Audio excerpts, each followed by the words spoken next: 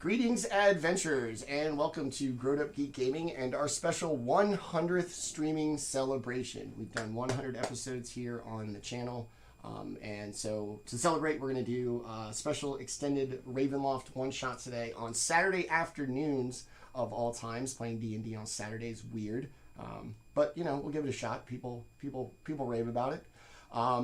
So yeah, I'll do a quick little bit of channel business. We will meet our amazing cast from all over the world, literally, and then we will jump right into our adventure today. This has been an interesting thing that Lewis, down the bottom there, him and I started almost 2 years ago to get this channel up and running, and then a year and a half ago, January 12th, 2021, we did our first episode. And now here we are about a year and a half later doing our 100th. We've done 3 campaigns, a ton of one-shots. We have met some incredible people. Most of them are going to populate our cast today. And this thing has been just so great for myself and for him and for us that we did this so we could get a chance to play D&D all the time. And we have done that, and we have met some incredible people doing it. And this has been just an incredible thing for us. So to everybody who's played with us, everybody who's watched us, like to everybody involved, just thank you for this. This has been a great thing. And today, hopefully, to celebrate these awesome people and what they have done for my life, I'm going to kill characters that they are slightly emotionally invested in just for the fun of it. Silly Nessa, thank you for the follow. We appreciate it. So with that being said, and my heartfelt appreciation to everybody who's ever appeared here on the channel or helped out with anything, let us meet our amazing cast today. Let us start with our international correspondents as they are getting to us from the future. David, who's played a couple one-shots with us before, glad to have you back. Tell us about your first character, this afternoon. Yeah, I'm playing a Herringham rabbit folk paladin named Reeve Starbuck. So we'll get to know him a little more later, I'm sure, if he stays alive, that is. So. Oh, we'll get to know him for a little bit. The first part's pretty safe. Just don't eat poisoned food. No, I'm just kidding. Maybe. All right. Let us kind of jump all over the overlay once again to our other international correspondent who joins us to the wee hours of the morning over in Europe. Brings some great roleplay and is also a great DM here on the channel. Sam, tell us about your first character today.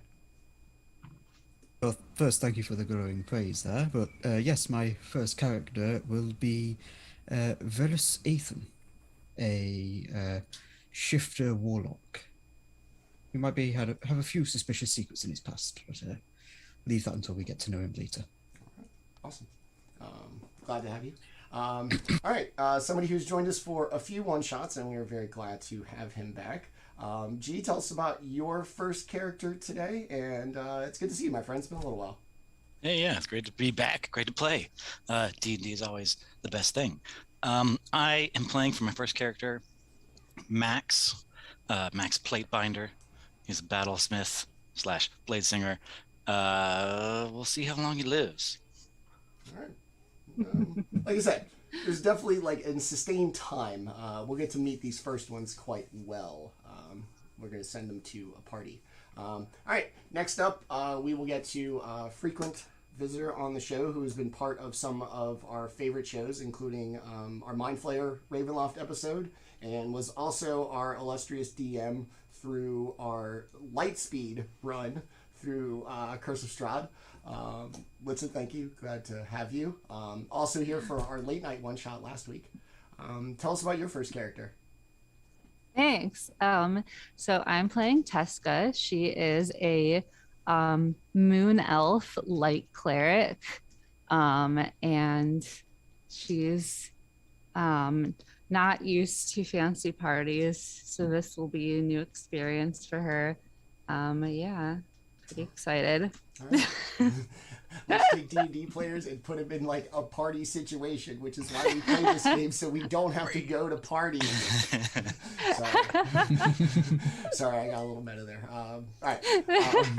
Last and not least, one of my best friends in this world, who's my partner here on the channel, and we miss him from our Tuesday and Wednesday show, but he's been hanging out with his family doing that stuff, and we are happy for him.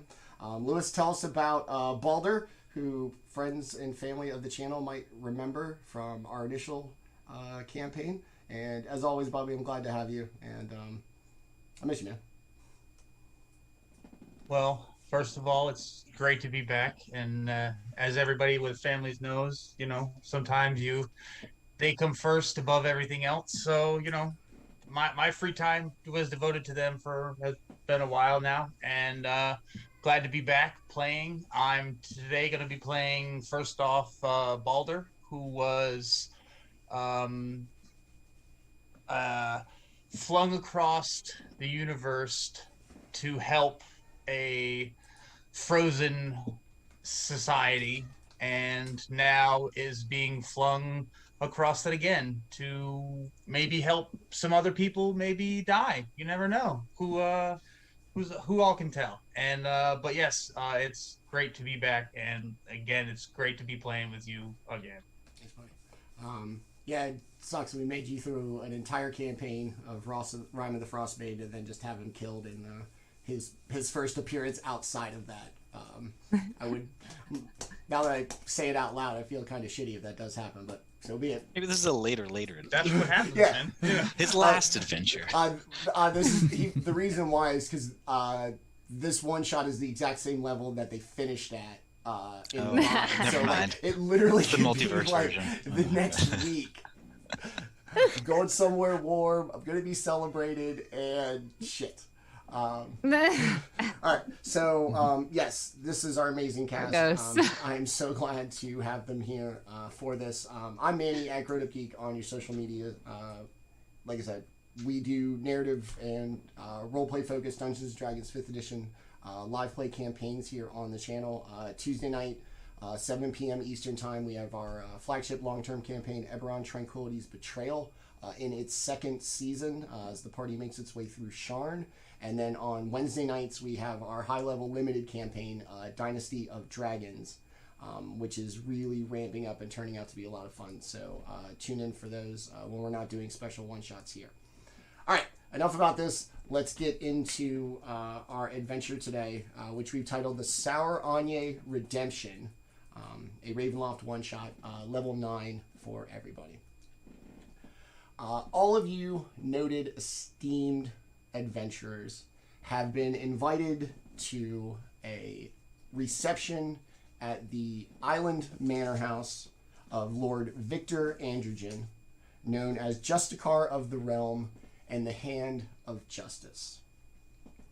Lord Androgen has been long known as an exceptionally just, fair, and honest man who is responsible for dispensing all the legal justice to wrongdoing, determining right and wrong, administering trials, as well as any punishments and sentences that may need to be given out. The most recent court session of the season has concluded. All parties involved, whether victim or otherwise, nobody would argue the fairness or the justice dispensed by Lord Androgen. Trials were held by all legal standards. All rights and privileges granted to all parties involved were adhered to, and some lost, some won, but in the essence and name of justice, Lord Androgen at the end of each court season throws a reception for not only those who were victims of the most recent crimes that warranted these trials, but also to celebrate the adventurers who assist him in administering this justice. You all arrive by carriage one by one along this long causeway to this esteemed manor house on an island in a very picturesque lake in the woods. It's late summer. It's a very nice late afternoon, evening as you arrive. And one by one, you are all shown into the royal ballroom of Lord Androgen's estate. As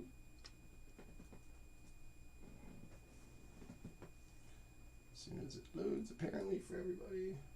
Oh, I know what the problem is. Okay. Bang. There we go. All right. Everybody see our lovely map? Special shout out to Redditor Hasley Art for this spectacular ballroom map. So you are shown into this grand ballroom filled with nobles, ladies, very clear adventurers. Going about, there are servants carrying around trays of food. Be sure to hit them up. The Dungeon Master is a caterer. You stand at the top of this grand stairwell, this two-story ballroom balcony with adventurers and some noble, esteemed guests about the top. And then the giant ballroom down on the stairs below. We'll give everybody like a one-by-one opportunity to give us an idea of how you'd feel at a party like this. What you'd be wearing, and then if you would like to interact with any of the guests, we'll go one by one, and then we'll do the role play for everybody's accordingly. Let us start with Reeve. You've been shown to this impressive ballroom at the house of Lord Androgen. It seems to be a very nice cocktail party. Everybody's finely dressed. Adventurers in their best dress uniforms, should that be applicable. People running around with food. Give us a description of Reeve, how it looks, how it's going in this kind of social situation, and then go about how you would interact at a party. Right, okay. Reeve is about 6 foot tall. He's just a rabbit on 2 legs, basically. He's, as a paladin, he's just in his full plate armor. He's eyeing the servers, seeing what they've got to drink. He does have greyish fur. He's not, and he's just wondering what to do next, I think. So he's just looking for a server. So he'll head down to one of the servers at the bottom of the stairs, grab a drink, whatever that is. Okay. And wonder who he's going to talk to, because he doesn't have a clue who people are. And he just picks a random group of people. So I guess it'll be the 3 to the left of server 2, I think it is. So I'll just go over, grab a drink, go over and just listen to the conversation. If they're in mid-flow, not saying anything. Okay. And you were going to swing by server 1 on your way? Yeah, one of the servers, server 1 or server 2, it doesn't matter. Okay. Just grab a drink. Okay. He's not feeling the most comfortable. But, and then he'll wander over to the ones on the left. Okay. Server 1 is going to have 2 trays in their hand. One very nice goblet of local mead on the Lord's own estate. And they will be offering a braised owlbear taco, goat cheese crumble, a little bit of lime juice on the top. I will help myself to both trays. All right. Just picks up the tray. And 6 feet tall, to the top of the head or to the top of the ears? He's probably 6 feet tall to the top of the ears. Okay, all right. All right.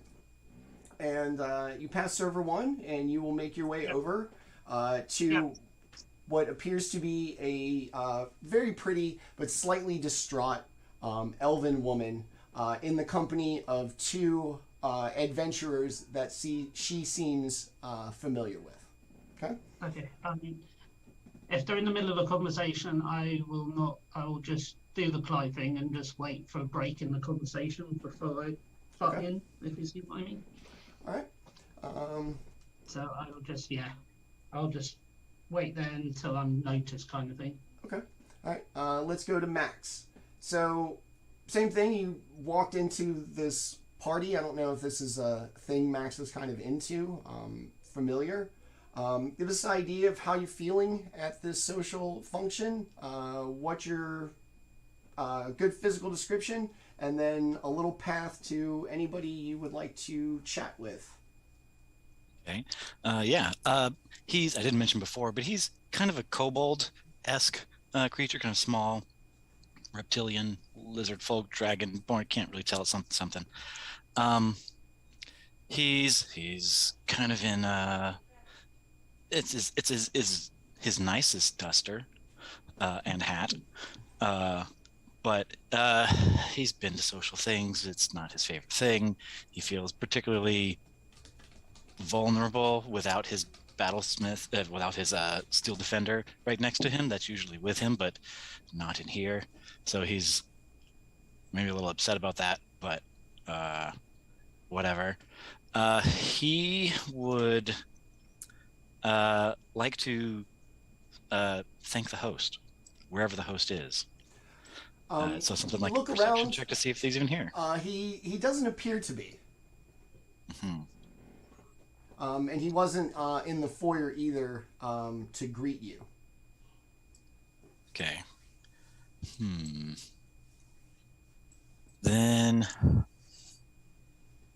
he would go down also to probably server 1 to get a drink, and then ask the server where the host is. Sits down. He has 2 trays. One of the mead, one of the owlbear taco. He'll take the mead, but not the taco. Yeah. Okay. Things are very popular, sir. That's fine. Not in the mood to eat. We have not seen Lord Androgen. He is known to make kind of entrance after all of the guests have arrived, and he kind of looks around, kind of takes survey of the room. I believe this everybody, so it should be very soon. Okay, thank you. And he just takes the mead, and he'll just stand over off on the side by himself. It's fine. He's kind of near Reeve to, if he wants to come hang out with him, that's fine. But otherwise, he'll just wait there until the host gets there. He's not interested in really mingling. Okay. But he's waiting for the host to at least say hi. Fine, I'll go, Thank but him. I'm going to complain the whole time. Yeah, fine. Got it. All right.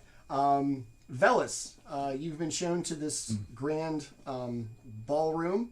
Not sure how a great old one warlock is going to kind of jive with all of this harsh justice and social interaction.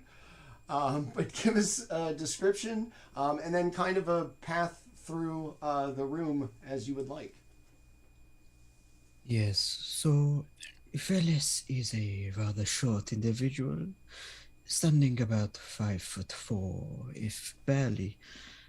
He has a shock of grey hair pulled back almost into a mane, which blends down into the thick beard he has, and very bushy eyebrows, almost an animalistic look about him, despite the finery that he wears.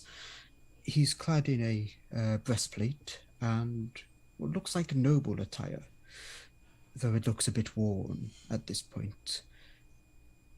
And he grasps in his grip a very thin and gnarled wooden cane, very, not needing to use it, but kind of very imperious, noble, man-like. And he's just scanning his eyes across the room as he comes to the top of the stairs.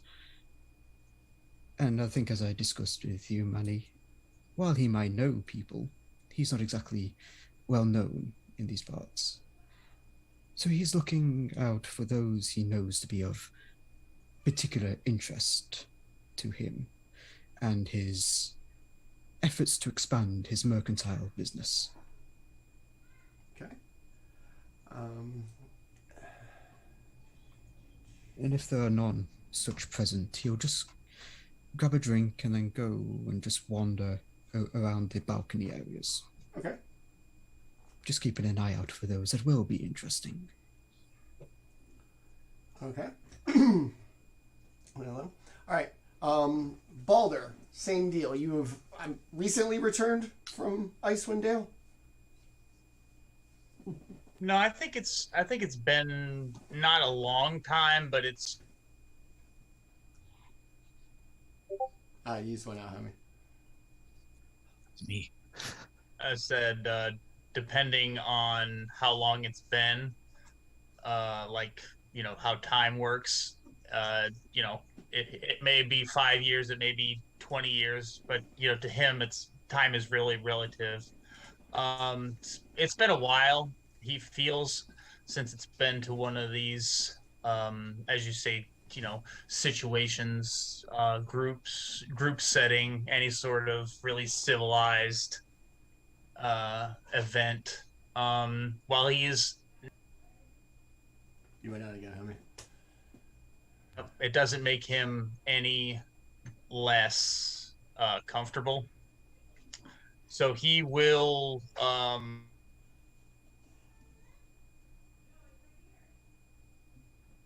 Your audio keeps going out, buddy. Mute it again.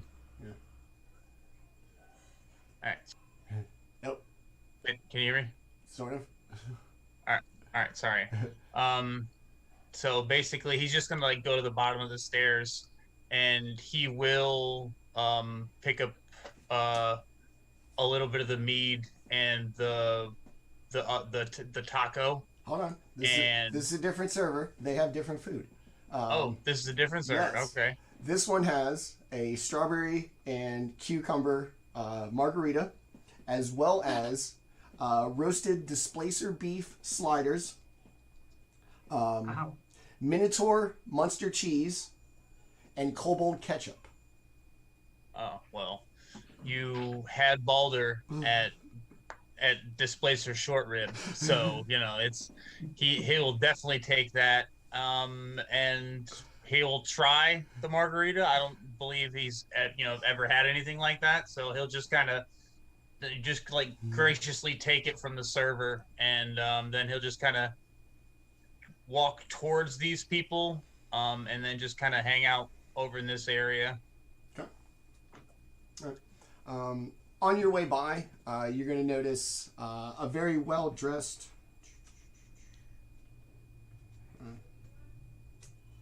yes. A very well-dressed gnomish... gnomish nobleman. Very well-dressed, has a lot of, like, the jewelry that usually kind of comes with, like, authority.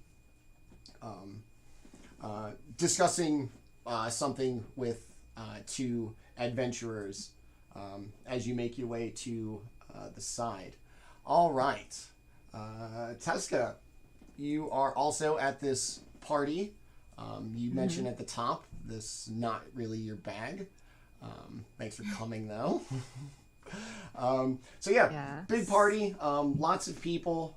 This kind of group that you arrived with has all kind of tried to blend in as best they could. So how are you feeling in this social situation? Give us a description, and then tell us how you would like to go about this. So she's feeling slightly overwhelmed. It's not, I mean, she's been adventuring for a while, being, as high a level as they are, but also tends to either keep to herself or let other people do the whole social gathering thing. But seeing as she was the one to receive this invitation, it seemed very rude to turn it down. So she's here. Being an elf and exceptionally long-lived, she does still appear very young, by human standards, probably around 17 years old, though she is actually much older than that. And pretty simply dressed. She's wearing her best dress, but it, by the standards of probably everyone else at the party, it is pretty barely at the edge of being something that would fit in. And she has her her, I guess, religious focus around her neck, which looks like a unicorn horn, though it isn't. It's just in that shape. And she would follow the others, probably just passing by server 2, as she sort of tries to hug the wall, blend in as much as possible. Keeping the general eye out, observing. All right. Okay. As you all kind of settle in, Reeve, you're going to come up upon this, like I said, very beautiful elven woman who does seem still somewhat, maybe sorrowful. And you overhear her telling the story to these adventurers about her father who'd been killed by a gang of witches in a blood ritual, and how Lord Androgen had found, tried, and executed the witches responsible. Okay. I will take a step up and say, well, that's a very sad story. I'm sorry for your loss. My father wasn't the smartest man, and he was easily kind of deceived by those he believed. And I miss him, but I'm glad that even beings as powerful as those witches did not escape the reach of Lord Androgen, and they were brought to justice. It won't bring my father back, but it helps keep my faith in this world, to know that things are just sometimes. It seems that this Lord Androgen has a far reach. His family has been in charge of this position for generations. They come from a long line of those who believe in right above all else. Not an ounce of cruelty in his line. Now that seems quite unusual. We are very lucky to live in his domain, free of war, free of the real savagery of less lawful places. That sounds like he's a very special person. I mean, it's very unusual not to have a place without war or any kind of evil. It is great, and thanks to people such as yourselves and these two other fine adventurers, you all managed to assist Lord Androgen in keeping us safe, and we are exceptionally appreciative of all of you do. And she kind of gives everybody the little polite high society clap of appreciation. Well, I won't take much more of your time. Thank you for chatting with me. Oh. And then I will go and stand next to Makks and just continue to get a feel for the place. As everybody kind of keeps an eye on things, Baldr, you're going to be close enough to this gnome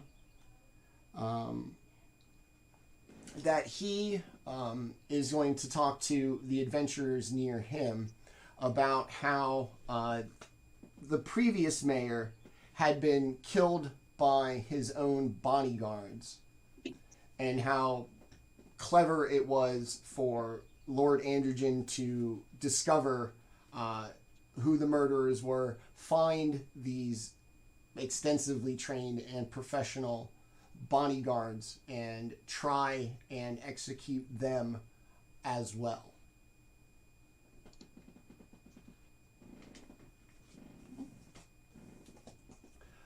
Do I get the sense that he's like trying to feel these two adventurers out, or? I think it's more that everybody's here for a reason. Most likely, some of them are victims of crimes, and then other ones are people who work for Lord Androgen to, maybe they solved the Gotcha. Okay. So everybody here is kind of here for a reason. So Okay. if Lord Androgen and probably some kind of less than desirable situation is your common ground, he's going to tell the story. His end is kind of the victim end, and then the adventurers are the, we helped him solve this thing. Yeah. Okay. For Makks, Veles, and Teska, as everybody kind of settles in, would you like to interact with anybody, or are you still good kind of just kind of hanging back? I mean, Teska will just wander, probably unintentionally eavesdrop, Okay. as she does. Veles is doing very similar, though intentionally eavesdropping instead of unintentionally. Okay. All right. Makks will just stand there and just wait, and if anyone talks to him, that's fine. But Over time, I think Veles would clock Teska just rambling and make his way over towards Teska. Okay. Are the servers all stationary, or is Yes. there a pattern to their? No, they're stationary. They're all stationary. Yeah. Okay. I guess I'm gonna make my way towards the server 4 down here. Like that's what I'll be doing, just to see what he has. Okay. Server 4 has Beholder spring rolls with okra jelly. Oh, such refinement. Told you, this is a high end affair, y'all. This is bordering on soiree. Okay. I can make it there in one movement, Sure. right? That's Yeah. that's like less than 50 feet. Yeah. Okay. Yeah, I think you could probably hop from balcony to balcony and still be like, ta-da! I mean, all right, cool, yeah, all right. Yeah, then I guess I'll try it. I'll take it and try it. And then I guess I'll give him my empty drink. Okay. And then just kind of like nod at the two, people next to him, and just kind of still be meandering. They seem to be guests similar to you. Her, probably a noble who rules over like a region that is in the domain of Lord Androgen. And then the other one was very clearly an adventurer, an investigator of some sort.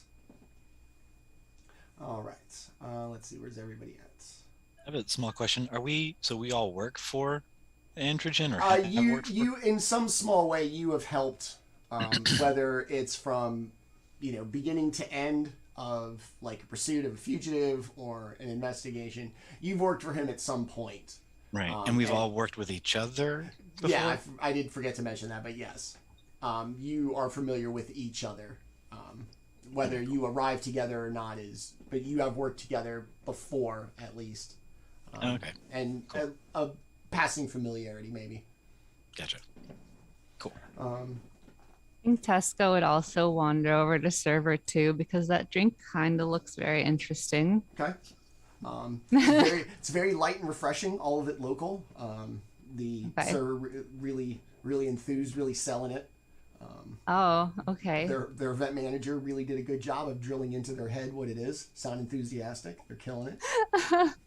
Okay, she'll probably sniff at it more than sip at it, but If she can, if she can see me, I'll kind of give her the nod. Like if I see her like sniffing at it, like I'll give her the it's worth it. It's worth it. Try. oh, okay. Just like, oh, okay.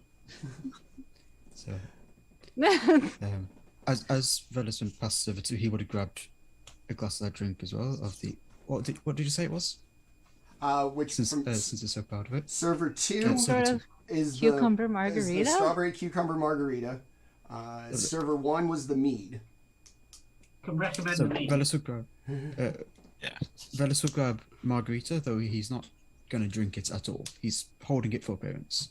Okay. That's, This is what we do, Fitting right? Huh? I'm at a party. and What is he'll the protocol necessary for drinking at a pub?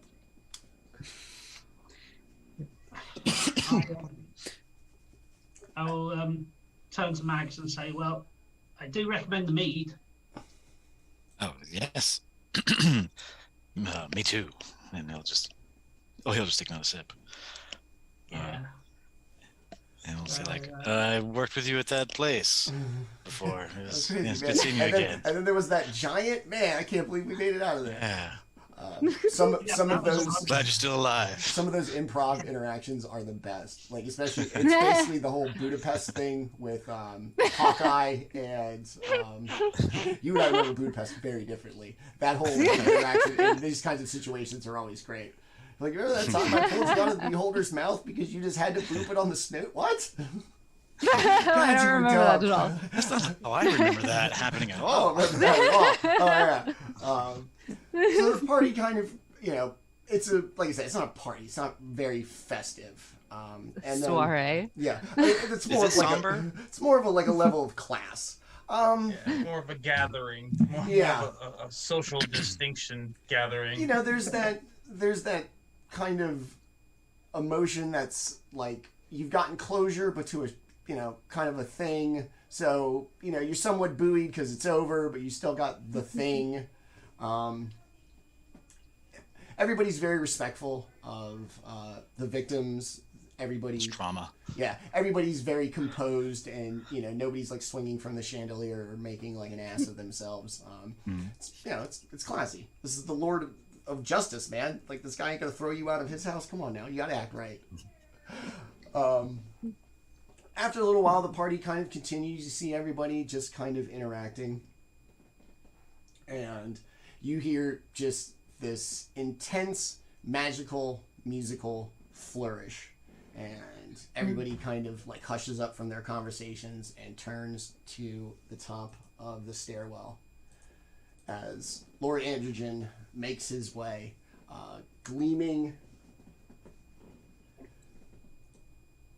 silver plate armor, big hammer of justice, like the whole bit. Ladies, gentlemen, adventurers, nobles, all of those who crave justice and right above all else. I thank you once again for another successful season of trial and punishment here. To the victims, I am truly, truly sorry for all that you have lost, and to know that I am unable to keep everybody under my domain truly protected is what absolutely drives me towards justice and right. And a small round of applause from the gathered guests. This is not a celebration, yet it is not mourning either. For though we have lost, the world has shown that in the hands of the capable, the just, and the fair, that no one who does wrong or harms anybody will escape what is truly coming to them. To our adventurers who assist me in this administration of justice, I and the victims thank you. And once again, to the victims of this year's series of trials, my deepest condolences, and my due pledge to you that I shall do better to make sure no further harm comes to you or your family. Another round of applause. I invite you to meet some of our more brave victims and their story. He points down to the beautiful elven woman at the kind of base of the stairs. The Lady Celine's father was killed by a gang of witches. Through diligence and a tough investigation, we managed to find the witches and end their blood rituals once and for all. Lady Celine, we thank you for your courage in the loss of your father. We are glad that these witches shall harm no one any further. Then he points down to the gnome.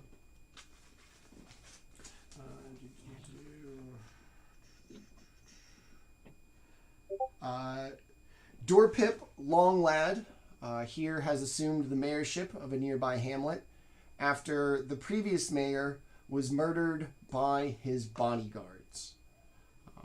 We know you to be a fair and just ruler. We are sorry your ascension came through these means, but welcome, and I hope you know that justice was served. Points to the Dragonborn at the far end of the balcony.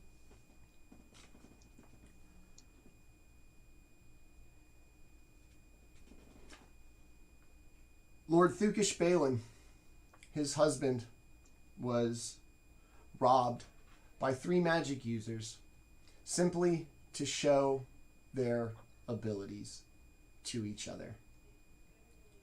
The bravery to testify against them with no magical powers and see that they too were brought to justice is a great act of bravery, and we thank you. To the orc at the bottom of the thing,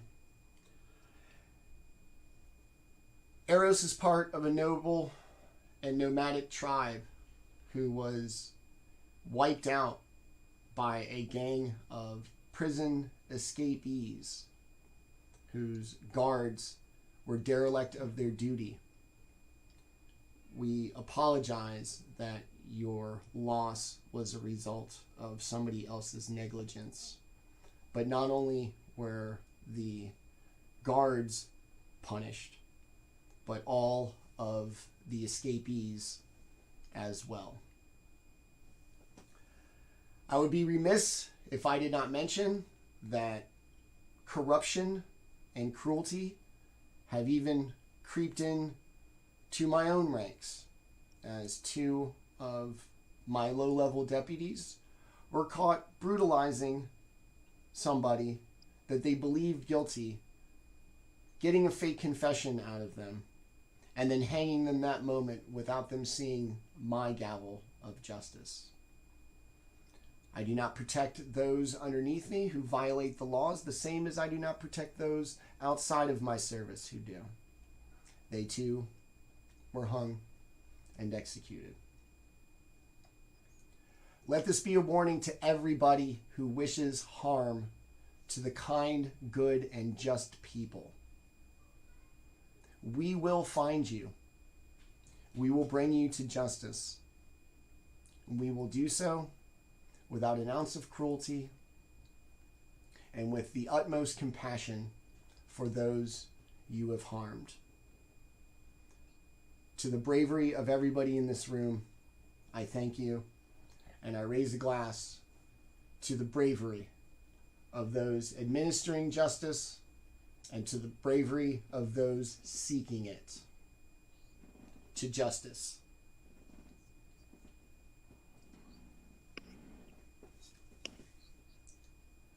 Now we shall retire to dinner, and then to bed. All of you are my guests at this lovely estate. Take your time, but dinner shall be served shortly.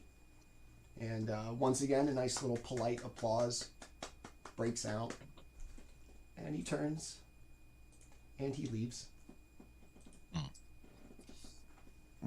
As he leaves, Veles turns to Teska and just gives a slight bow of his head. And, Teska, it has been quite some time since we last got to speak.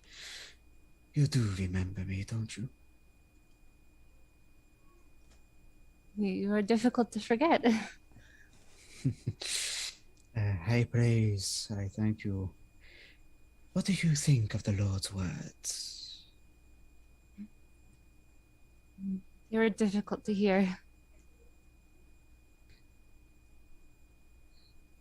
And your conceptualization of the promise he makes. Do you believe him to have the strength to always uphold it? If you will pardon by prying on a sensitive issue such as this, I am curious. Yeah, I hope so. All we can try is our best, of course. Of course. And forgive me for my lack of manners, my old friend. How have you been in recent times? Well, I do hope. Well enough. And you? I have been intrigued in recent times, shall we say. That feeds my curiosity. So yes, by normal standards, I have been well. Thank you for asking. And Teska, you would definitely know this is his unusual way of speaking. He's always had as long as you've known him. Mm-hmm. Yep, he's always been slightly different. The drinks are good. I wouldn't know. I do not partake. It dulls the mind. I do not like the mind to be dulled. So much a mist. sip wouldn't hurt. It's a party light up. Woo! Yeah. For you, perhaps. For me, I would not dare. And you would have noticed at the end of his speech, she did seem kind of like it was getting to her, and she started praying right at the end. Mm-hmm. But talking to you, it's kind of like she's coming back to herself. You know, my friend, that should concern take you, and my name and face still reside within your memory. If you ever need to reach out, you are more than welcome to do so. Thank you. Of course. I would be remiss not to thank the one that has helped me remain on this mortal coil in previous excursions, after all. That's why I'm here. Enjoy the party. I'm sure it's going to be interesting. I'll try. And that kind of very socially awkward, but he doesn't realize it. He's just going to turn and walk away. Almost as if losing himself into his own mind in that single moment and just walking away. As he's a unique one, let's put it that way. One by one, the guests slowly start to leave the reception hall, headed towards the Lord's invite for dinner. As they do so, is there anything anybody would like to do as people start to file out for dinner? No. I have one thing. Okay. Veles is going to, very much in kind of the crazy old man type of manner, just is kind of shambling along, kind of muttering to himself. And if it's okay, I would like to do a sleight of hand check as he casts detect magic. Okay. And kind of obscures it among his odd behaviors. All right. You want as much as you can of the room. It takes, since it lasts for 10 minutes, and it's more the crowd he's wanting to use it on. And you're just gonna kind of make your way nonchalantly near anybody, see what's what. Pretty much, yeah. Okay. So it's using the crush of everyone going towards the table to eat or wherever dinner's been held to take the chance to kind of clock everyone and see if they have anything on them. Okay. Most of the victims don't seem to be magically inclined or have any kind of magical items about them. Everybody that you would have judged to essentially be some sort of adventurer, theirs are going to vary. There's a couple wizards in the room. The items are going to vary in quality, but nothing out of the ordinary, despite the probably sheer number of magical things actually in this room. Yep. That's more what he's looking for. If anyone who he wouldn't expect to have anything had anything. Okay. In that case, if it's everything as he expects, it's kind of, he just gives a slight nod to himself, but he'll maintain the spell for the full duration. Okay. And They have shoes and a cloak doesn't count that you would see. Everything else would be obscured. Anything else? Pardon me. All good? I would say probably as Reeve and I are like walking to the stairs and drinking our mead, I'd probably say over to him, seems like he's speaking to the choir. And Yeah. Yeah. I'm slowly sipping my mead and it's just like, well, here's to the next year, I guess. if we make it. How much justice we can bring. Yeah. On behalf of Lord Androgen. Are you hungry? Because I'm hungry. Yeah. Those owlbear tacos weren't bad, but I think I need something more substantial. Mm-hmm. More substantial than owlbear? You missed the everybody missed the Abeloth ceviche on the balcony. I'm sure the servers are coming with us to put leftover food on the table. Well, it seemed rude to spider walk during a party. Pickled assassin vine sprouts and Obelix vinaigrette was the ceviche. Oh. It's like it opens up a whole new like world of like creating like characters and stuff, like creating just the food. Food, yeah. It is really fun making food for a party. It was a good way when my ADD would focus on something else. I was like, oh, I could just do this. Look through D&D Beyond, find cool monsters, and figure out a food application for it. So I love that. So I could work on this, but not like work on this last night. Yeah.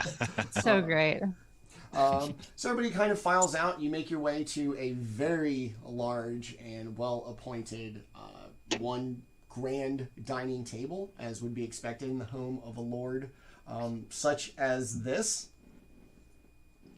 Everybody's very polite and very kind, and you do get this sense of Lord Androgen is kind of strict about the people he keeps company with to, you know, kind of advance his agenda.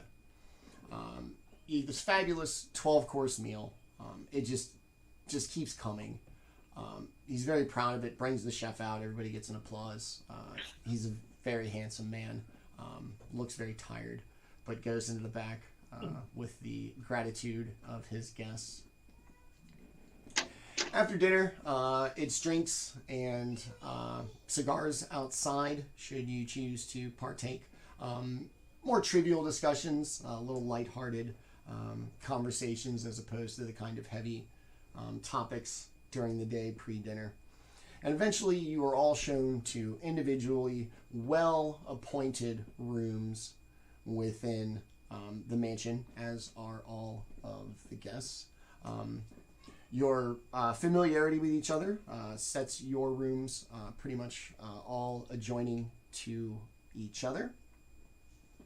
And as you're shown your individual rooms, would anybody like to do anything before bed? Reeve, let's start with you. No, I think after 12 courses, it'll be quite in a food coma, I think. Okay. So he will make his way to his room slowly. But just, yeah. Okay. All right. After 12 courses, I think, yeah. And some tacos, I think some mead. Yeah, that's a full day. Yeah. All right, Yep. Makks, same deal. You're shown to this beautifully well-appointed, comfortable room. 12-course meal, some past hors d'oeuvres at the reception. Anything you would like to do, or you just boom, crash, and done?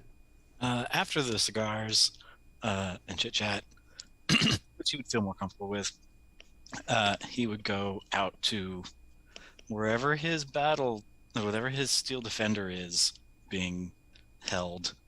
Because I suppose it's not with him. It'd be a little bit odd to have a mechanical, robotic raptor, velociraptor, kind of like stalking behind. I mean, if Lord be Andrew awesome, says but- it's cool, then it's cool, man. It's his house. Yeah, but so I just assume it's kind of outside with the with like other horses and like stuff like that. And I was like, all right, well, and so he'll go out there to the stables and just kind of hang out with his steel defender, maybe kind of tinker a little bit with anything, just making sure his bolts are all tight and everything like that. Okay. And then he'll go on back to his room. All right. Yeah. Veles, anything before bed? One quick question. Uh-huh. What type are there owls present in this region of the world? As in, are they quite common? to Yeah, experience in this area? it's a nice, like, kind of clear. It's definitely an evening by now. You're off in the woods. You can hear them hooting in the distance. In that case, prop the window open to his room after making sure it's shut, and with a kind of small utterance under his breath, his familiar will form in the shape of an owl, and just you know what to look for, my friend. Good hunting. And we'll send the owl out into the night, and the owl is just going to do perimeters around the household. Okay. And look for windows that it can peer into. You're on a side of the estate where it's basically just a large series of rooms. So every couple of feet there's going to be another window similar to yours, and The inside. owl is more looking for windows to libraries or to offices. Okay. I'm gonna fly around. And Veles doesn't need to sleep At all? unless he chooses to do so, because he's got the aspect of the moon Okay. as implication, so he doesn't sleep unless he ever chooses to do so. So that's his entire night, is awake, flicking through his book and occasionally dropping into the sight of the owl and then coming back. Okay. All right. Baldr, you don't sleep or what? You do the 4-hour thing? I do the 4-hour thing, yeah. Okay. So I basically, and I can spend it meditating. So that's basically what I would do. Okay. Baldr, what's your racing class? I am a Court Azamar Way of the Living Weapon monk. Oh, cool. All right. Thanks. All right. And then Teska, big meal, a lot of social battery drained with all these people. Yeah. What are you going to do right before bed? So she did want to try to say a few words to the other elf lady Uh-huh. if she sees her before they retire. Yeah, you'll have had the chance at the little everybody kind of outside Okay. after dinner. So she's gonna avoid the cigars. She knows that that's not for her. But she would probably go up and just give like a very formal, respectful, like elvish greeting with like a little curtsy. Something that would be, I don't know, something, like polite and respectful, indicating, I don't know, just something homey. Like, hey, you're an elf, I'm an elf. This is the thing that we say in the homeland. This is our thing. Yeah. All right, perfunctory racial thing done, achieved. Cool, I'm out. Bye. And yeah, just like a high sort of thing. She's not expecting too much of it. Just she seems very kind and very appreciative. And more than anything, she seems to at least somewhat be relieved by the closure granted by all of this. But she's very thankful, and everybody so far has seemed very cordial and, you know, respectful given the company involved. You know, everybody's kind of cool. That's, you know, Lord Androgen doesn't have, you know, assholes in his house. So she's very nice and like polite. You know, you have a kind of small interaction about, you know, your common lineage. Yeah, nothing weird or out of the ordinary. Okay. Yeah, she won't take up too much of her time. So yeah, Teska will just probably retire back to her room then, and yeah, also do just the 4-hour meditation thing, and then yeah, stay in her room the rest of the time and recharge by herself. As everybody settles in, Veles, you're going to be nose in your book, owl familiar, flying around the estate. And as you do, as is kind of typical with summer nights like this, as they get longer into the morning, a very dense fog is going to begin to roll in and form above the lake that surrounds Lord Androgen's estate. First, it's nothing, just that, you know, natural reaction to a change in temperature as it gets cooler at night, and the ground, the warmth from the ground causes a fog. This develops very quickly and relatively dense very quickly, almost enveloping the entire estate and obscuring the view of anything beyond the water that surrounds the estate. The rest of you, as comfortable as you can be in your rooms and in your comfy beds or in your relatively zen meditation state. And as the night passes, in the blink of an eye, for those who are awake and for those who are genuinely asleep, you won't notice, your room will be completely devoid of light for a very brief moment, almost a magical darkness that sets in. Your warm, well-appointed, comfortable room suddenly gives off a very cold sensation. Echoes of and dampness just kind of fill your head. And before you realize it, where did the thing go? Here we go.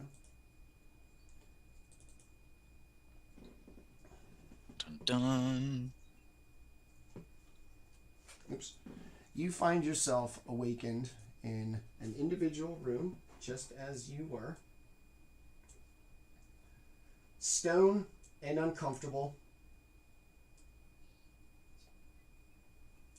And what appears to be a barred door right in front of you. Let us go ahead and roll initiative, just so we can do a little more structure to how we're going to go about this. Yeah. 2. Oh wait, 2 plus 2, 4. 4. Very wait and see. Just as a clarification thing, this is not because we're going straight into combat or anything. This is just for. It's just to help keep order with everybody's actions until that comes about. In that case, as soon as in this new place, Veles would have just been very subdued reaction of like a head tilting. Interesting. And then he would have cast Gift of Alacrity. So he'll have that D8 bonus to his initiative. Okay. So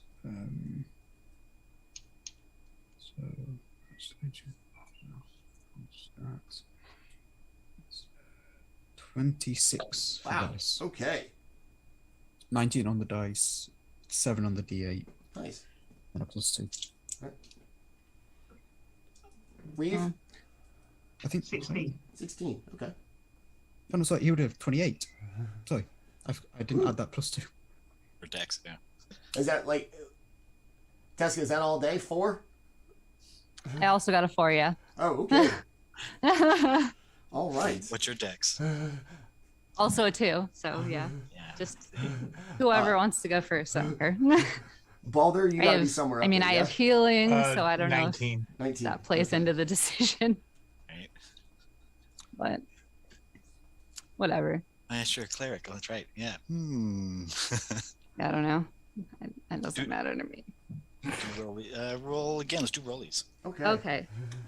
I got a 6. I also got a 6. The universe wants us to go at the same Oh, time. man. Oh, I rolled again. I got a 6. I got a 15 that time. Okay.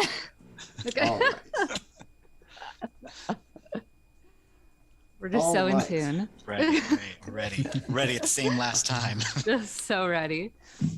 So, Veles, this is going to come as a very shock to you, as you were not asleep, and your observations through your familiar have led something peculiar going on outside, and the flash of magical darkness, and when it clears, you are locked in what appears to be a very obviously a cell of some point. It's cold, it's damp, it's stone, with a big barred metal door in front of you.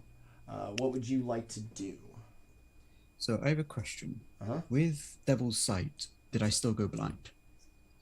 So I could see through magical darkness. You would have seen the. Was it just an instantaneous shift then? Was it kind of a for some you effect? who A would bunch have of little elves came up and like moved who the- would have seen the through the background. darkness? It's almost as if it morphed on its own. Okay. Like reality just kind of shifted from very clearly Lord Androgen's, nice estate to what appears to be now a prison cell. Okay. I'm just trying to think. So in prison cell. So as soon as I saw that shift happening, for its worth, I would have dispelled my familiar immediately. So it's Okay. not trapped on a different plane, and I could still get access to it. But being in the cell now, I suppose. What's the door like? Is it a segmented bars? Is it Yeah, solid? it's just bars. It's not like a solid door with bars to view it. It's Okay. old school, old west prison doors. In that case, first thing, well, I wouldn't be able to see because it's corridor. So first things first would be to summon my familiar in the Okay. middle of the corridor, All right. and then look through its eyes left and right to see other guards along this, because there's that short kind of section leading into the cell. I imagine I couldn't see left and right down the corridor. Yeah, so. you can see directly across from you. You will notice Reeve in the cell across from you. Your familiar is going to come out. You're going to notice essentially little corridors for 6 doors on both sides of the long corridor, and then 2 sets of double doors at each end. Or a set of double doors at each end of the corridor. And they're closed at the moment. They are closed. Okay. I'm just going to walk forward, and as I get to the cell door, just vanish into mist and reappear on the other side if possible with Misty Step. Okay. All right. So Just free myself immediately. All right. So you are going to be free. We'll jump to Baldr. Your trance, you just it's just relaxing, right? It's not like you zone out, right? Yeah, basically, I'm just chilling with my eyes closed, just meditating, basically. So you're going to notice this shift from this comfortable place where you were sitting and doing your meditation to this just horrendous, damp, straw, moldy mattress in this cold room. The kind of dampness and the cold, slightly reminiscent of your time in Icewind Dale. You can hear footsteps echoing just on the very solid stone walls and floors. Double set of barred doors in front of you, would you like to do?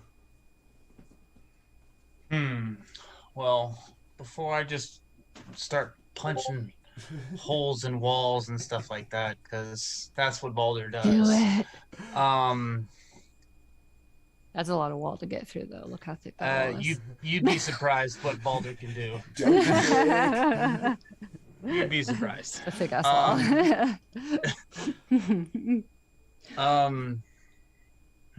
Let's see. I actually, you know what? I'm gonna go ahead and go back into a trance. Just gonna go back to sleep. Fuck this. Fuck this day. all over, back to sleep. Y'all wake me up when this is over. This is 100% me. I will be basically just activating my class ability with that one, and I'm just going to see if I can contact my basically my ancestors. Okay. Ooh. And like, so if you can see me, like, because I'll be like, since I like walked towards the edge of the cell, and I kind of like saw what I could see, and I saw that you were in the cell across from me, so I just kind of like sat back on the closest bed, and like I put my cloak down and crossed my legs, and now you just see these dark blue tendrils start swirling around my body as I just kind of like sit there on the bed, and that's what I'm just going to do for right now while I wait. Okay. We'll get to your answer in the Zoom chat in just a second. Reese, you were asleep, yes? Or Reeve, I'm sorry. Yes. You went like asleep. So Yeah. you're going to go, suddenly you're going to go from being asleep in this warm, lush, velvet-lined bed to this, like I said, cold, damp straw, loud noises, it smells, mildewy, barred door in front of you. It looks like Veles is on the other side of it. What would you like to do? I am gonna test the door. See what happens. Just try and see if it's open, locked. Because I'm still half asleep, so I would like to try and push on the door if I may. Okay. It gives you the sensation like it is locked, but it's like solid. It doesn't even have like a jiggle.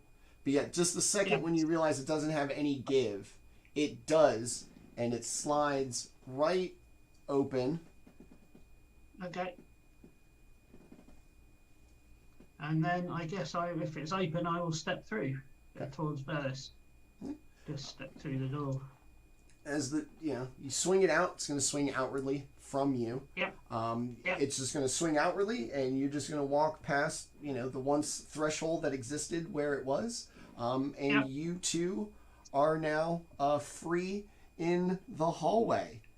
All right. Teska, you've seen this glowing blue thing, this, light show going on across the way. You heard what maybe sounded like the kind of metal of a door opening down the hallway. You can't see. What would you like to do as your 4-hour trance is interrupted by this downgrade in your reservation at the estate of Oxygen, as it were?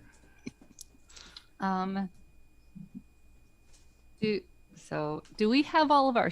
Do I have all my stuff? Everything. Okay.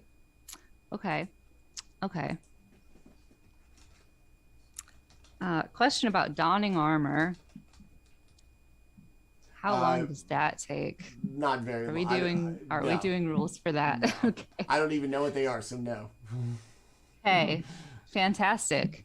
This is not the first time you've been startled in the middle of the night. I imagine you're probably pretty good at it, and you lay it out like a firefighter. Your boots and your thing, and you just hop right out of bed and boom, go. All right, so she she's no longer in a dress. She has like a like the cheapest the cheapest shirt on, and like overalls, and like little boots, little magic boots, and she's gonna throw on her half cloak and a breastplate and backpack, and run to this door, and I guess try to push it open because she heard another door open. So that makes sense. And also she's seeing the guy across the hall with the so yeah, that's what she's doing right now. Okay. You're gonna push past the door. It's gonna seem like it's locked. It's not gonna have any give to it, but just when it does, it opens. You know, to the kind of the slide, and you're gonna step out as well. Yeah. Or you're just gonna open it and be like, "Cool, one thing down." Yeah, and I'm like heading across the hall. Okay, you're gonna go see what toward Baldr's the other up to? one. Yeah. Okay. So as far as I can get, All right. I guess. Makks, you are going to you sleep as well, right? Yeah. Okay. So you're going to awaken in this uncomfortable, uneven mattress that smells like things you don't want me to describe. A vast departure from your very nice bed that you were led to an indeterminate amount of time ago. You appear in a prison, or at least it seems that way, with a double set of barred doors. You have heard the kind of sliding of hinges. And off in the distance, there's this kind of violently glowing like blue light from down the corridor.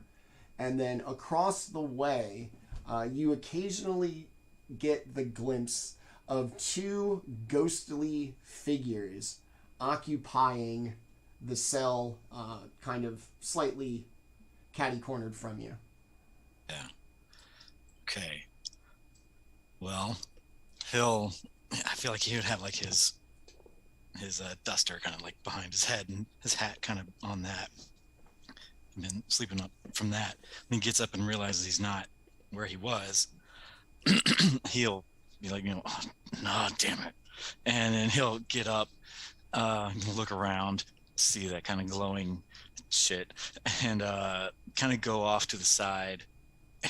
And wrong, wait, that is not in the right spot. Oh, snap. Oh, oops. I just moved my character I got you. off thing. I got you. It was too close to the trash button. I was like, oh, no, move Oh, away. panic. Oh, too far. What? No, in the fog kinda- of war, oh no. Yeah, move over there and pull a kind of a contraption, a little box, kind of a remote control thing with buttons and switches, and out of his duster, and start to kind of like turn some dials and hear some like frequency whines and reverberations and things kind of like coalescing, and he'll recreate, or his steel defender kind of right in front of him, with that's like his tool, his special tool, and so that would be right there with him, and have a token I could bring in. I was just about to do it. If you here, I was like, I'll do it right now.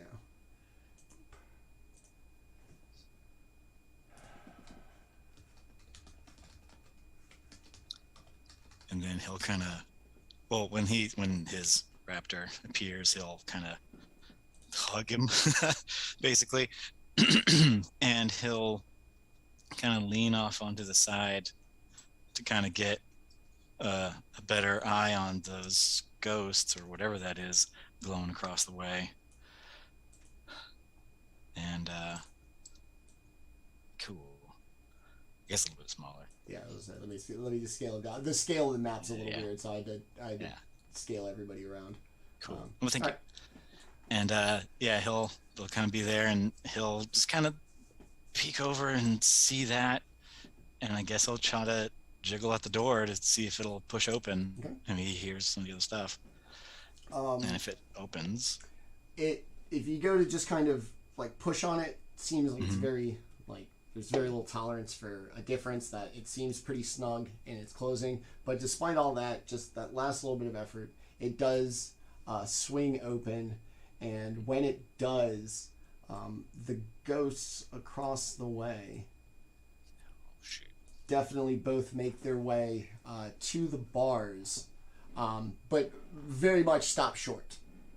yeah, Of them. they'll both pieces right there. Yeah, then Makks will just kind of keep an eye on them, and then he'll look, see his compatriots in the hallway, and I guess kind of like call out to the two that he sees, with everyone he sees, like, I don't know, guys, there's something over here. I'm just Pointing going to across. go to that. I'm pretty sure we didn't go to sleep in a room like this. Yeah, no, Your something powers fucked of up. observation astound me, Reeve. Truly, they astound me. And I'm gonna Yeah, turn my back, and Veles is gonna go over to the bars of his door, which remains the only one that's closed. Having seen Reeve pushing on his, it not working and suddenly moving, and he's gonna take some time just to look over the bars of the cell door, that the only one that's remaining shut, and look to see are there any arcane sigils or the like that would explain that phenomena, or also denote that they're being observed in some way. That it's being recorded if it's been opened. All right. Give me an investigations check. Yep. Oh, I'm gonna guidance myself as well. Okay. Natural 20. Okay. For a total of 23. Everything about this door, its locking mechanism, seem unbelievably well crafted, exactly like you would expect in a prison. And something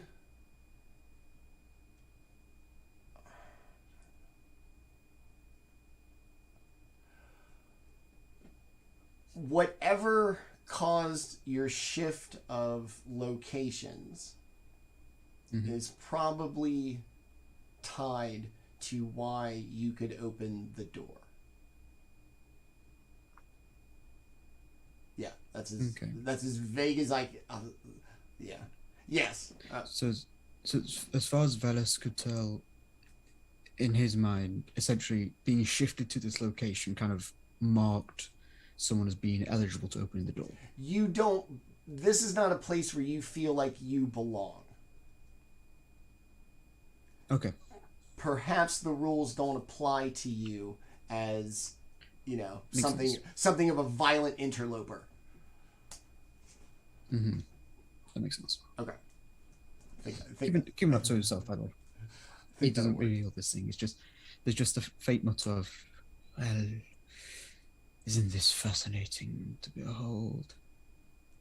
I'd quite like to speak with whoever did this. As he turns. Shall we get out of here first and try and find it? All right. You're right. Things are linearly done, aren't they? I always forget. One thing leads to another. All right. Baldr, you got your message?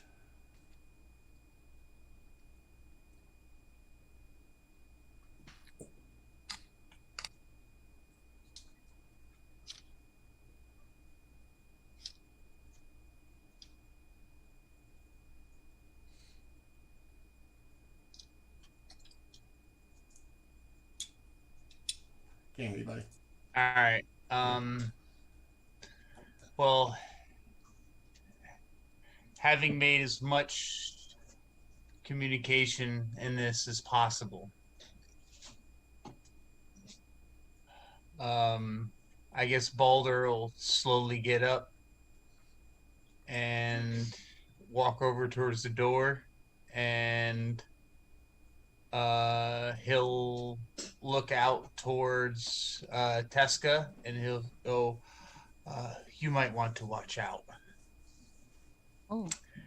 And Okay. he'll start to push on like the bars, like all of, like basically just like where all the bars start to meet.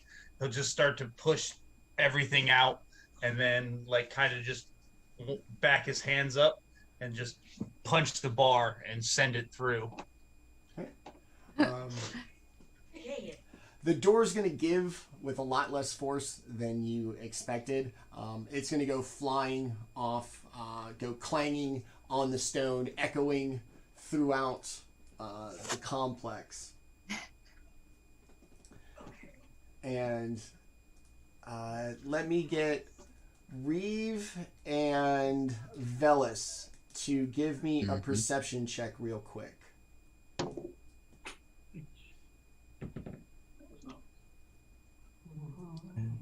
So that is a dirty 20. Okay. That'll be a 12.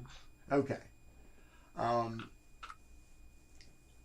Veles being kind of aware of perhaps the, I don't know if ruse is the right word, but the kind of change of realities, as it were.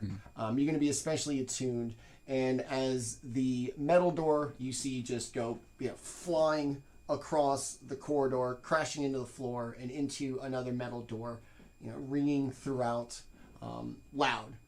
Once that sound settles, you're going to hear commotion from the double set of doors nearest to you, kind of a shuffling behind the stage and everything, and you're going to hear the doors click like they're unlocked, and they are going to slide open. Oops, hold on. All right, this is going to be an unbelievable balancing act to make sure we can only get rid of this room by room. Okay, hopefully. Fog of war. Yeah. Albert can be tricky sometimes. I was like, I just don't know why it's not showing up.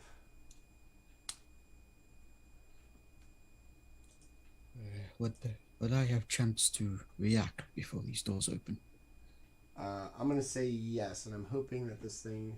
Okay.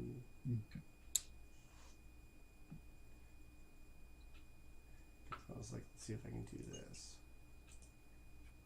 There we go. Okay, so we'll do it that way. All right. So as the doors go to open and Veles hears that, there's just a mutter of, "So inelegant those I have been stuck with." And one of the rings that he wears kind of flares for a moment, and he goes invisible. Okay. We'll get you a As he little... casts invisibility on himself. We'll get you a little white thing there just to say that you're invisible. And as the doors I open... meant to say before... Okay. Oh, sorry. I meant to say before, by the way, he would have dismissed the owl. Okay. I'll leave the token on just so it don't have to keep re-bringing it on. But Okay. he would have dismissed the owl after he'd escaped. As you hear, everybody's going to hear the click. The doors are going to slide open, and behind it are going to be two just monstrously sized, which is a weird context in D&D, like humanoids. They're going to be like physical freaks, just gigantic. Plate armor, big swords, armor's kind of like dented and dinged, and underneath these solid steel masks, helmets, you're going to see this bright, like sickly neon green glow to the eyes of these seemingly sentient beings, but the eyes might be a clue that maybe they are not as sentient as we would like. Just to do this, we're going to take a quick break real quick before we really get into this. We're going to start at the top of initiative, just everybody's more or less out of the prison cell, which is basically what I wanted to achieve. So we're going to take like a 5 to 10 minute break real quick. Let everybody get drink, whatever. We will come back. We will jump into this combat and go from there. To everybody watching, thank you so much. To Silly Nessa, thank you for the follow. And as always, to our amazing players, thank you for coming out and doing this today. So it is currently 2:38 p.m. My time. We'll be back in about 5 to 10 minutes, and we hope to see everybody on the other side. We'll see you then. Alrighty then, we are back from our brief little break. The party finds themselves after a dinner and reception with a very fair and just lord, suddenly imprisoned in a almost literary sense of irony.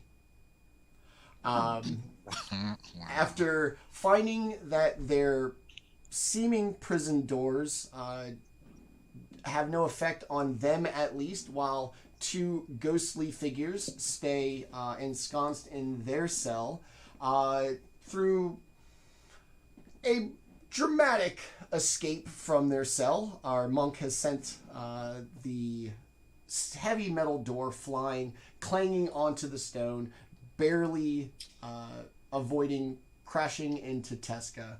And at one end of this corridor, two double doors opened, and two just imposing physical figures with an undead pallid skin under their full plate helmets and glowing green eyes set about coming to investigate, drawing glaives in the process. We rolled initiative at the beginning, so we'll start with that. So actually, Veles, you are going to be first to act as these two creatures step out from this room at the far end. What would you like to do? If I was trying to sneak past them, would that require a stealth check as my action? You're not going to be hidden in any way. I mean, I'm invisible. So. Oh, yeah. yes. Okay, in that case... Except for that way. Except for that. Aside from being invisible, you know, you're not hidden otherwise. Do they have true sight? I'll give you advantage, and then I'll use their passive perception. So this way, they're going to have seen you vanished. Let's look at the intelligence. Yeah, they're going to have seen you vanished, but not anything beyond that. So like I said, we'll go with their passive perception, and I'll let you roll with advantage for being invisible. But that would be be my action if I was trying to stealth past them. What else would you want to do? There's also the help action I could do, so I'm kind of debating between them because neither of them will break my stealth, break the invisibility. So if it require an action to stealth past them, I'll do something else so I can use the help action instead. We'll use your reaction to turn invisible. Stealthing past them will be like movement plus, like with a slight degree of difficulty, but I'll still let you take an action. Okay. Obviously, you won't get your reaction for this round, having used it for the invisibility. But we'll just say movement plus.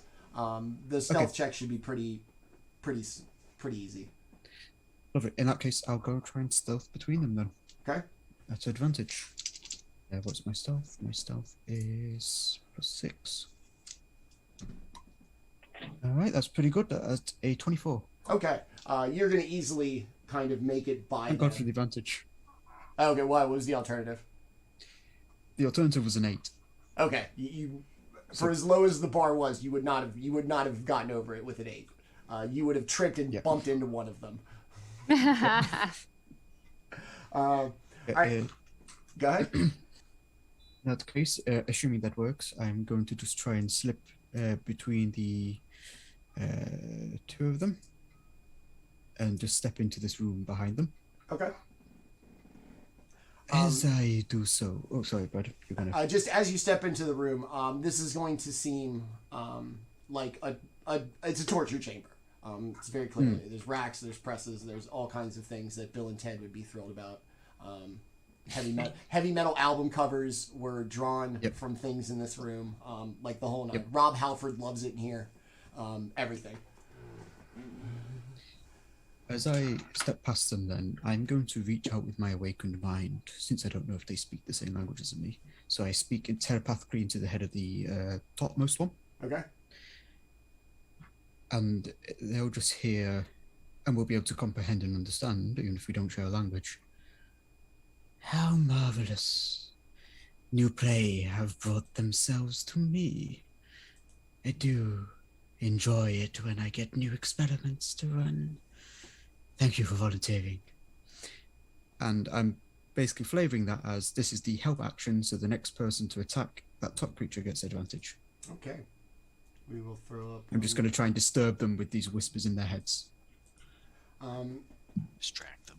Yeah. You can see it is cognizant enough to be aware of the voice in its head and even kind of look around for it, questioning each other, just seeming generally kind of perplexed by the situation. Is that it for you? Yeah, that would be my turn. Okay. Baldr. Let's see how far the thing says it is. Ooh, 75 feet. Okay, that's far. You're at the furthest end. You've seen these two giant kind of undead make their way out, glaives in hand. What would you like to do? What is your movement, by the way? 45 feet. Okay, so you're not gonna make it. Yeah, well, don't say that. Don't say that. Monks are bullshit. I can make it. I can. Actually, you probably could. Well, I can spend a key point to dash as a. Yeah. So. Okay. With a dash, I'm gonna say you make it. Well, I mean, that's just basically I can go from, so I can go 90 feet without using up any of like an action, without still having my actions. So. Yeah. Like I said, I'm gonna say the 90 feet you'll make it. I just roughed out about 9 like icons wide, and it's about halfway. Okay. So then yes. Well, as I'm just kind of like moving fast towards them, I'm gonna say. I don't like being in cages, and then I'm just gonna get right up in his face, just like that. Okay. All right. First attack will be at advantage. Yeah. Are you gonna bunny hop, Reeve? Well, I mean, either I can do like the cool slide underneath him, or I can do the jump over him, or I can run along the wall. That would, you know what? Let's do that. Okay. Let's. I got it. Got it. Jedi Fallen Order. Heard. Yeah, just kind of, just like running on the path, and just like start taking steps on the side of the wall. I love Titanfall. Oh, I love that game too. So yeah, and then I'll just kind of like drop down in front of him. Are you gonna give me a hello there? And I'm just gonna go and hello there. Do you have any last words? It's going to, and it's like kind of slow to get there. I mean, you hauled ass over here, ran up on a wall, jumped down, talked some shit. It's still going to be kind of slow to react and look down on you. A warden must always serve. Yeah, that's what I just heard a second ago. So I guess I'm going to go find the warden. And I'm going to give him, 2 attacks. Okay. So first one is 17 plus 9. Yes. And second one is 7 plus 9. So, all right. 16. Yeah. All right. So first one. That's all right, though. Was the first one at advantage? Oh, yeah. Oh, well then. Because you would have got advantage on your first attack. I was like, So create- definitely not. It definitely doesn't get higher. So Okay. it stays. Alright, find the right dice. There we go. All right, and then the box. All right, so that is 8 plus 5, 13. Okay. And that is magical and yada yada yada. Okay. You're gonna punch at it. You're gonna feel it. It's gonna, give with the force like anything wood that's been struck. It's not gonna wince. It's not gonna make an expression. Just nothing except for like the gasp of undead air that escapes as you kind of punch it in the chest. Okay. Okay. Reeve. Next up, you were just avoided by a monk running on the wall past you. Just kind of grazed your ears a little bit, sent them forward. You have two of these horrible creatures in front of you. You're not really sure where Veles went, and Baldr just came up and wailed on this first one. What would you like to do? First of all, as a bonus action, cast Shield of Faith, which Okay. will give me a +2 to my bonus to my AC, and that'll last its concentration for 10 minutes.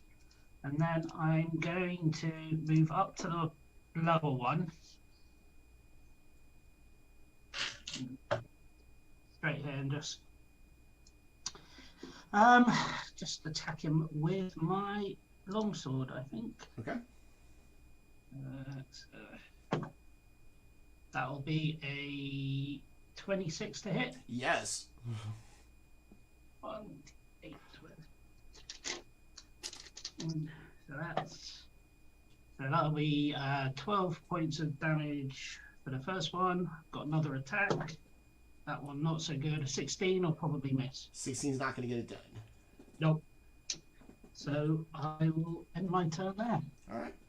You're going to come up. You are going to slash at it with your longsword. You're going to clang into the armor. You're even going to feel it dig into a little bit of flesh. And once again, it will not wince. It will not show a change of expression or a barely acknowledgement of the damage that you have done. All right. Guess whose turn it is? It is monster time. With people right in front of them, which makes it very nice. They are going to take... Oh, wow. Okay. Baldr, it is going to take 3 glaive attacks. 23, 15, and 26. Just 2 of them hit. Okay, that's what I figure. All right. D10 plus 2. So that is going to be 7. That's going to be 15 points of slashing damage as it's just viciously with its glaive. Reeve, same thing. 3 big glaive attacks. 16, 17, and 18. Nope. Nope. All right. Yeah. Just kind of flailing about. That's going to be it for their turn. Teska, who is probably uncomfortably too close as it is. Yeah, not super loving that. But so how high is the ceiling? They're about 20 feet. Okay, awesome. So she's going to let's see. She's going to go ahead and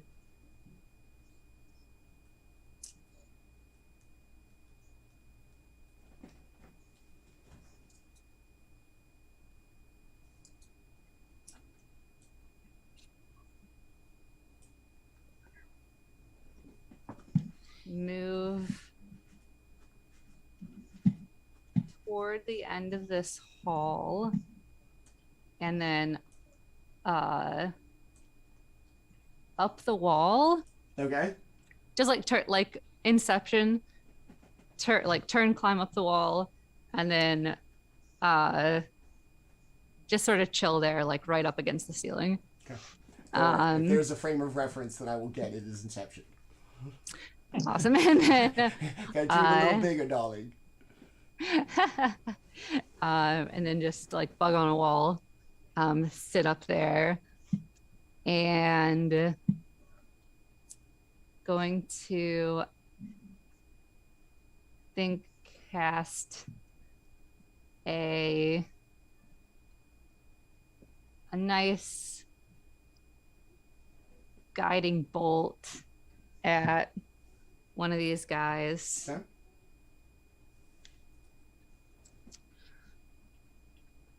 So that is oof. That's just gonna be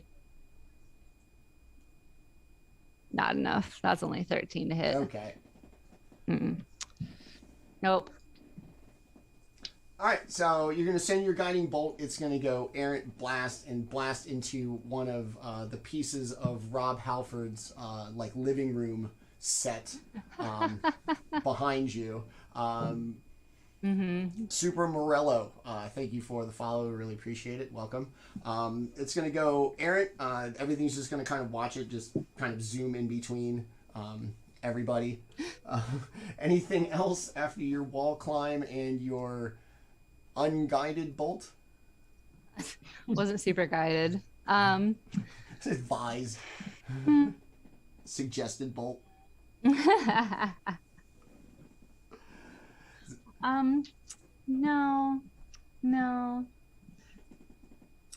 that's about it. Okay. All right. Just gonna chill up here, watch the action. You guys are doing great. Down the corridor. Very supportive. All right, Makks, you've tucked yourself into this little alcove while all this has been going on. Magic spells flying by in front of you as you kind of stand there. The clanging of fists, long swords, and glaives. What would you and Blue, the raptor, like to do here? Oh, snap. That's good. Well, how large are they? There's just barely above what they need to be considered medium. So for Goliath's medium, they're like 10, 12 feet tall. I mean, like mechanically, medium. Oh, large. medium. They're medium. Okay, excellent. Then, but they're really big. Okay, so he will see this fight going on, and the shots go by and all this noise. He will mount. Wrong screen. He will mount upon his raptor, his battle steel defender, and they'll ride toward these revenants or these zombies or whatever these fucking glowing monstrosities are, and then he'll take his light hammer and throw it at them a couple of times. Okay. That's the plan. Do you have to throw it and wait for it to come back, or can you just blah blah blah? Yeah, the returning weapon, whatever infusion, so it flies and returns, and Okay. have 2 attacks. So, yeah, 2. that's the plan. 3. All right, cool. Got it. So I need to get about like 20 feet from them. Is that about here-ish? Yeah, that's good. All right, cool. So yeah, he'll be on there. Like, move it right there. Sure, why not? And he'll try to attack this lower one. Okay. What shall he roll? So he has 2 attacks. So, oh damn, one's a natural 1, and the other is a 17. 17 total or 17 before modifier? 17 total. Okay. This is gonna come as a shock. The 1, not gonna get it done. 17, less shocking, not gonna get it done. Damn. So then he'll try to hit that those creatures, and I guess, I don't know, not quite make it. Just fly a little loop around him and fly over and just like, oh snap. I was like, oh shit, and then he'll stop firm firing position. You can't just be running and shooting. Yeah. So if he has, is that all of his movement? You think that 40 feet? That's probably pretty close. Yeah, I mean, otherwise he would just kind of try and tuck into the alcove again. Okay, yeah, I'll let you tuck into the alcove. We'll Cool. just say you stuck a little closer to the wall. Yeah, So along going the out way. all wide. Yeah, All right, cool. Love it. All right, we are back up to the top with invisible shit-talking Veles from behind. Both of them engaged, flanking very much in play here. What would you like to do? I mean, I'm no physical attacker, so the flanking means nothing to me. Instead, I'm going. Veles is going to try and get back in the voice. It's difficult to do. Veles is going to drop down into the corner of the room, and his form will flicker back into view as the ring on his finger glows once more, and he casts Detect Thoughts on the topmost one. Okay. He wants to try and get an understanding of what is going on. Okay. I don't have to roll or anything, do I? I'm just double checking that now. Okay. Detect Thoughts, situation.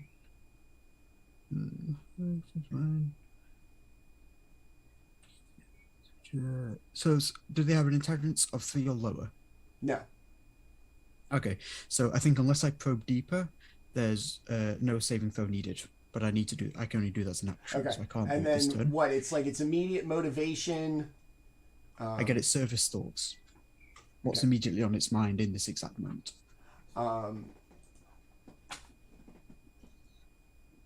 It has this clear motivation to want to please the warden, and do so in a spectacularly cruel way.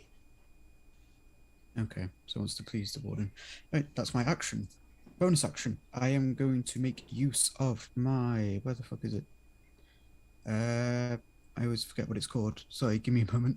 You have to attune Features to and where the traits. fuck is it? Telepathic speech. Bonus Okay. action, telepathic speech. I am going to reach out to... who's anyone I can see? You can see Baldr from there. Right now it's Baldr. Yeah. Yeah, just Baldr. So I'm going to reach out to Baldr. So Baldr, you're going to feel like this kind of click and shift in your head.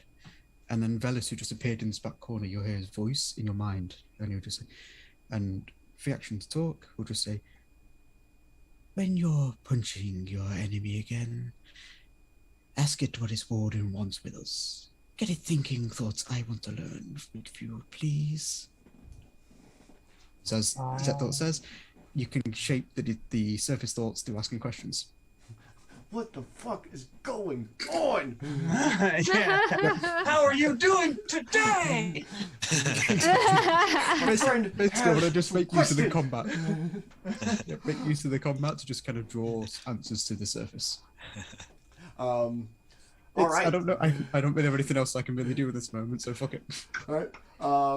That's gonna be it. Not really.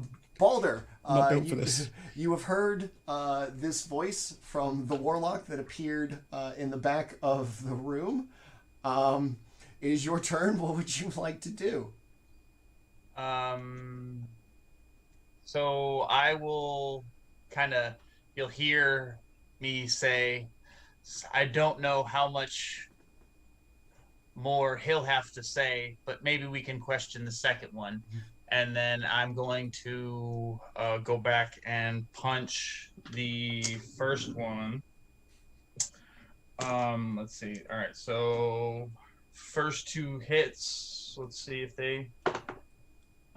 so that one doesn't hit. Does a dirty 20 hit? Yes. All right. Not that mean. So, all right. So that one, let's do that one first. I'm going to be spending a key point, and I'm going to be using my forged heart discipline for my monk thing. So he needs to make a strength saving throw for me. Ooh. All right. Feeling okay. 23. All right, so he passes that one, but he'll still take a little bit of extra damage from that. Okay. And then he's also going to take some extra damage for that that, so that's another d6. D6, D6, D10.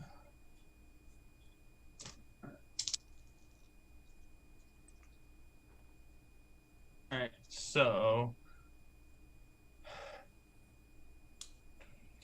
13 plus.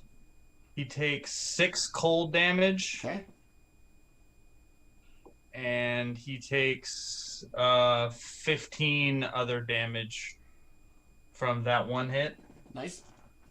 And then I'm gonna bonus action punch him one more time. Okay. That one will hit.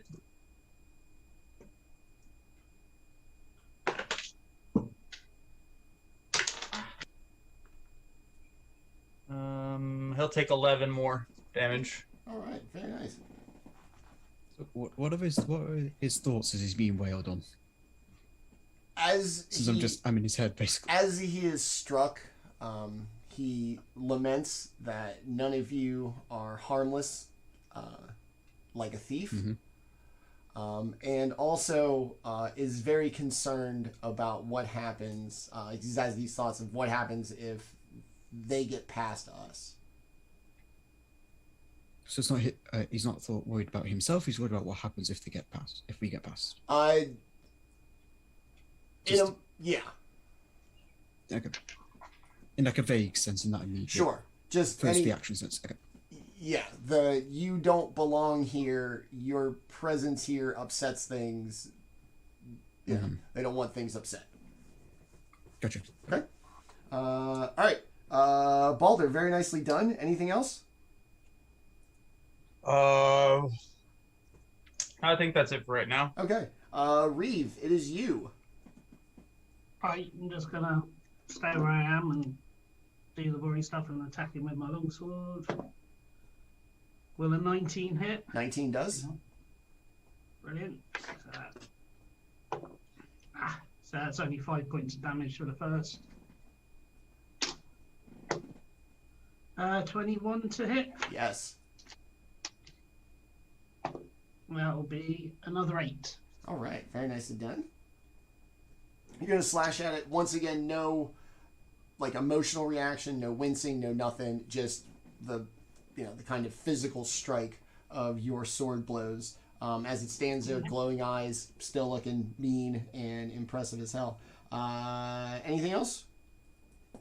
No, I still got my Shield of Faith up, so I'm going to keep that up, and I think I'll be in my turn there. Let's see. Anything else I really want to fuck you guys up with just for the hell of it?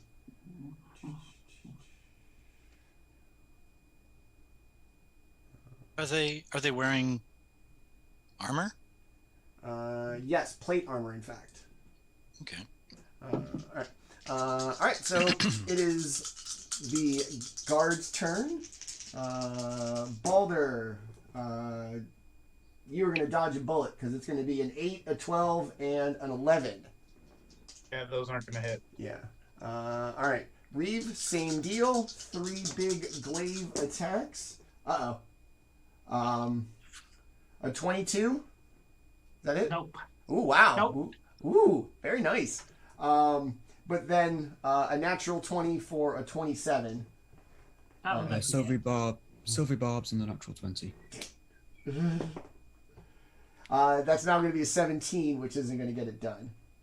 Nope. As the final spell for my ring is expended. Okay.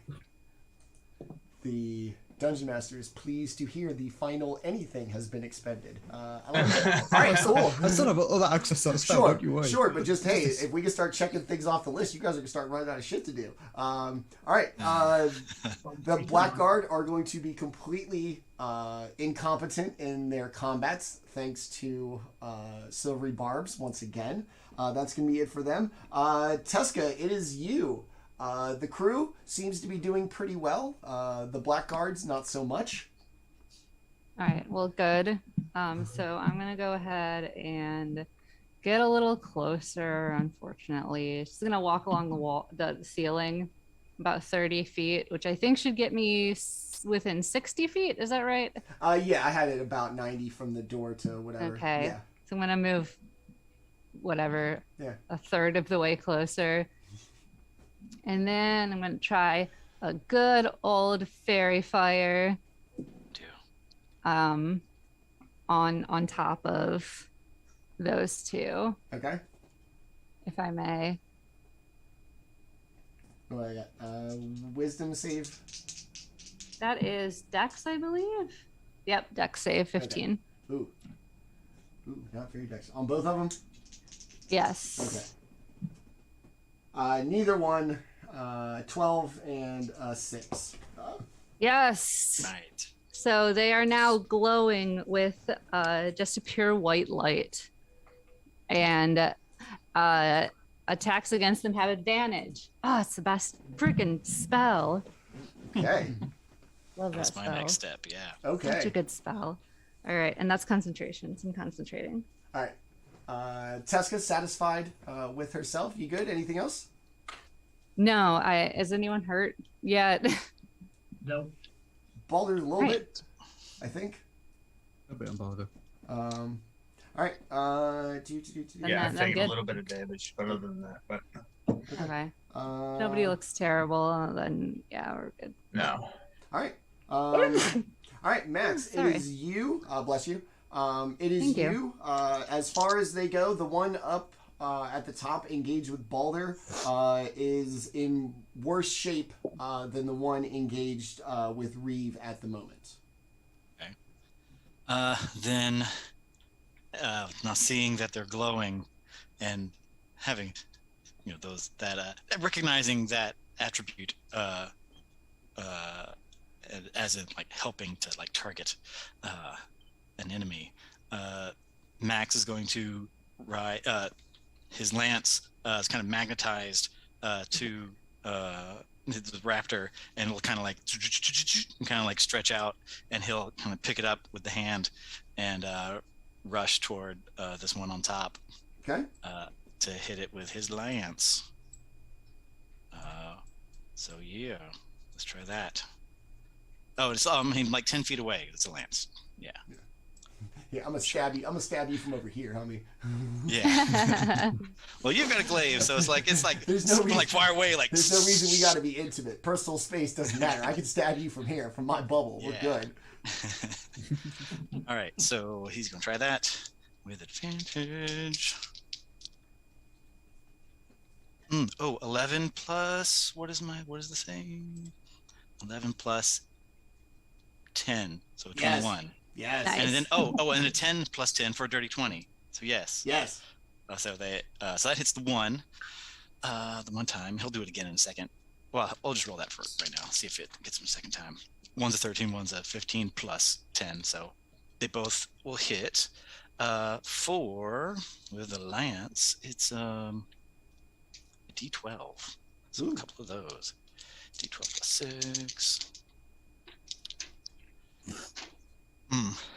6 plus 6, so 12 for 1 point, Okay. 1 poke, and then 7 plus 6, so my brain just stopped, 13 for another like piercing damage from back there. And you're gonna what, like really like charge up on this thing and just stab the fuck Yeah, out just of kind it, of charge up in and just try to kind of stretch it out Okay. and get it a couple times, kind of poke at it. Okay. Like a weird, like small fencer, but like holding this like lance. I'm old enough to think of the video game Joust, and that's where I go. Oh, with this. yeah. You're riding something like a bird. You're kind of flying around. You're stabbing the fuck out of things. That's where I'm going. Like Cool. 1983 ColecoVision. We're all over it. Nice. As you do with your second. Like, you're in prison, so we're going shank action, just pop, pop, Yeah. like as quickly as possible. Yeah. You were watching Oz before the party. It's going to go down, and it's just going to dissolve, like just completely lose form, and just turn into like this black sludge, just spilling on the floor. As it dies, I'm in its head. What's its final thought? Yes. It's thankful it won't have to deal with the warden. Huh? Okay. Avoiding responsibilities. Somebody else's problem. Ah! That's a mood. I may be Oh, at dead, least I but know I'm the not in deal. trouble. In trouble no more.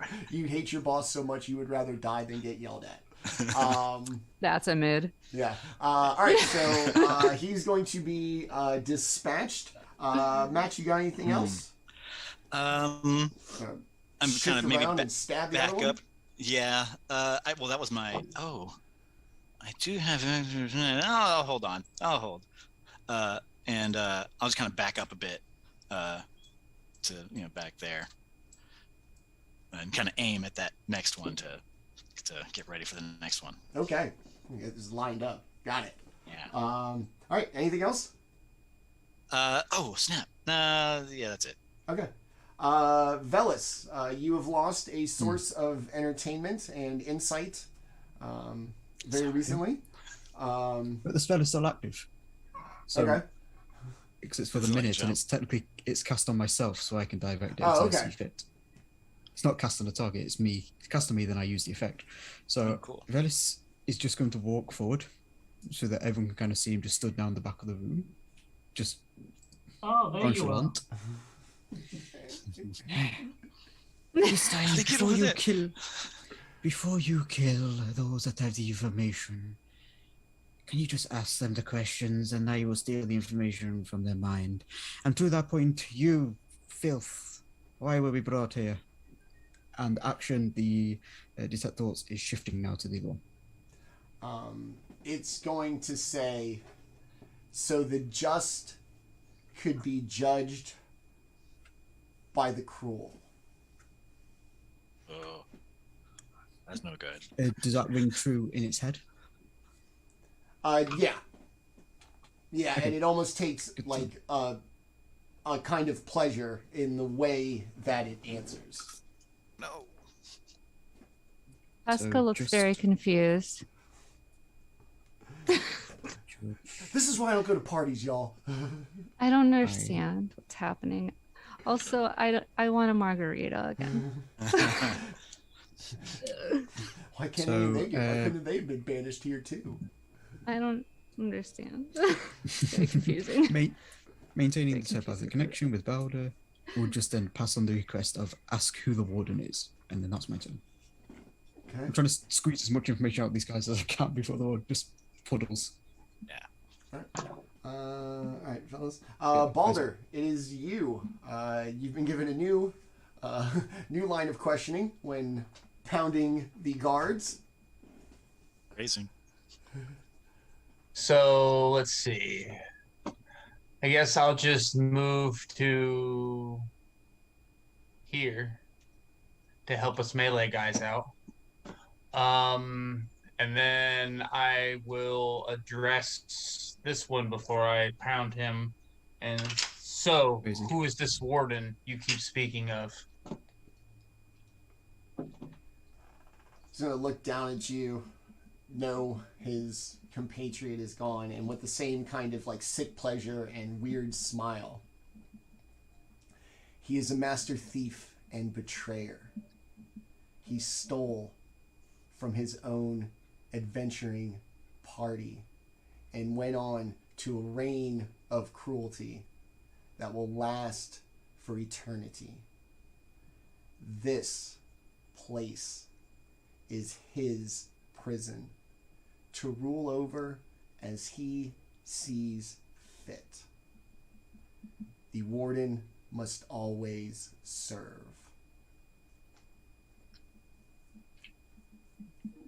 That being true in his head. Yes. So are his thoughts the exact same? Yep. Okay. So I'm gonna get 2 18s Okay. on dice. Yep. So 18 plus. Yep. So those two will hit. Having heard enough. 6.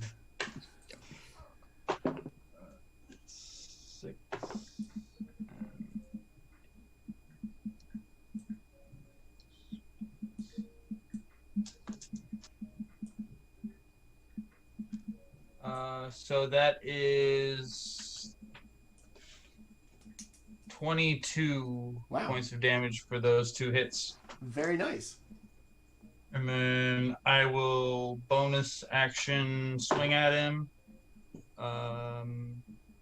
24. Yes. All right. 10 more points of damage. Okay. All right. All right. Very nice. You're gonna wail at it. Like I said, once again, it's not gonna win. It's not gonna do anything. It's kind of sick pleasure comes from, you know, rooting you on in this endeavor for whatever is coming in front of you. Anything else you would like to do?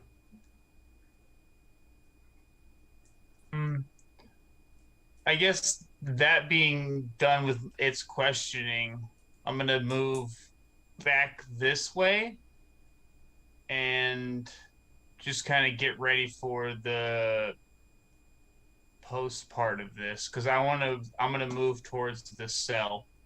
Okay. Back to where Teska's at. Okay. It's still on the scene, I think. Okay, cool. That's it. Reeve, it is you. The blackguard in front of you is not as firm in its stance. It seems a little swayed. There's no, like I said, no grimacing, no expression of pain. But as far as like a standing structure, it is not sound. Okay. I'll just keep attacking it with my longsword. That's definitely not going to hit. 4 for a 12. Will an 18 hit? 18 does hit. 18 does hit for the second. So that's another 8 points of damage. Okay. Do I want to... No, I think I'll leave my smites till later. Okay. At the end of my turn. It's going to sway even more. It seems even more unsteady on its feet. And with what seems to be its last kind of gasp here, it's going to give what it has left at 3. Ooh. All right. Well, an 8, a 14. Is a 26 hit? I don't like asking that question. That it does, yes. Okay. All right. I was like, I don't like asking that question.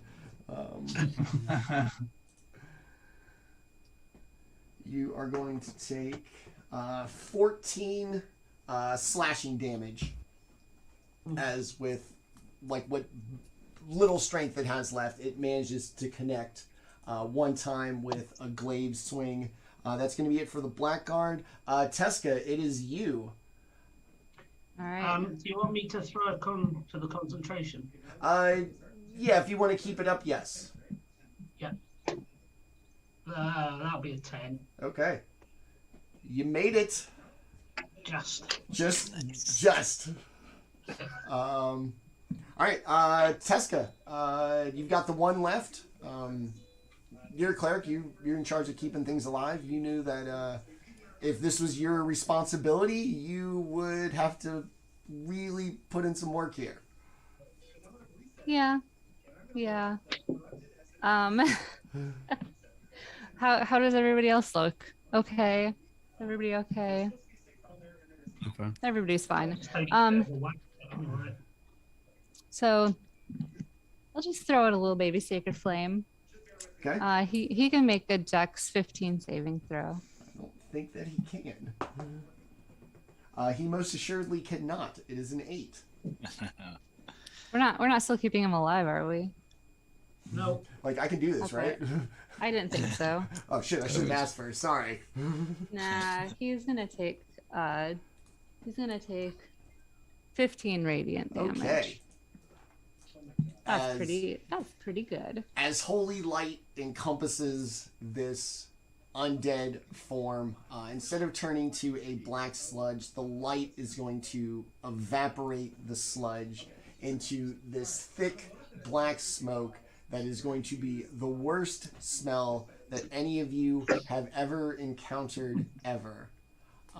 As it falls, as it kind of rises and dissipates through the corridor. And they are both going to be dispatched. We'll keep everybody around for a second. Teska, is there anything else you would like to do? No, she's just holding her holy symbol, which is like the unicorn horn, just like, and it's like very brightly glowing. Like a She's, wrapper like, on an shielding album her cover. face. Unicorn gang, unicorn gang. All right, Makks. These two giant undead have been dispatched with. There's a big pile of black sludge immediately in front of you, and an odd black kind of ambient mist fog about the rest of the corridor. What would you like to do here real quick? Like any good D&D player, loot. Do they have any like thing like these? If these are like some kind of prison guards, would they have something on them or that would have like stayed after they melted or poofed away? Each one of them left behind a key. A key. I will take those keys. So one out of the kind of fog kind of clangs to the floor, and then the one in the sludge, it's got a very distinct kind of silhouette, but you do got to reach into it. And... I'll use some of my tinker tools and just kind of get a little tongs thing. Just kind of nice. Yeah, I'm not touching that. Okay. The hell out of it. Okay. And then I guess just kind of scan this room. Wrong screen. Scan this room as well, just to see if there's like another door or whatever. To the south, what it is. There appears to be a door. It is the only one.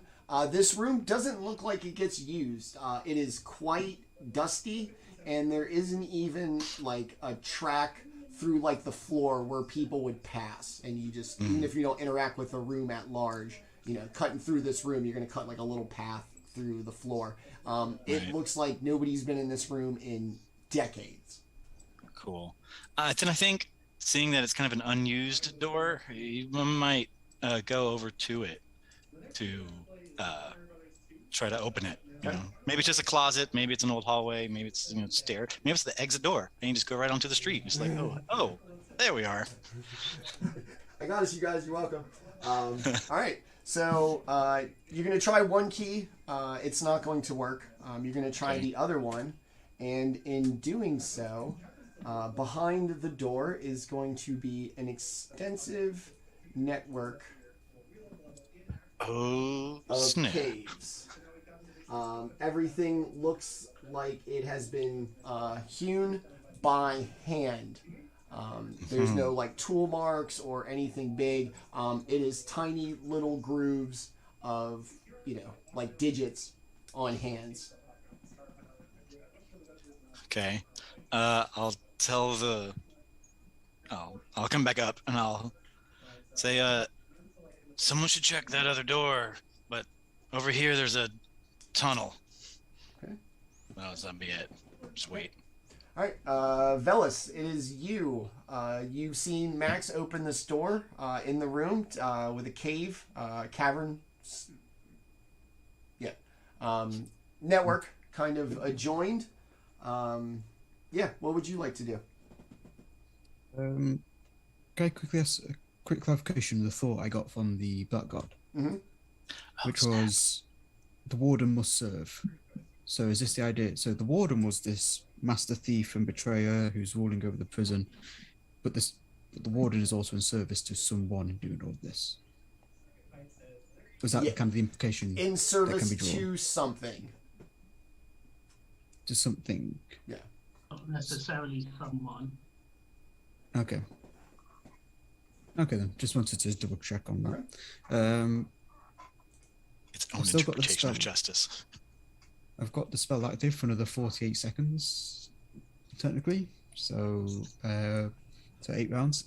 So Veles is going to make his way down the corridor to whatever 30 feet would be. I don't know what it would be on this map. Put you right about there, probably. Yeah, that's what I thought. So he's going down the corridor, not into the caves. Okay.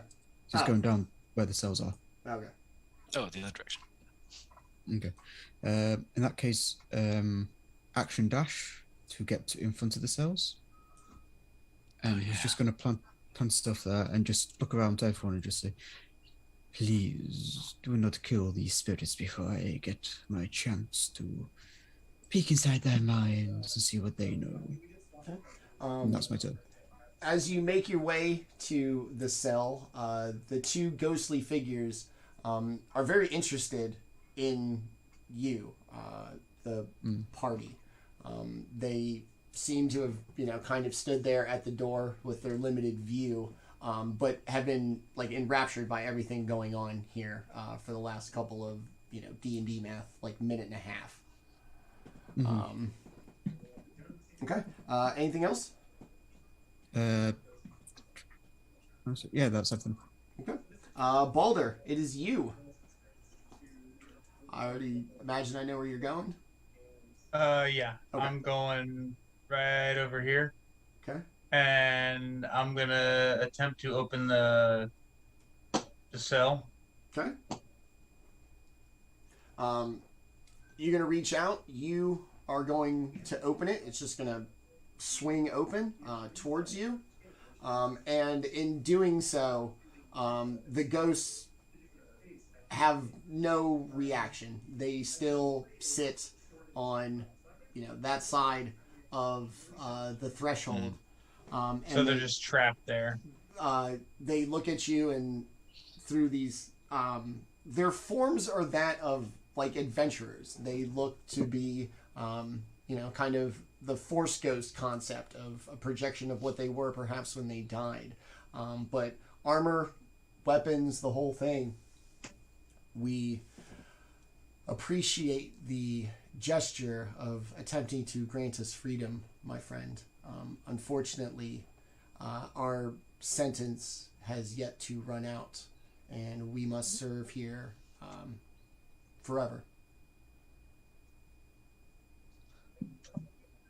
Are you bound to this place? We, like you, were brought here, and like we shall tell you, your only hope is escape. However, anybody killed within the walls of this prison is doomed to serve all eternity as its prisoner. You said they looked adventurer-like. Mm-hmm. Do they look like those that would have been at the party? No, they are not people who were at the party. Okay. And I regret that I was not able to help you escape from this place. It is too late for us, but not for you and your friends. We know the alien nature of this place and only hope you can make it through the condemned which guard its walls and through the warden at the end. But make haste, for even time spent here too long may result in eternity here as well. It'll be a while before I die of old age.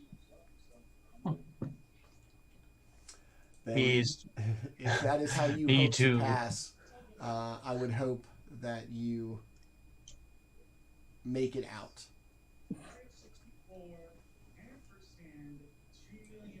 Okay. Are we still in initiative at this point, or are we kind of all going back to 3? Baldr, we'll let Reeve go. Oh wait, hold on. Reeve, you did the killing. Yeah, let Reeve go, and then Teska go, and then we'll be back to, and then we can kind of freeform it from there. Okay. All right, Reeve. So you got two. You got kind of blasted in the face with this gross smoke that smells terrible. I'm just gonna head in and head down the cave. Okay. I think. As he walks by, I'd be like, "Well, what about that? What about that other door?" What other door? The- You mean the other end of the corridor, or up there? Yeah, at the other end of the corridor. Hmm. I know, choices. It's a curse. Yeah. It's Curse of Adventure. It kind of looks off. Motivational poster. Click. I was about to say, just kind of like looks into the distance, like. Yeah, so. It's an Instagram motivational post. Yeah, right. Choices. Yeah, the Curse of Adventure. I'm writing it down. Oh. Thanks. I'll just head back the other way towards the others then. Okay. Yeah. I've only got about 40 feet. Just end my turn there. Catch up with the others, I think. All right. And then Teska, what would you like to do after your flaming guiding bolt sent this gross ass smell through the hallway? To nobody's like detriment, but it stinks. Oh yeah. It smells bad. Sorry, they don't like radiant damage. Well, she was thinking about talking to these ghosts, but they apparently, yeah, they are being very chatty. She doesn't know what else she can contribute to this conversation right now. Damn but she is, right. yeah. So she is gonna poke her head around this corner though, and that dark patch in the back corner, is that like a hole in the cell, or is that just? Okay. I want to check that out. So yeah, they're having their nice little conversation. So I'm just gonna slip in, Walk right past, and right through them. Excuse me. And look down Sorry you're in stuck there. here, but I'm not, so I'm gonna slide by you if you don't mind. Excuse me. Yeah. Okay. And I do I have a little bit of dark vision. Do I see anything down there? Okay. You are going to peer Just being a little into curious. what appears to be another network of caves. Ooh. Oh dang! Oh. Multiple choice. How far? And I drew the fog of war kind of poorly, unfortunately. that's so over How here, it's actually going to be like you can't see it. Like this general direction, there's going to be another like door. Fork. A door. Yeah. To what How it far of adjoins a to. drop is that? Not very. 3-4 feet down, and then kind of along the uneven cave floor.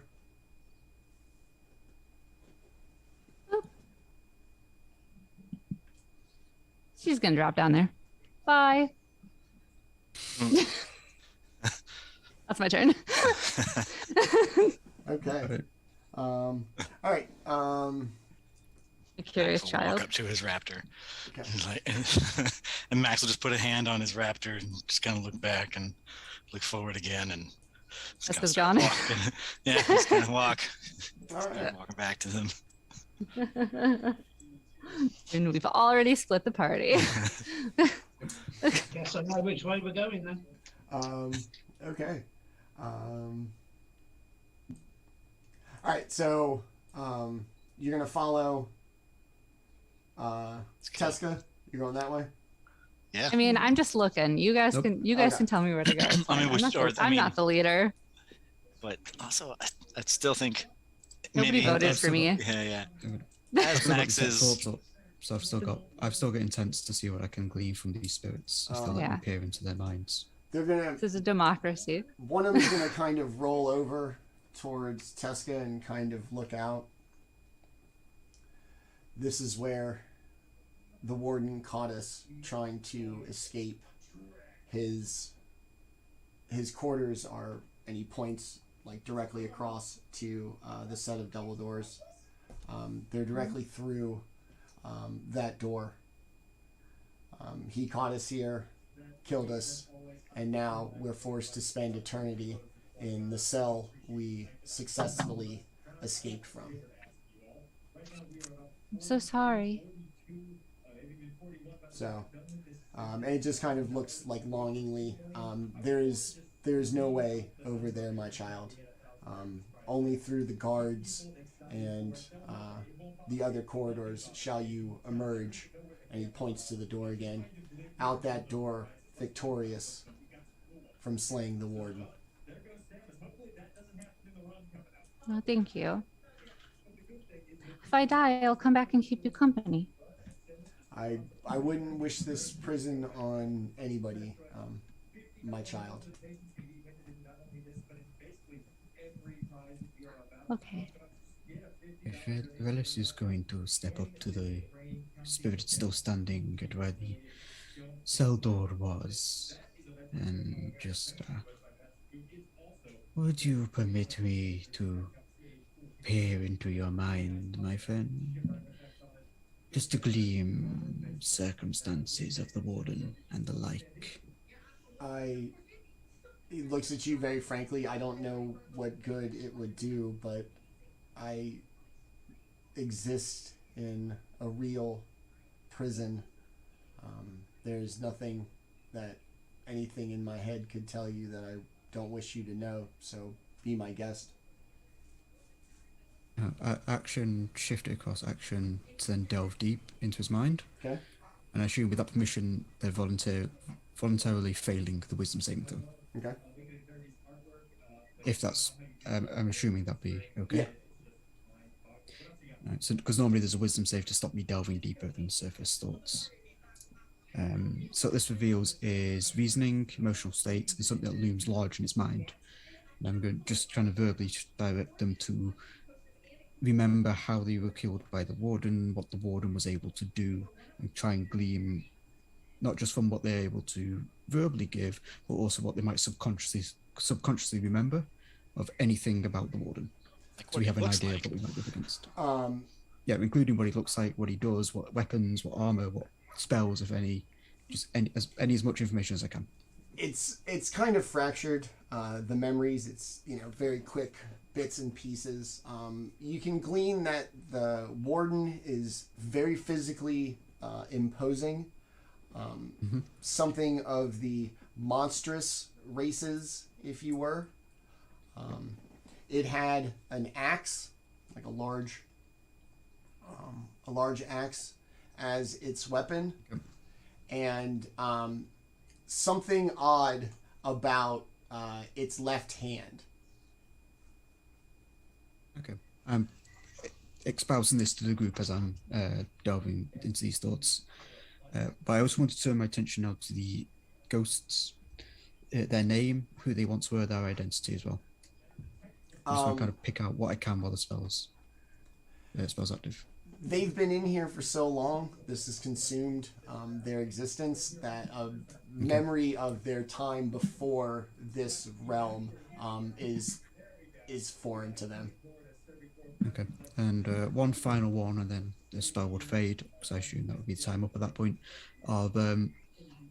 Since we were told this is where the just are judged by the cruel, if they can recall if it was ever said to them or taunted to them or whatever, of what it was that made them just enough to be brought here in the first place. The cruel that do the judging, what has brought them here? Is that what you're asking? Just anything, basically, because it's the just are judged by the cruel. I imagine if they were brought here, they're considered just. So I'm wondering if it was ever taunted to them, like your good deed is what led you to this circumstance. If they were given that type of. They were sent here. You were brought here. If that makes sense as a distinction. Okay. So. Okay, so they'll explain to you that every so often a new set of guards and a new set of free prisoners, such as yourselves, make their way through this place. Yeah. They've been here forever. Like I said, the other things change. You were not their first group to appear like this. Okay. As Makks is approaching and kind of overhears this conversation, he might, because he repeats that, phrase that the just are judged by the cruel, that they also called him a thief and betrayer, but who did he steal from and who did he betray? He was once an esteemed adventurer, from what we gathered, on a great and noble quest with powerful friends in his party.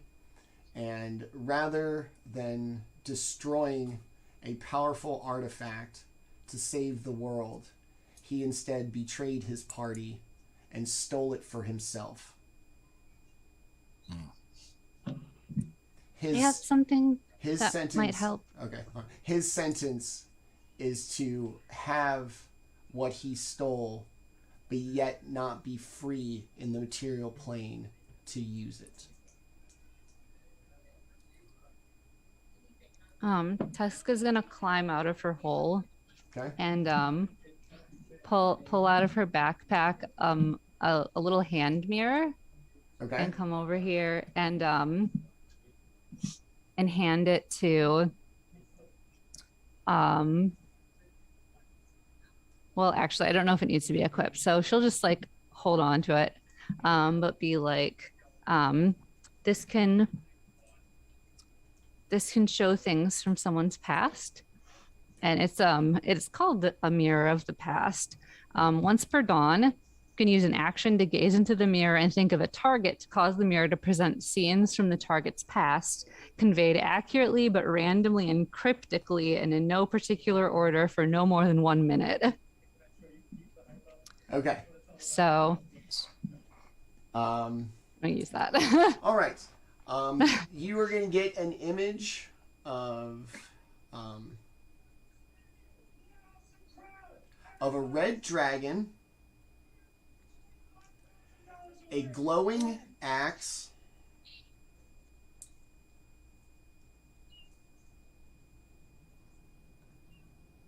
an undead arm, and a look of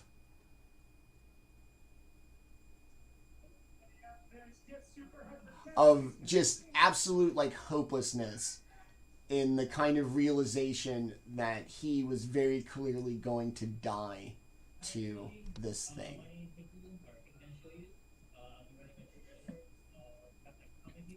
Okay.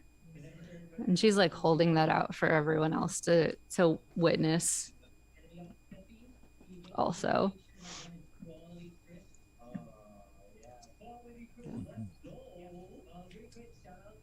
Right.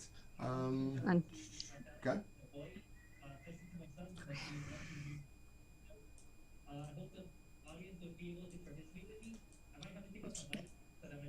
What would everybody like to do? Makks will go over to that other door and try to listen behind it. See if you can kind of discern what's on the other side. Okay. You don't hear anything.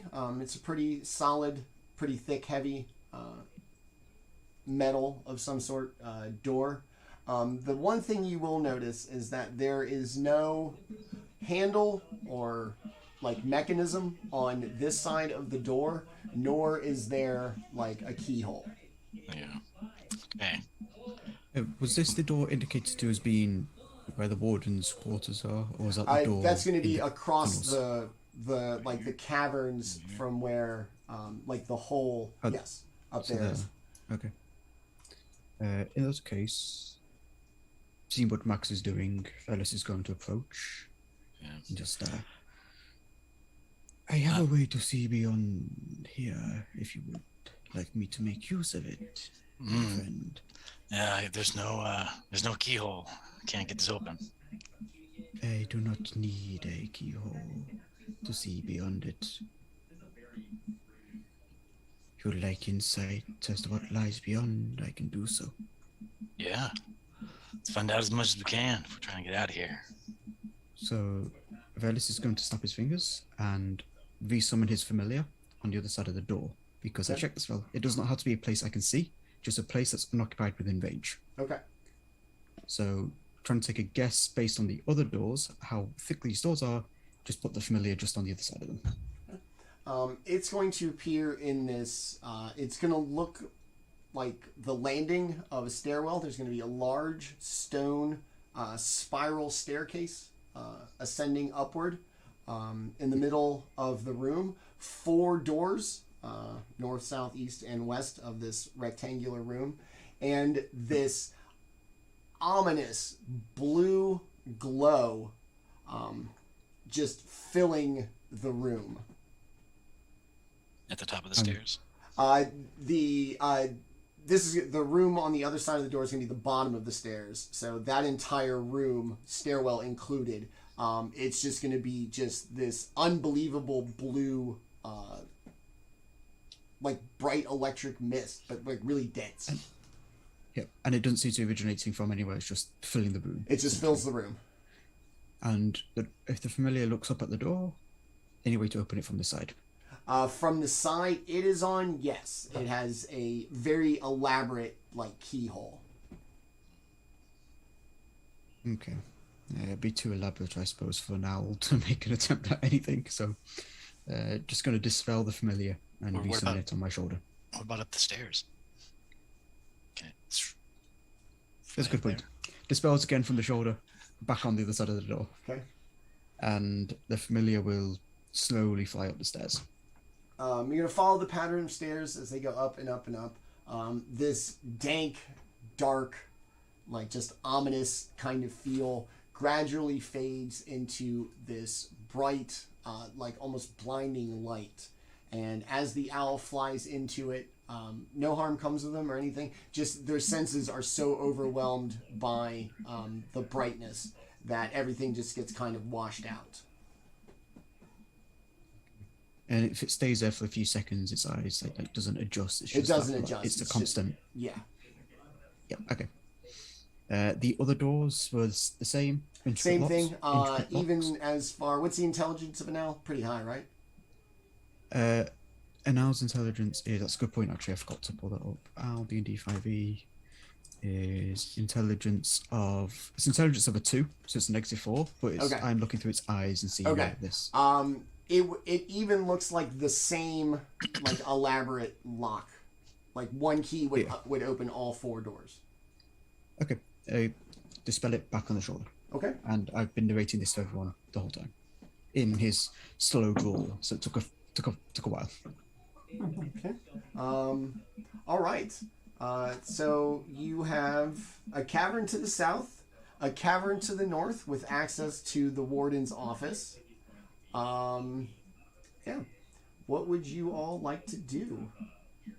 Hold on. Let's go. Okay. That was Veles. We'll go to Baldr. You want to head up and knock on Homeboy's door? Well, you know what Baldr would do. You just put me in a cage. Well, I'll show you a cage. You're here in Go prison into with his me. office. Go into his office. Yeah, just Yeah. go into his office and just like close the door behind me. Who's in prison now? Yeah. Wait, is that what you're doing? Oh. I'm very Wait, hold on. tempted to. I'm very That's tempted hilarious. to. Wait, shit, no. How far would it be? Is that this movement right? This straight movement right there. I would give you to the door if you wanted it. Well, I kind of like look at the party as I do the Sasquatch look. I like take the big step as I'm looking over my shoulder, like. Make sure you don't see your wristline. Yeah. I mean, Max doesn't see any of this. So. It's up to the group if we decide to follow after you. Though know this, please, Baldr.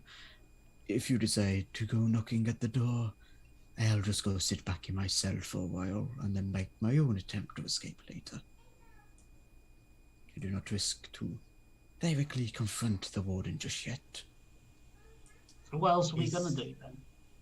It seems we would creep around here like rats, and then run into the warden. Why not just run into the warden now and deal with the problem?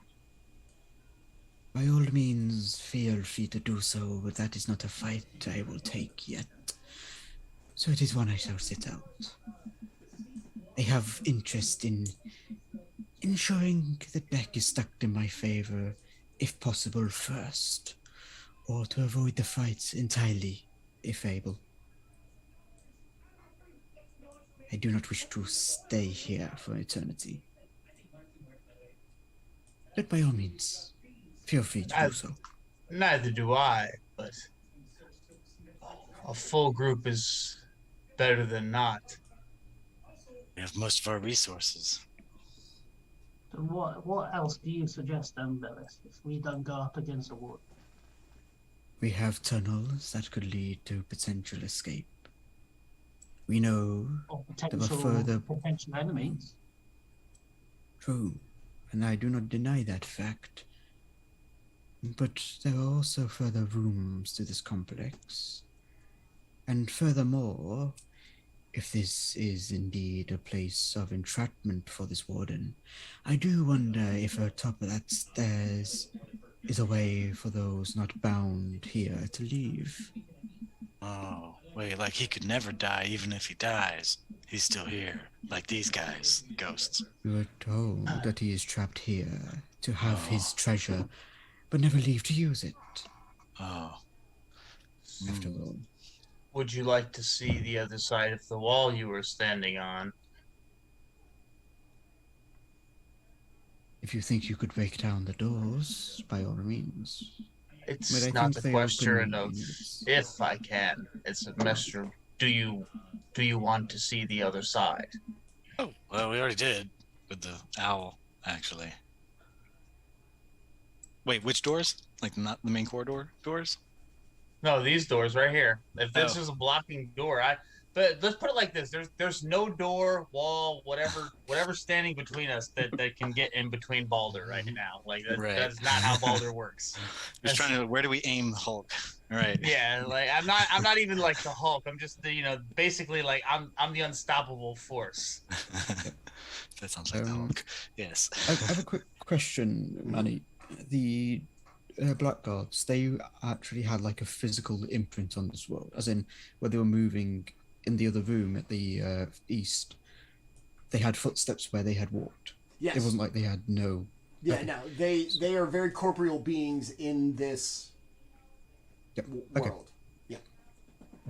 But they weren't going to that door down there. So they weren't Quite traveling through it. And it makes me wonder then if perhaps that way lies empty. Seems like and it's it. a way to avoid everything.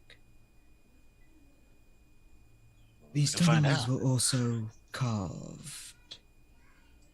That speaks of an intelligent action. That speaks of a way out, perhaps. But look at how they were carved. I don't use my fingernails when I make a hole. Things that use their fingernails tend to stay in their holes.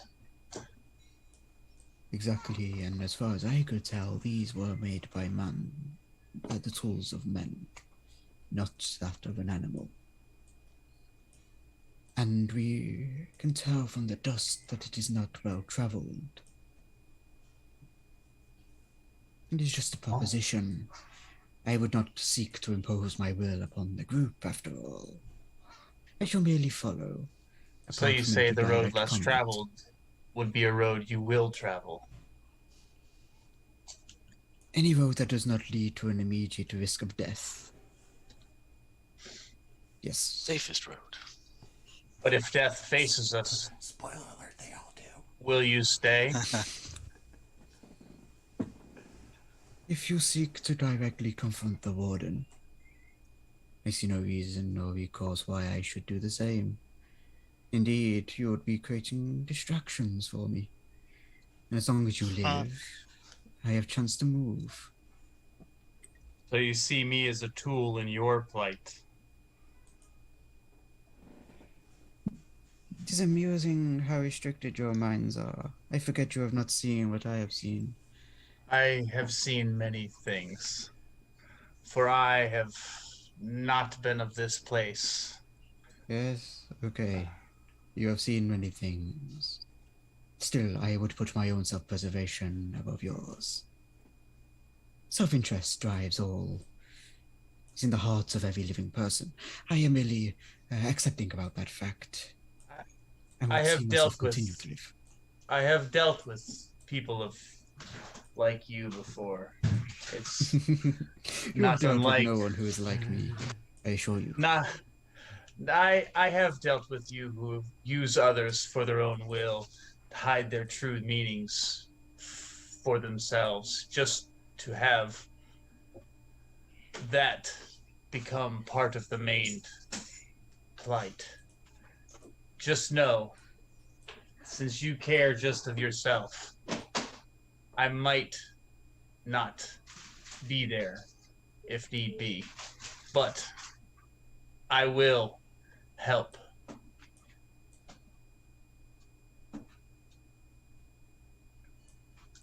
So we're gonna go down that other tunnel now? Is that what we're deciding? That sounds fun. Oh, yeah, all right. As I say, I shall follow the will of the group, apart from into direct death. Well, I'll start just walking that way. Okay. You're gonna head down this corridor. It does look like it was carved or cut out with very much not tools, but average size digits that you would see just over time. There is not a bit that is reinforced, that is in any way engineered for safety or anything, and the tunnel looks like it meanders like it was carved from somebody who just lost their orientation as they carved. Like you just kind of slowly started to drift and then corrected and came back and then swung back around.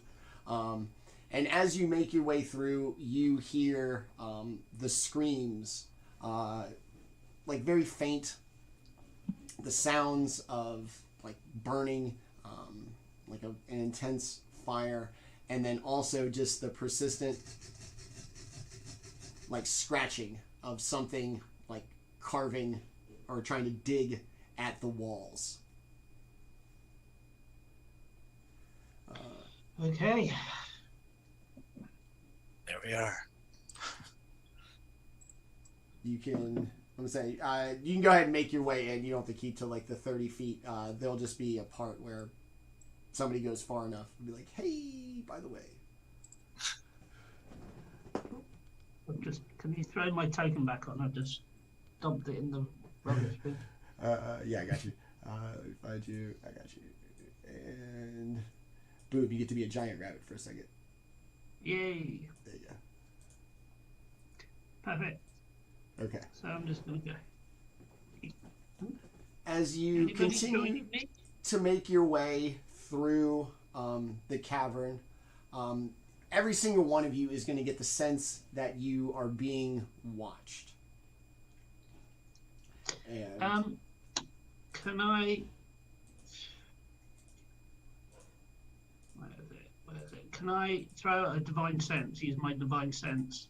yes. As an action, you can detect good and evil. Until the end of your next turn, you can see anything affected by the Hallow spell, or know the location of any celestial fiend undead within 60 feet. That is not behind. You will get tons of triggers of both evil and of the specific undead variety, actually from the walls, like of the cavern. And as you all kind of make your way through, out from the walls come these little figures, these warped and monstrous like figures, some evil like dwarf kin, familiar with digging and living underground, using their bare hands to carve out what they need. And they're just going to step out. There is no escape. Our fate is to dig forever and to be stuck here. Well, good luck with that. Okay. All right. Teska, you actually did the killing blow on the last blackguard, yes? You're muted, Barry. Right, you muted. Sorry, yes. Okay.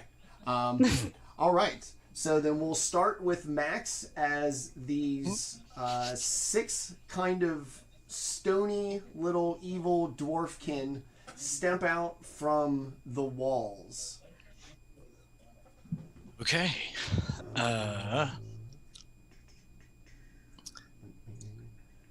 That's freaky.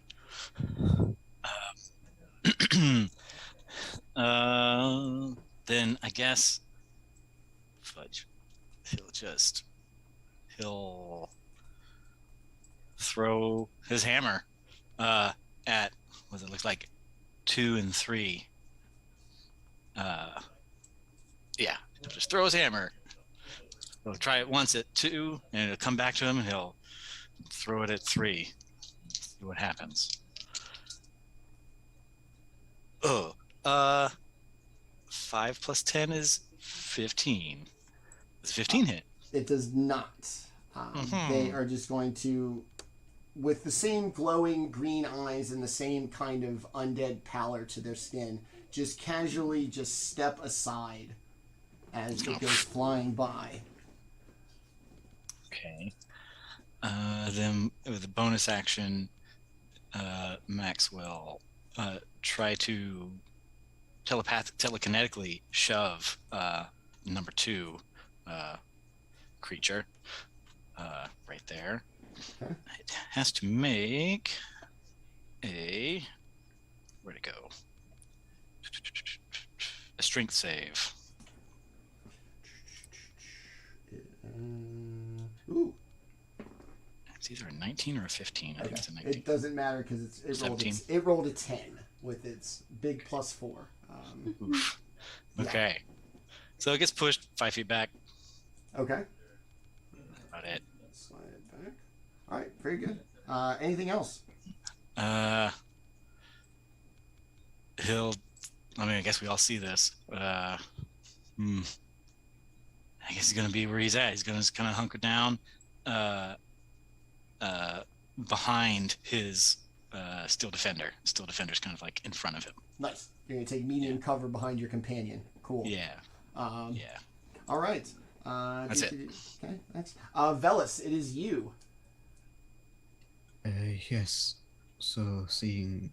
By the way, point a note first. Now that I have the familiar out, I'm in combat. It goes after my turn. Okay. So it goes immediately after me. Step. Yeah, yes. my steel defender goes after me as well, but he's just covering me.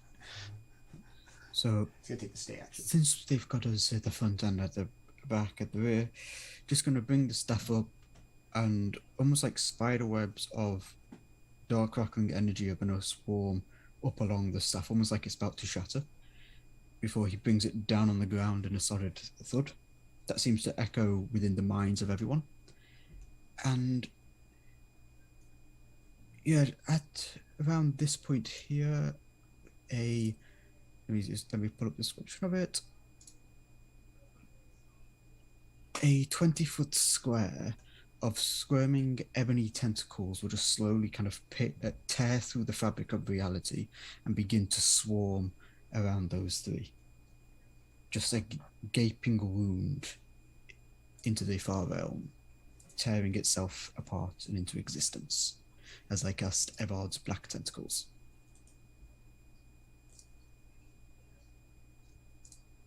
So can I draw a shape? It's like something like that, I figure.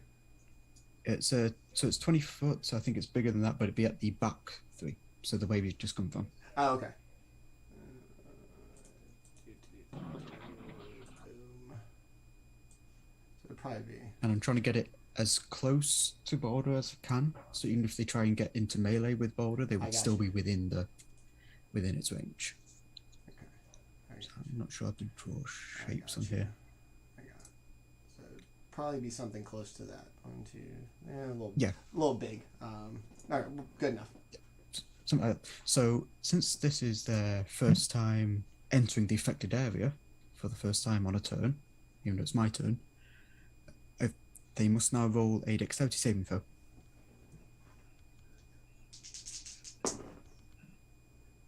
Uh, 17, 18, 10. The one that got the 18, I'm going to Sylvie Barbs. Okay. 18 again. Damn it. Okay, so that one's fine. The other two are now trying to put up. So the other two are now restrained. Okay.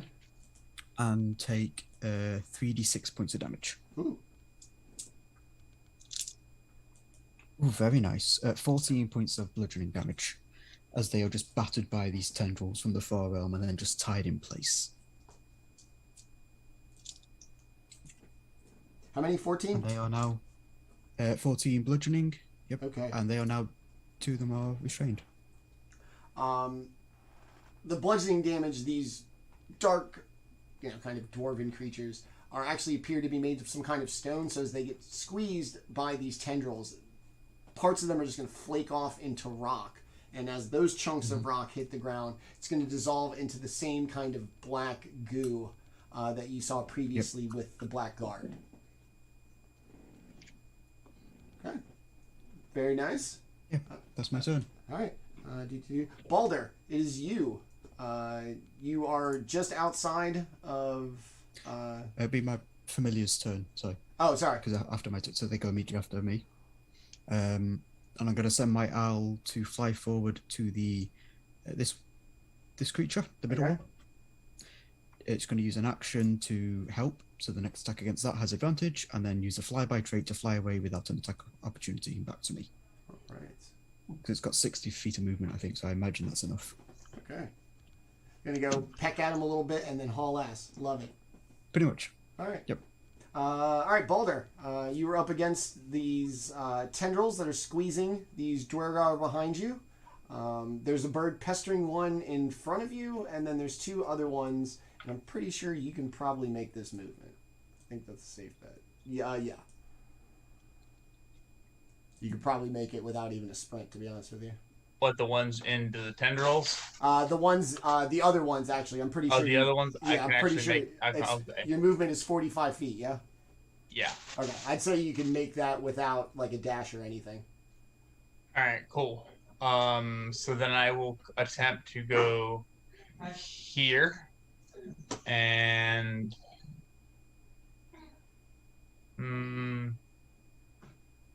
I guess I'll take this the one in front of me to the right. Okay. I'll take him on. The purple one you have advantage on if you want to hit. Oh, the purple one I would have advantage on. All right. Well, then why the hell not? It's got like some bird pecks at its eyes, a little scratched up in the face. Let's see. So an 18 plus 9 will hit. Yes. And 14 plus 9. Yes. All right. So 2 hits. Ooh, all right. Ooh, all right. That's 28 points of damage for those 2 hits. You are just going to obliterate this thing. It's going to crumble into like little bits of rock down, but as they all hit, just boom, boom, boom, like mercury. Second it hits something, just spreading out into liquid, into that thick black, God knows what. Then I will take my bonus action attack on the one directly in front of me. Okay. The 18 plus will hit. Yes. And then 11 points of damage. Okay.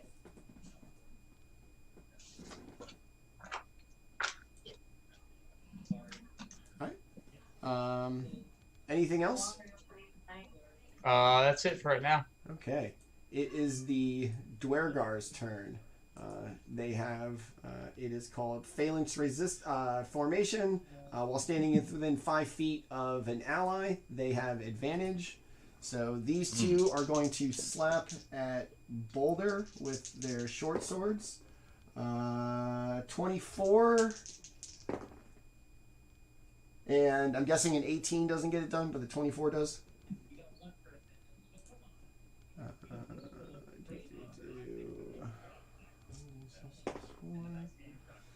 You're going to take 8 piercing damage and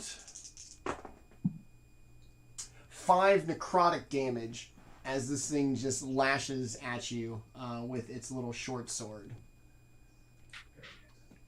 So I am resistant against necrotic. Okay. So that's halved. So 2.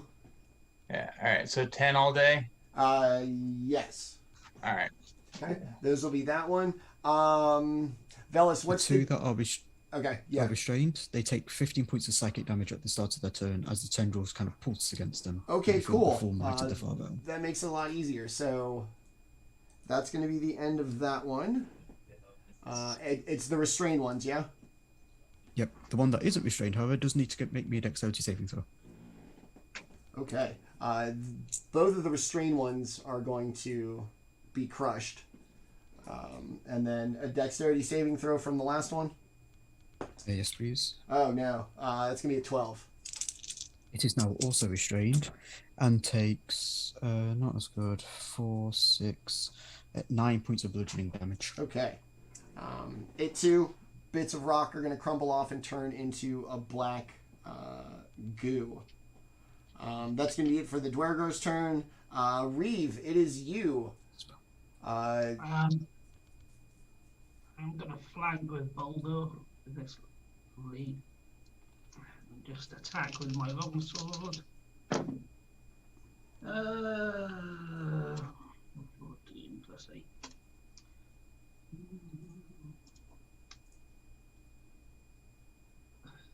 So that'll be a 22 to hit. Yes, it will.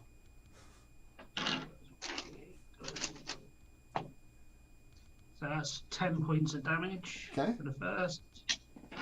And second. 21 for the second. Yes.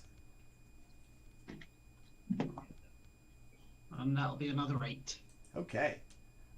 It too is going to crumble down into a bits of rock and debris that turn into like a thick black goo upon impact, as it too is going to fall dead. Perfect. Reeve, anything else? No, I'm going to stay there. Okay. Teska, a far departure from your desire to stay in your comfy little hallway. Here we are. It is your turn. What would you like to do? There's just the one left. Yeah, there's the one just above Baldr that's still going, and then there's one restrained behind you. Okay, well, I'm gonna go ahead and throw a sacred flame at the one that's restrained. Okay. So he has to make a Dex 15 saving throw, if he can. I don't know what the rules are. What's the deal? I automatically fails. Disadvantage on Dex. Okay, disadvantage. Okay, so it's a 15. Dex saves. Okay. So it still makes it, but Haha. disadvantage. Restrained characters? That's not 4. hard to fail. I rolled a 19 and a 2. So disadvantage, yes, failed miserably. Well, that's a terrible roll on my part. He takes 5 radiant damage. It is actually just enough as once again this black goo turns to a noxious vaporous cloud, ruining the aroma of yet another room of this complex so far. You are dead people crop dusting this entire dungeon. All right, so that's gonna be how we doing. Cool. Teska, anything else?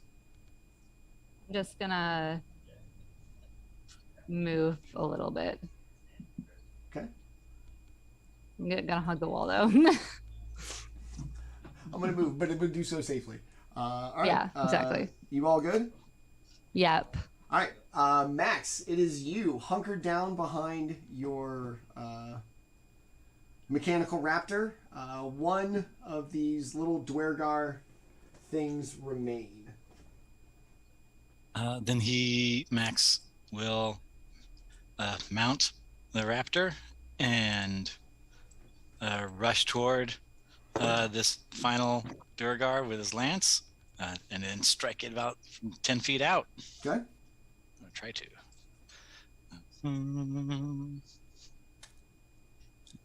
6 plus 10, 16. Does that hit? It does not. Damn it. It's too dark or something. I don't know. Too many people in the way. He just misses. But he tries it again because he's got extra attack. 14 plus 10.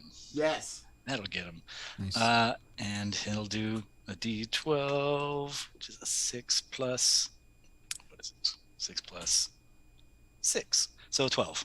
All 12 right. points of damage. You're going to miss your first charge.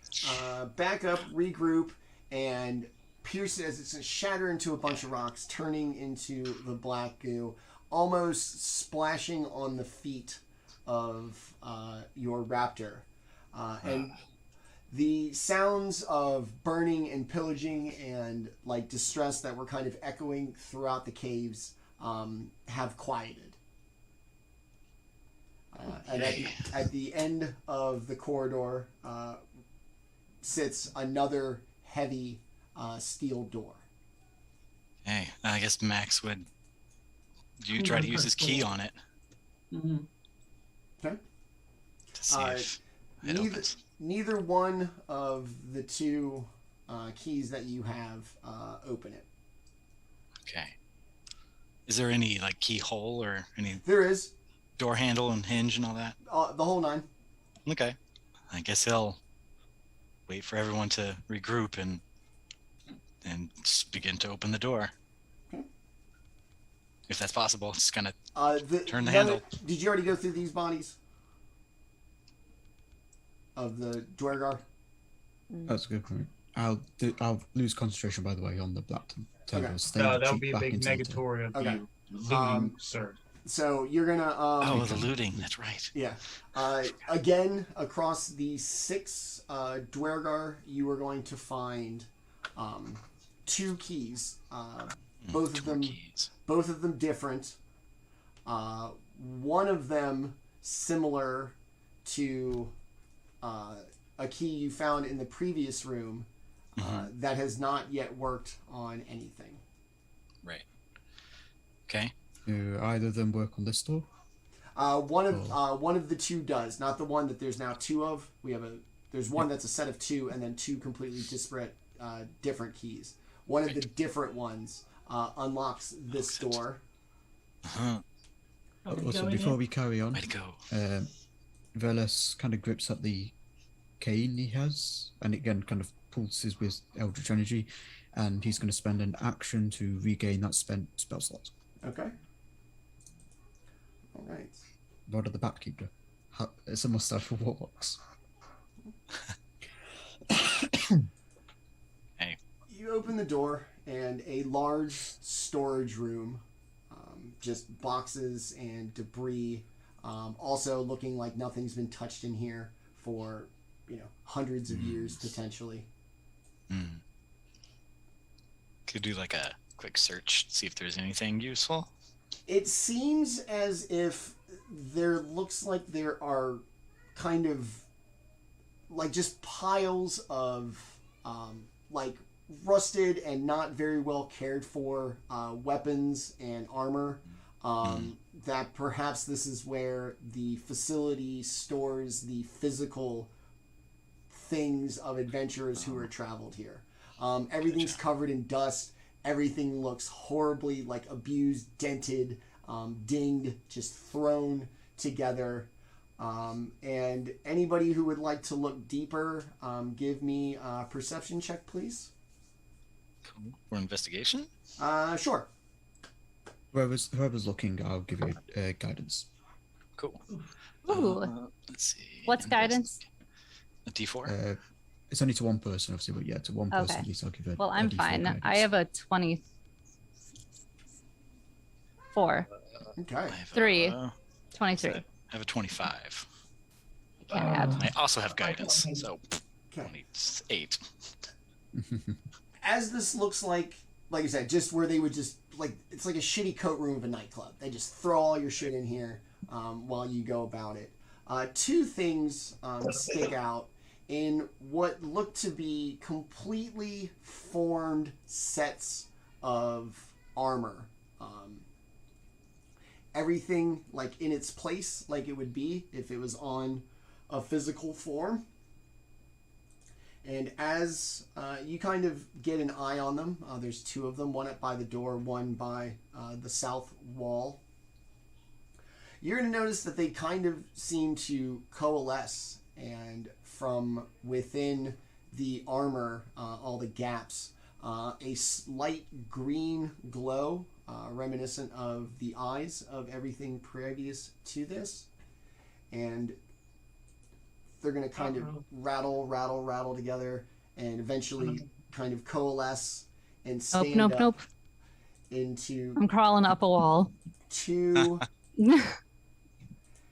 empty suits No. of armor with like a green necrotic light providing the form as they stand up out of these collections of debris. Is what Makks will say. And they're just going to point their swords at you. And Crawling up this wall over here. yeah. With this, we're going to take another, like, a real quick break just for everybody. Sure. Before we get into this, again, combat's just kind of like this. Once again, everybody, thanks for watching. This is a special extended edition of the show, so we're going to take a little more breaks than average. Please bear with us. It's for our benefit and for yours. All right, so it is 4:34. We'll probably be back in about 5 minutes to begin to wrap this thing up, okay? Please stick with us. We'll see you on the other side. Bang. Boom, boom. All right. Paladins are so friggin' great. I need to play more paladins. Like I said, I love David because I know he's going to play Paladin, and I love Paladins myself, so it is always... Paladins are great. Okay. We'll move the map over a little bit. I think that's everybody. All right. We are back. They have awakened or become in the presence of two large... suits of armor that have coalesced into a standing being. Who gave the killing blow last time? Was it Teska again? I think it was Makks. Okay. Makks, yeah. It was Nice. almost me. I don't Okay. remember. Yeah. All right. Veles, we will start with you, actually. Yep. I am just going to... I don't know what voice that was. I'm just going to step forward ever so slightly so that I can see these suits of armor. And assuming I can pick either of them, I'm just going to cast Eldritch Blast at this one at the bottom. Okay. Let me just double check. I don't have anything I can do as a bonus action. Step, shift. Yeah, no. So, yep, Eldritch Blast at the bottom one, which is 2 beams of Eldritch Blast at this point. So that is a 25 on the first to hit. Yes. And a 23 on the second to hit. Yes. Alright, so they both take... So it's 2 to 10. Oh, that's good. 17 points of force damage. Okay. It's going to, ding back. Its armor is going to dent. But the green glow that comprises its form on which the armor hangs shows no expression, nothing, blah-de-blah. As it takes 2 very solid blows. I absolutely did the wrong one, I think. And then that's my turn. Okay. And then it's the familiar. Okay. Owly boy, going to go peck at somebody? Yep. Okay. The same one. Okay. Harass it for a little bit, just bat it on the head with the wings, try and knock the helmet off, etc. And then flies back to my shoulder. Okay. All right. Very nice. All right. Baldr, it is you. You would have advantage on number 2 after the owl pecked at it. And then there's one just kind of hanging out there being menacing as well. Okay. But they wouldn't classify as objects, huh?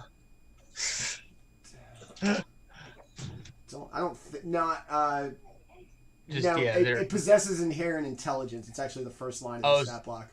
Oh, so it does have intelligence? Okay. Yeah. All right. It's still a construct, but this construct possesses intelligence, the ability to reason and adjust its tactics. So I would say it's not an object. Okay. Tables can adapt.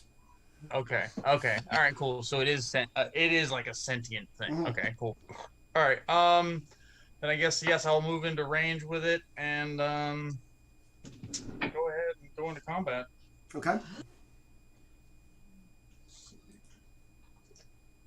All upon it. First 2 attacks. Hey man. All is all about solving problems. Let's see. 23 and 25. Yes, both of them. Okay.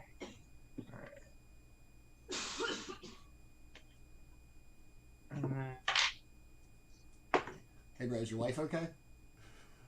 She's fucking choking on her own damn spit over there because you know that's it's a mood. That's how she. So 19 plus another 4 cold, so 23 Okay. points of damage. 4 of it being cold. All right. You're gonna punch it. It, like I said, it has no face, no nothing. Dent the armor. It's just gonna stand there, just kind of being moved by your blows, but nothing as an expression of pain or emotion or anything. Even as you really wail on this thing.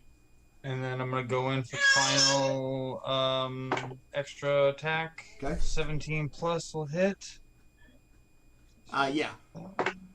And then that one is 13 points of damage. Okay. Wow. All right. Hey man, that's what happens when you punch for a D10. That's, I mean, yeah. All right. So you're gonna wail at it. It's gonna definitely not be in good shape right now. Go ahead and done with it being at advantage. Oops, wrong one. It's still there. Just don't have advantage anymore. There we go. All right. Baldr, anything else? And that's it for now. Okay. It is now the monster's turn. Hey, DM Studios, thank you very much for the big raid of 16 people. To all of our newcomers, welcome. We are in the middle of our 100th streaming episode special. The party currently escaping from what appears to be a prison in the domain of dread known as Soursagne, in an ultimate twist of fate. Hello to all our newcomers. Thank you to everybody for the follows. We really appreciate it. You came at just a great time in the middle of our combat here in what is a prison escape, essentially. All right. Baldr, big damage on the Helmed Horror number 2. Is that it for you? Yeah, right? It is now their turns. They are going to take longsword attacks at Baldr. 23 and a 21 to hit. You're muted, buddy. Please tell me yes. Yes. You muted. Yeah. Yeah. Yeah, okay. sorry. That was a nod. AC's 21, so both of those will hit. Okay, both of them will hit. All right. D8. Where are my D8s? All right. You are going to take 9, 8. You're going to take 17 slashing damage as it's just going to wail on you twice. With 2 longsword attacks.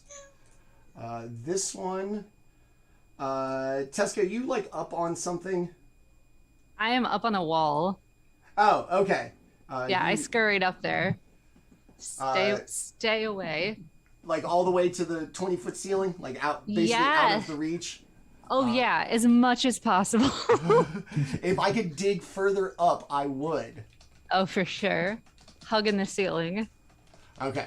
All right. So it's just going to kind of make its way. Let's see. Can it make its way to Baldr? I think it can. All right. It's going to make it. It's going to go away. Look and walk past you as much as it would like to. Oh, thank God. Kind of slash at you. It physically probably can't reach. Going to come over, slash at Baldr. 23 and an 18. 18's not. Slippers of Climbing was the best purchase I ever made.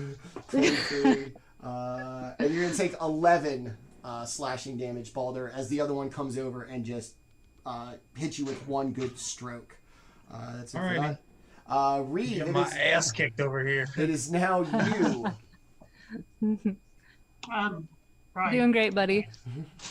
I'm good though. You'll be fine. I'm going to flank with Helmed Horror Number 1. Okay. Attack with my, yeah, just attack with my longsword. Twice. Ooh, a nat 20 for a 28. I rolled a 20 and a 1 for the first roll. Okay. Your quit is going to be full damage and then roll everything again. Okay. So full damage will be 12, and then what do you mean? Roll Like damage? if it's 2d6 plus 4, your damage would be 16 to start, and then you'd roll it all again. Okay, so it'd be 12 plus another d8, which will be another 10. Okay. So that's 22. Is Okay. that right? Yes. Nice. And then I will attack again. Okay. Ooh, a 21 to hit. Yes. This one, it'll be another 9. Okay. Determined, otherworldly, possessed, a million things are going to be going on right now, just as you, like, really struck the hell out of it twice. Like I said, no expression, no movement, just the physical absorption of the force of your blows as it does point its glowing green head down at, like, its gaze down at you. Fine. That'll be my end of turn. Okay. Teska up on the wall, doing your best Gwen Stacy. I am. Yeah.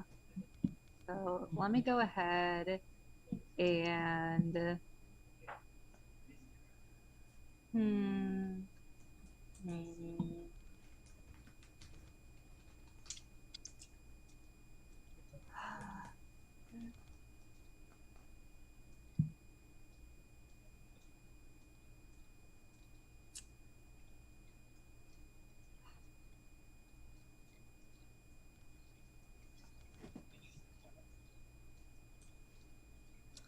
I feel like I'm not very worried about these guys. I'm just gonna do another fairy fire. Okay. They can both take a Dex 15 saving throw. No. Okay. How about no? So they're- shot? They're gonna be glowy boys. And she's also gonna be hugging this plushie that she's at some point in the dark, spooky tunnel pulled out of her bag, and it looks like a purple grub. Okay. And it's magical. Just by the way. I really bought. It's not into important right I now, bought but into the Dune merchandise. This thing is great. it is. Heard. All right. Teska, anything else? No, gonna Alright. stay up here on my wall. All right. Mascot of House Atreides and Frere Fires. Got it. That's right. All right. Makks, it is you. Both of them. Number 2 doing significant, well, I don't know if significantly worse, but number 2 doing worse than number 1. Okay. Then Makks will kind of peek out from behind and cast Heat Metal on number 1. Nice. Nice. It doesn't say anything about a save, really, because you can't drop it. Yeah. It is their entire form, so Exactly. yeah. So auto 2d8 fire damage. I roll that. On which one? Number 1 or 2? To number 1. Okay. 8 and a 5. My brain. 13. 13 Okay. fire damage. And it'll just kind of hold that, so I'm concentrating on that. Next round, bonus action, it kind of does it again. But for my bonus action now, I will try to telekinetically shove it kind of in this direction so that it's not within melee of the other guy. Okay. But for that, it has to make a strength save. I'm hoping that that's something it's decent at. All right. Optimistic. Yeah. 12, so Nope. optimism dashed. Real kinda life. pushed. Real life. Thanks for coming in there and kicking me right in the nuts when I thought I had a chance. It's all right. It's what we're here for. So yeah, that's it. And he'll just kind of like tuck back in behind his steel defender. Okay. Portable cover. All the adventures next year are going to be bringing it. Right. Very nice. Makks, that's it. All right, Veles, back up to the top with you. Yeah. I see no reason to get myself into any danger whatsoever. So I'm just going to walk over to here. And as I'm going, just the crackling beam of Eldritch Energy forms in my hand once more. And I'll toss the first bolt at number 2. Okay. Advantage because of the fairy fire. That's a 22 to hit. It does. For 1d10. For 12 points of damage. Okay.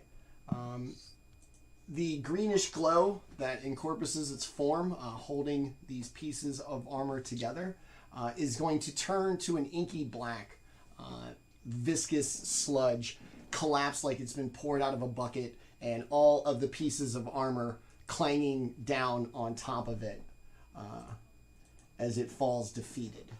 And then the second Eldritch Blast will go towards number 1. Okay. And as it does, I'm just going to mutter under my breath. These distractions are getting tiring. Please know your place.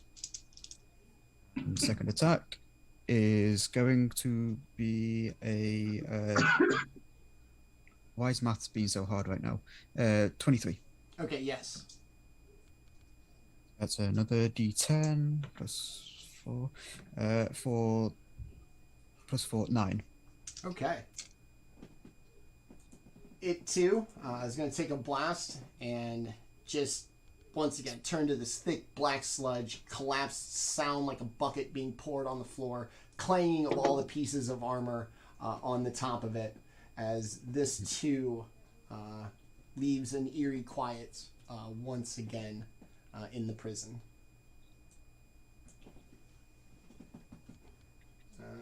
Right. And what is this place? Veles, anything else you would like to do? Bonus action. Bonus action. Nope, that's my turn. Okay. Very slowly come down from the wall. Is it safe now? Maybe, I don't know. Feels like it might be. All right. Baldr, it is you. I am going to take my action and heal myself for the 9 points I can. Okay. And here we go. That'll be my turn. Okay. Reeve, it is you. What can I do? I will head up. Is this the door here? Yes. I will head up to the door and try and listen for it, see if there's any noise on the other side. Okay. You go through the piles of sludge and the piles of armor that have fallen. Once again, you find 2 keys. One of them matches the previous set of 2 from the other 2 rooms. One of them is completely brand new. Okay. And as you put your ear up to the door, you don't hear anything on the other side. Can I try the keys in the door? Sure.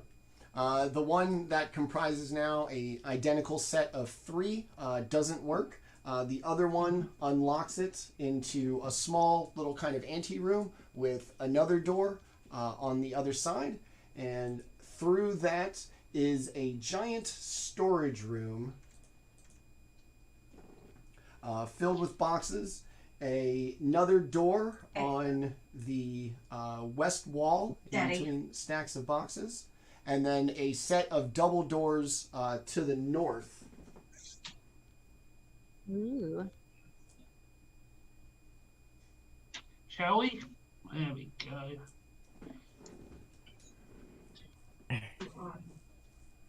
Let's keep moving. That's another door here. Did you say? Yeah, there's one on the north side of this new room and one on the the west side. Okay.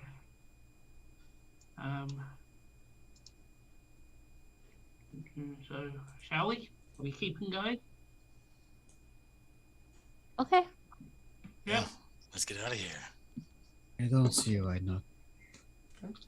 Though these continuous rooms are getting annoying, I can they made this simple and easy. Since when is life ever simple and easy? Right? At least we're still alive. That is For true. now. Some of us. Did Still you say these standing. crates? Your storage crates. Yeah. They're all dry rotted, dusty, smashed. There doesn't appear to be anything in them. Go this way. Come on. Go this way. Come on. Hmm. It works. You know, with as old as all this stuff is, it doesn't seem like this place gets used very often. At least this part of it. Maybe they haven't had people here for a while. Which way are we going? How is Baldr looking? 'Cause he did heal himself a bit, but Badly. Very badly. oh, poor dear. So I'll go over to him and just give him a little. Well, I'm gonna hold out the unicorn horn, and I'll hold it to his forehead, and Oh, cast. you're a unicorn. Oh, I'm gonna cast a cure And wound. you reach over there too. Reach over there.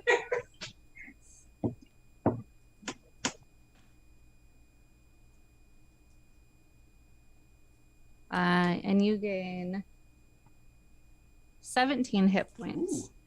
All right. Nice. That looks great. As head into the room, just Veles is gonna almost like pause and, as a thought hits him for a moment, and then turn around to everyone. As a point of curiosity, was anyone else awake when we were brought here, or were you all slumbering? That horrible thing. I can safely say I was asleep.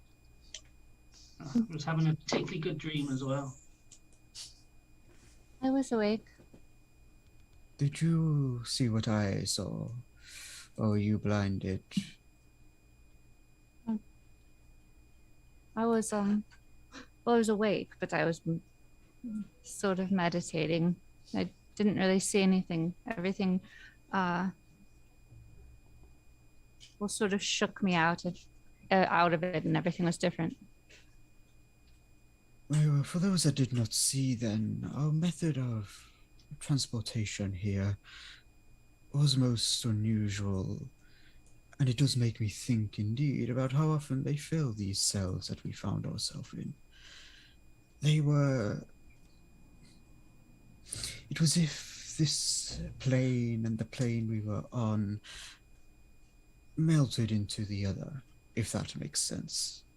It was not a teleportation as such as a gradual shift. We were in one place, then we were in another. They became one and the same. Indeed, but it was not through teleportation. It was as if the planes overlapped for a moment and permeated through each other, permeated through themselves. If you will pardon the analogy, as clumsy as it is.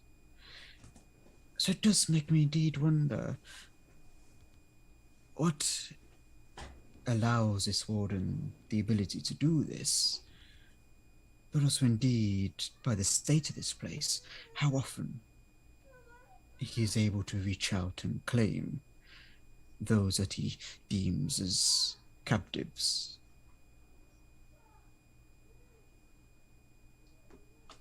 I am curious if you have heard any stories of such events occurring. I imagine they are not consistent or common, but the old story here and there does often sift its way through the rabble and the masses to reach ears that it was otherwise not have been told to. I'm curious, have any of you heard of anything like this before? Are people just vanishing? Particularly when there is also a heavy mist just before. I've heard of adventurers being called off to places. Called off in letters. You receive a letter, you don't know. It's told to go somewhere, you travel a road and you're there. As much as I know.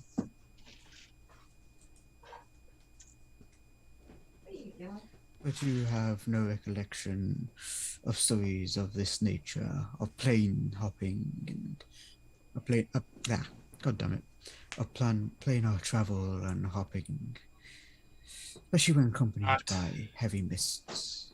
Not in the unaware sense. Anytime I've traveled, I've either been aware or I had woken up there, almost like we did in the cell.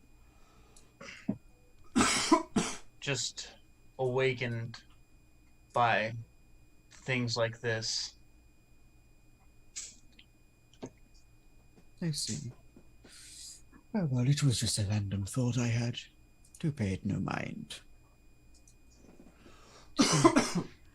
Inconsequential idea, shall we say. Yes, let us carry on, and not let me tarry the group any longer. I want to listen at this door over here. Through the door, the acoustics of a built structure are one thing compared to like a cave. You hear like the rushing of wind and like really odd echoes from the other side of this door. Oh. I can hear something over here. Bugs barking. Surely. Which is echoes. Alright. Well then, let us carry on, since we have no idea of the layout. Anyway, as good as any other. This door is unlocked, and it opens up into another series of caves. Well, actually, one corridor of caves that comes to a dead end. Just the continuous cut, same as before, seemingly carved by hand. Along the way, there seems to be a part that was carved out that now appears to be blocked by an unnatural and like purposefully placed stone kind of blocking the path any further. That's going to be right jaw.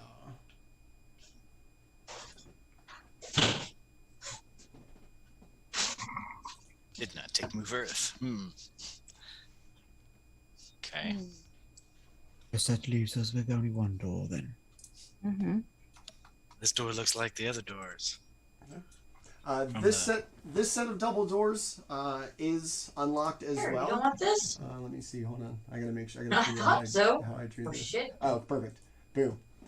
It's going to open up into another little anteroom, and at the end of that is going to be another set of double doors. This time, similar to the cell block corridor. There's going to be no handle, no lock, no nothing on this side. Anyway, this is the one that's like the other door. That's what I was saying. Yeah. Oh. Can I take a look at it? Just inspect it over. Does it seem like it's arcanely sealed and thus it can only be unlocked by one of these keys on the other side? Because I'm assuming the set of 3 we have at the moment match the 4 doors I saw. Is this kind of like an arcane I thing? will not confirm or deny that assumption. It is a reasonable one. I would be more concerned about the arcane presence of whatever's blue as shit in the next room, not necessarily like the locks. Because if we could just get it open, there's a larger sense of magic about what makes the room blue than what is keeping the doors closed. Yeah. Because I have an idea, but it would require getting the door open. Right. That's why I was hoping to check if there was anything. Okay. Would you like me to open the door? If you are able to, but it is sealed as far as I'm aware on this side. Well, I can try. If you're willing to try, then by all means. Does the door appear to be made of wood? It's metal. It's metal.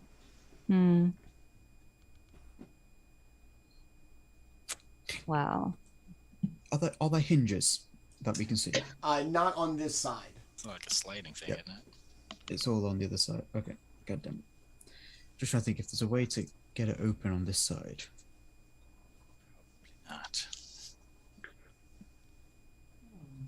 Because from when I was in the owl's sight on the other side of it, does it look like it would swing into where we are now when it opens, or would it like slide? Or it's going to open into the room the owl was in. Stairs. Yeah. Okay. Baldr, you professed that you would be able to break through any wall, did you not? Would that happen to include metal doors if you thought you could overcome the strength of a lock and barge on through? It depends on the strength of the door. Well, I'm still only man. I profess I can do quite a bit, but it all depends on the strength of everything around. Does the door jam made of metal? Is it like metal into the stone, or you can only see it like flush up against like the stone walls on your side, and then as far as where they join each other, it just looks like they're just unbelievably like well fitted, but there's no like plate to reinforce it like in any kind of way, to kind of keep them from being moving at the middle point, if that makes sense. All right. So then I guess I'm gonna go to this side, this corner over here. Okay. And just kind of go from like where basically I think what hinges would be, kind of like, I got it. a quarter of the way up from the bottom and a quarter way down from the top, and I would just attempt to just push right there on the outside. Okay. Give me an attack. It seems like. Okay. Sorry, got you. If it's against an object, it's a critical hit, yes. No matter what. So. All right. So you're gonna kick at it and punch at it. More at the wall than at the door, right? Yeah, more okay. The structure holding the door okay. itself. I'm readying a spell in case this is successful, by the way. You're going to chip at it. The wall's going to kind of crumble. Eventually, you're going to get to the part where the wall stops to give and the weight of the door can be felt. And you're going to keep going. You're going to keep going. You're going to see it kind of slide a little bit off as the stone becomes weaker. And as it does so, the door is eventually... I'm not going to say fall all the way off, but you're going to kick the handle out It'll enough. tilt. Yeah, it'll tilt so in. you'll be able to peek in. And as soon as I can see in, I am releasing Dispel Magic into the room. Okay. Because whatever that effect that is, I do not want it to trigger. So as soon as I can see, Dispel Magic. This whole prison has been dank and dark, like what you would expect, just enough light to kind of move about.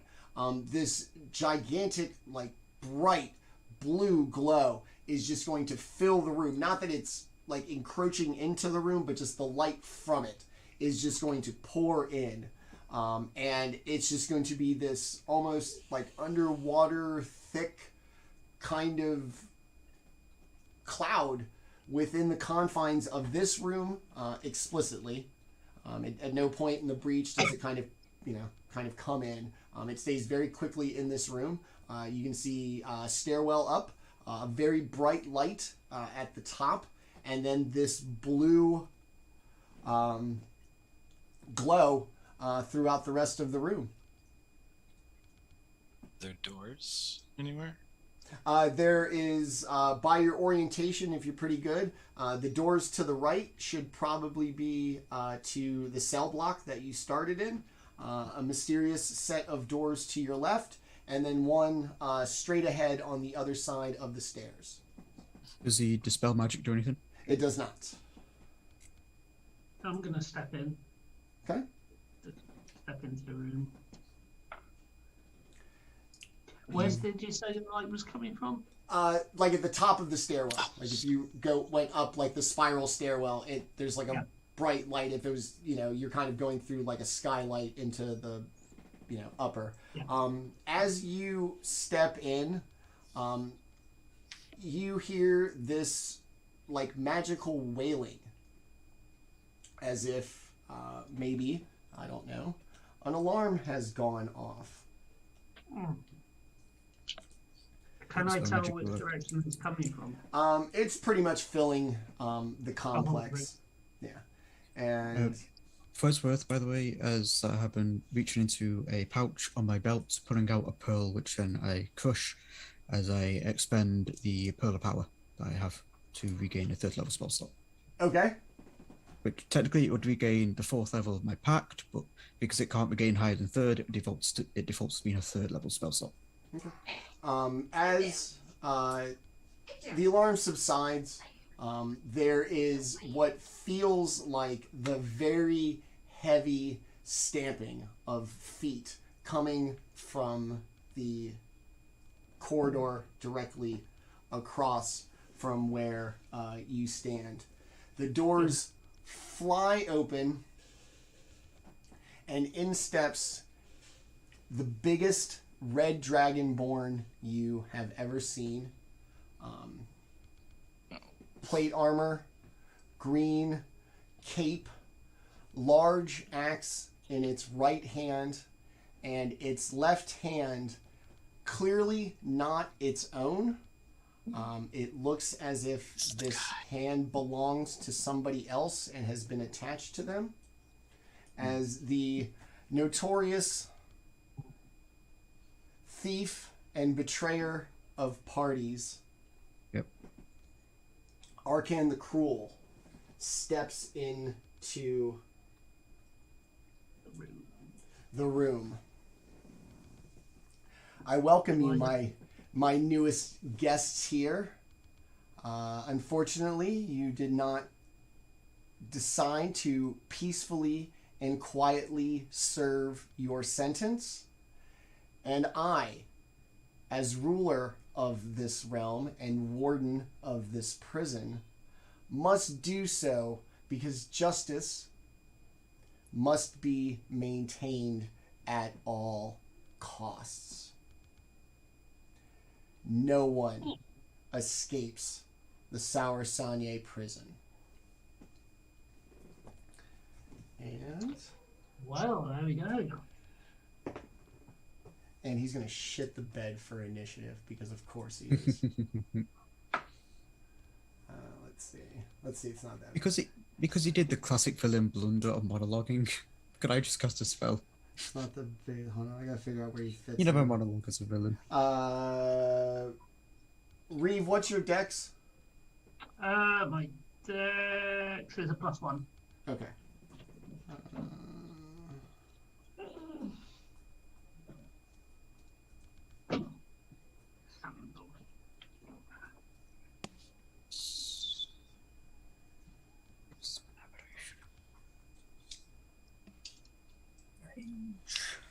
All right. Who got the killing blow against? Veles did. Veles. Okay. So technically, Veles is familiar is up. All right. Yeah, go familiar. How far away is Archon from me? Because it says 45 by this tool, but we know the map's a bit off. Double? Probably say 60. It's probably off by about 30 to 50%. So I'd say probably 60 feet. 60 feet. 75 maybe. In that case, familiar does nothing. Okay. But actually, no, it will fly in to land on this table or on the back of the chair and takes the dodge action. Okay. That's the familiar's turn. All right. Baldr, the warden that you were anxious to get to, has found you. Kind of a crowd favorite. Thought everybody would like it. What would you like to do as it storms in the room, glowing hand of Vecna on its left arm, big magical axe in its right? Oh. Is he medium size also? Yes. Okay.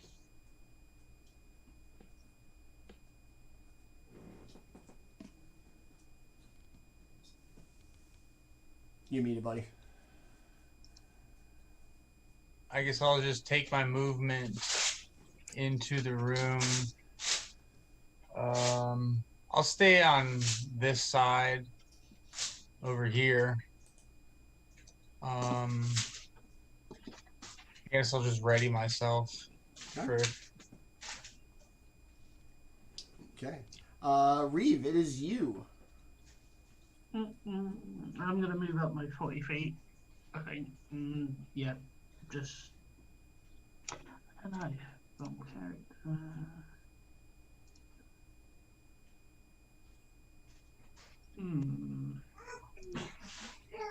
And I am going to cast Shield of Faith again as a bonus action.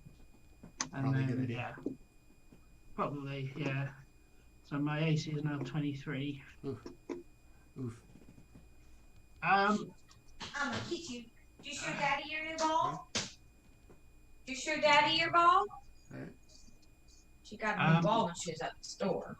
I'm gonna just hold my action, just and if he comes anywhere near me. Okay. Just All right. Yeah. It is now his time to come somewhere near you. 40 feet of movement.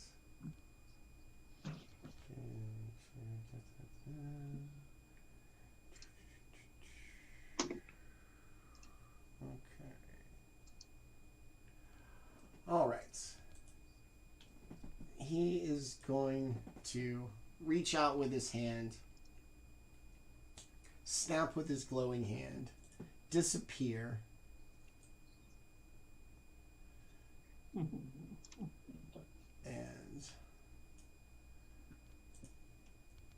reappear. Motherfucker. He's going to reach back with his right arm and its glowing axe, Fane Eater, and make how many? Oh no.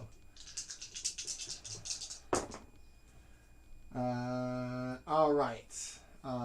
23, 24, and 22 to hit. Who's this against? Veles. I'm gonna use my reaction to impose disadvantage on one of those. Okay. Just with a blinding flash of light comes from Teska as she screams. Okay. And if I accidentally deleted my characters, so then you're going to be brought back in. But if my defender's nearby, he'll use his reaction to also try to impose disadvantage. And I'm going to use Intrepid Ward on the third attack to also give that a disadvantage. Okay. All right, so I'm basically rolling again and seeing if I can beat what? 21, 22, 23? Is that what it was? That sounds right. Okay. Right. Otherwise, I'm dead. Roll everything again. Ooh, good news. 17, 16, unfortunately 24 still. Hit, and hit. All Oh no. Really? The 17? AC is 16. Oh. My AC is Oh. 16. Oh no. Oh no. And I think a Tropic Wall takes my reaction, so I can't use shield. Oy. I'm dead. Oh no. I'm not built Wait, for actually? melee. Well, I mean, that's what we planned for. we're gonna so find that's out. great. We're gonna find out. It's a lot. I'm still here. I'm not gonna lie to you. It's not gonna be pretty. I'm not built for melee. 9, 17. Most casters aren't, though, are they? Oy. It's gonna be 53 Wow. slashing damage, Yep. and then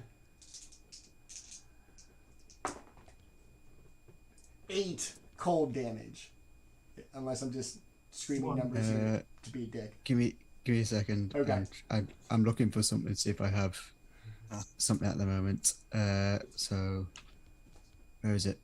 Okay, no, I do actually have that. Okay, so 53 slashing gets me down to 3 hit points. Okay.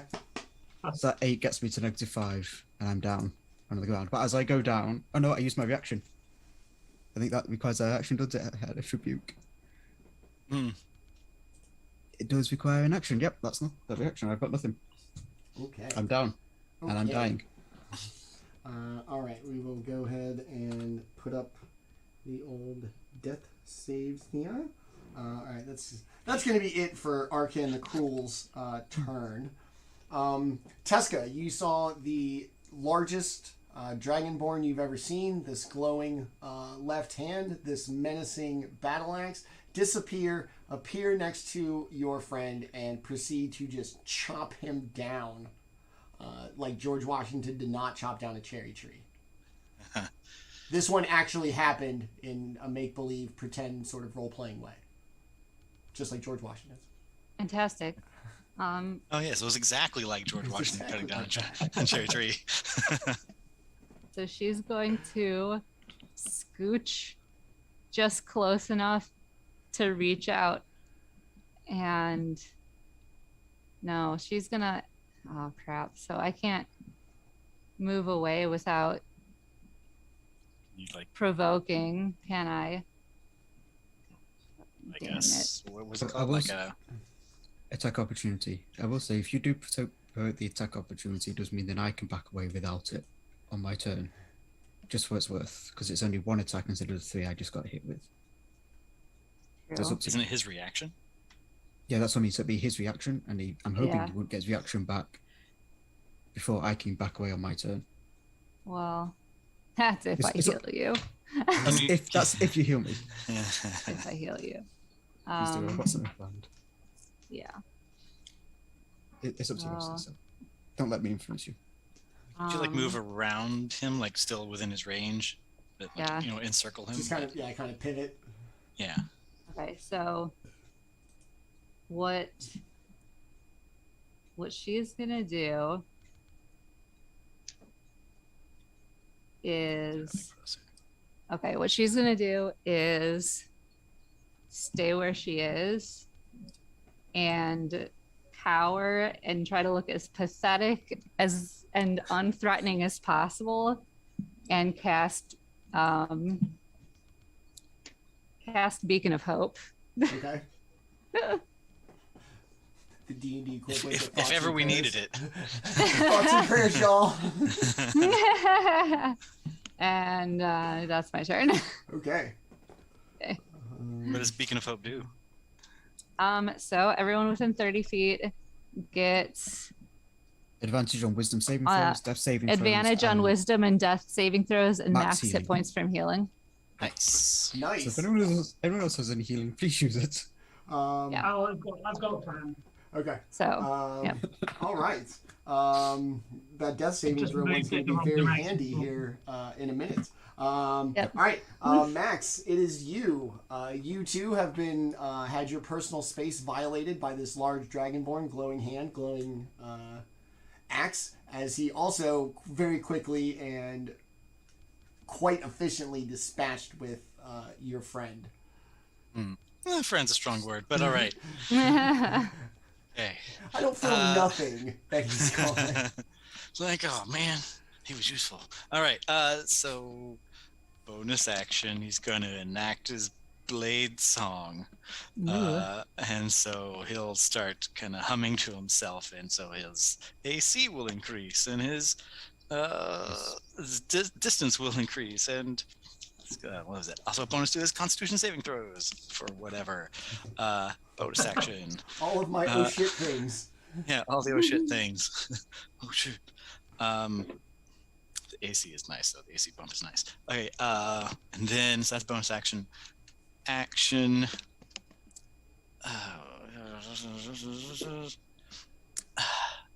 Action. I'm going to try to cast levitate on him. Okay. To like push him out of the room and float him up into the middle of the air. He has to make a I assume it's where is it? It's not Constitution. It's Constitution. Constitution saving throw. 19. Ooh. I'm feeling good. It's gonna be a 23. Oh, okay, fine. All right, knock that off the list. And then he'll. So that didn't work. I guess he'll back up slightly more. Just back up a little bit more over here. With his and just kind of with his lance and shield ready. Oh, not his shield, but just his lance. All right. Ready. Need as much running start as possible. All right. All right. Veles, is you advantage with your death save, so good luck there. First roll. Okay, that's good. Second roll. Yes. Natural 20. Okay. Yes. And back up to 1 hit point. Death saves take place at the start of the turn. Amazing. Okay. I'm back. So I wait straight back up and I have my turn. I am going to look around and see who healed me. Realize no one actually healed me. Go, fuck you guys. Stay on the ground, look around the corner, and cast Misty Step to vanish out of his view and down there. Okay. That's it. Oh, fuck, I'm out. You guys can deal with him. Shit. Hey, I helped. That ruins my plan. All right. There's another door. Actually, hold on. Wake up. Action. Primal Savagery to claw at him from the ground. And then bonus action. Misty Step out of there. Okay. I'll get a hit in first. With a 23 to hit. 23 does hit. Okay, so it's 2d10. Keep something in mind. Barely. Yep. That's a 10 points of acid damage. Ooh. Spicy. And then bonus action, I'm out of there, and he doesn't even see where I reappear unless he has blind sense or something. Now I'm out. Yeah, now I'm out. Fuck it. All I'm right. Out. You bitch can deal with him. I can move a lot more. I didn't realize that door was closed. I mean, rather that it was open. Yeah, he might move a little bit further back. Maybe over there. Yeah, just gonna outweigh. Just enough. Yeah, just I mean, it's not gonna be enough, but I don't know. We'll see. It's enough for my anxiety not to be triggered. Heard. All right, Baldr, it is you. You're in the middle of the room. The large dragonborn Oathbreaker Paladin has slid by you, is in the nice little tight corridor, and wailing on your peoples.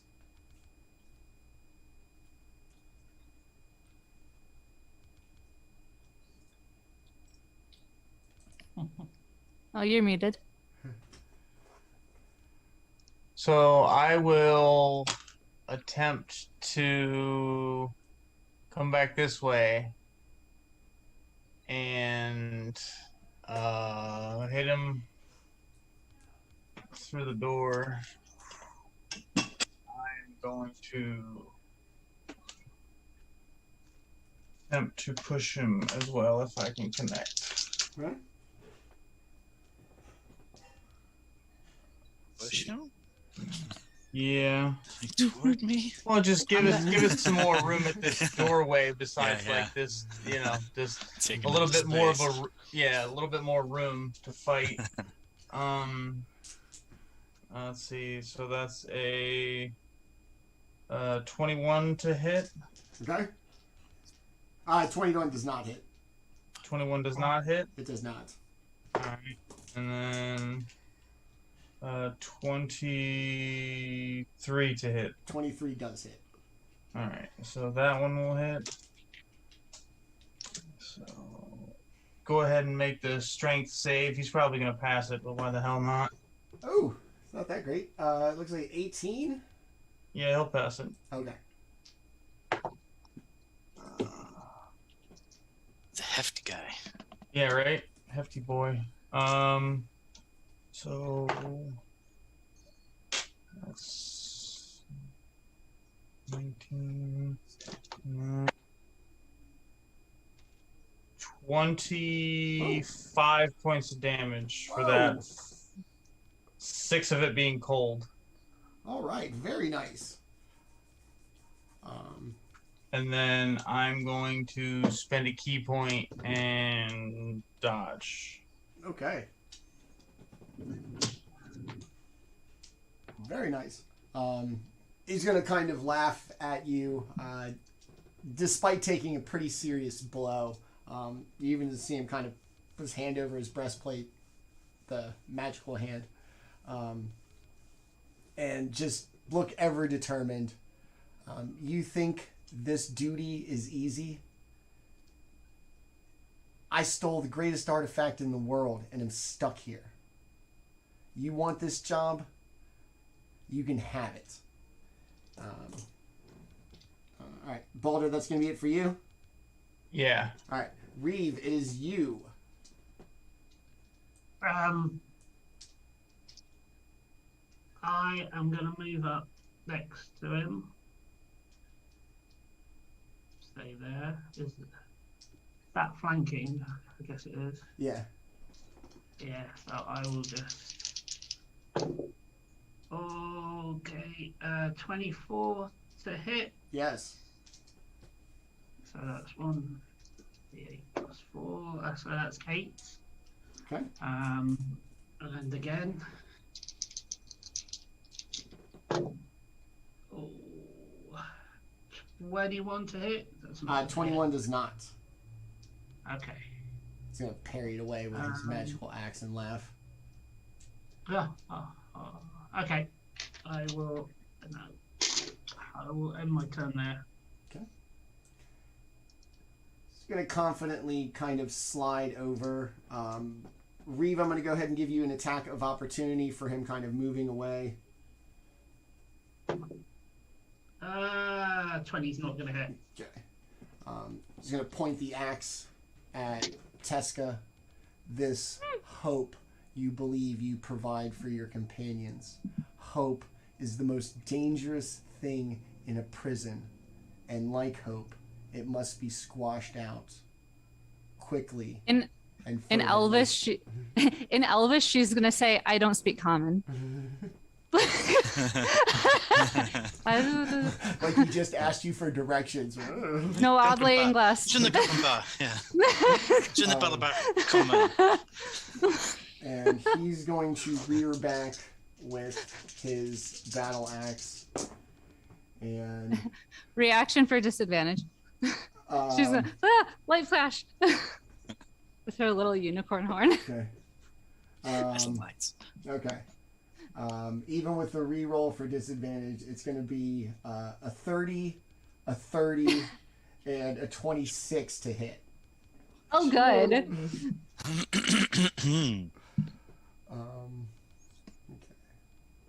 When's it gonna die? That's great. I love that for me. 7. Take 48 slashing damage. Okay. And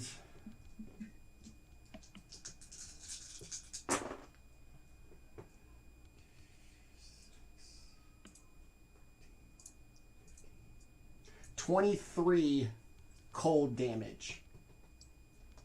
Okay. She's going to cough up some blood. Just a bit. She's still up. Oh, wow. Wow. Yeah, I took toughness. Nice. It's a good one. He's gonna feel very satisfied with his, dramatic strikes, and knowing what he was doing to see you kind of still standing there. So you give that kind of like nodding, respectful approval, as if the vibes of the villain matter to you. Hey, he might have been an asshole, but he did like my work, so. All right, that's going to be it for Arcan the Cruel. Ironically enough, Teska, you can go ahead and roleplay that blood coughing if you would like. It is now your turn. She's gonna hug her plushie, and it goes, "Here is a mind killer," and and then she's going to. I think she needs.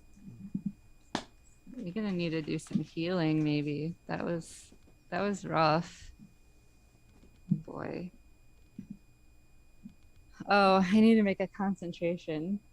Wait, is it? Yeah, Beacon of Hope is concentration. Oh boy.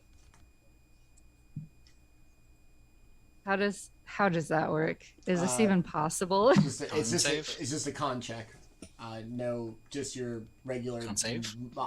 Check. Just you're not really. It's the same thing as exhaustion. Oh, I see what you're saying. Yeah, Just yeah. kind of. You do or you don't. So yeah. That's a nat one.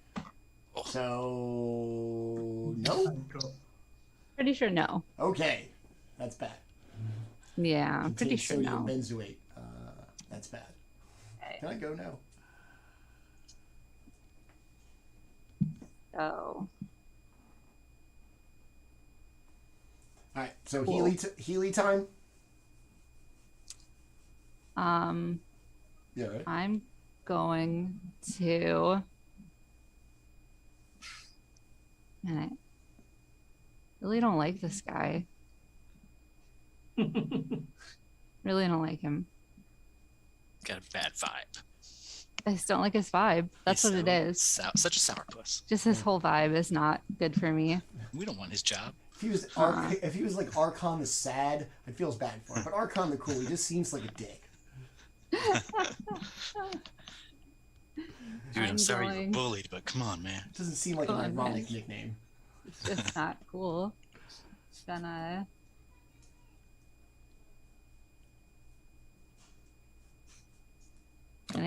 Gonna do some healing, I think, on myself. You hear Veles' voice in your head. Oh, now you heal. Screw you, man. I'm sorry, I couldn't resist making the comment. I love that you didn't heal him, by the way. I absolutely love it.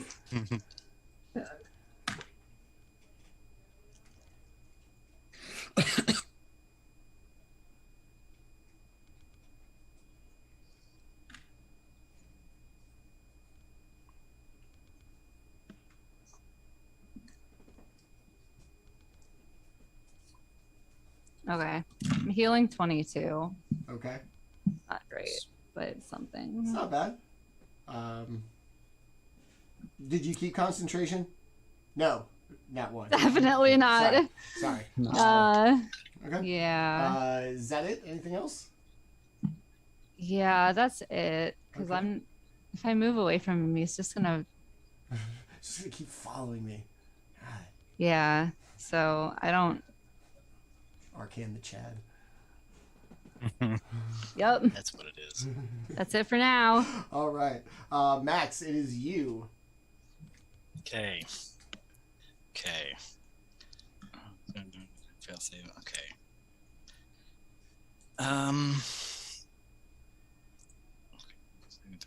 Just trying to make sure this is the one I want.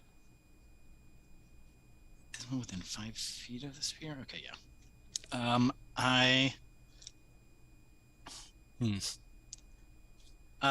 he's gonna try to take his lance at it, like he's tried before. He's not gonna run up all the way. Stay about 10 feet back and kind of poke him a couple times.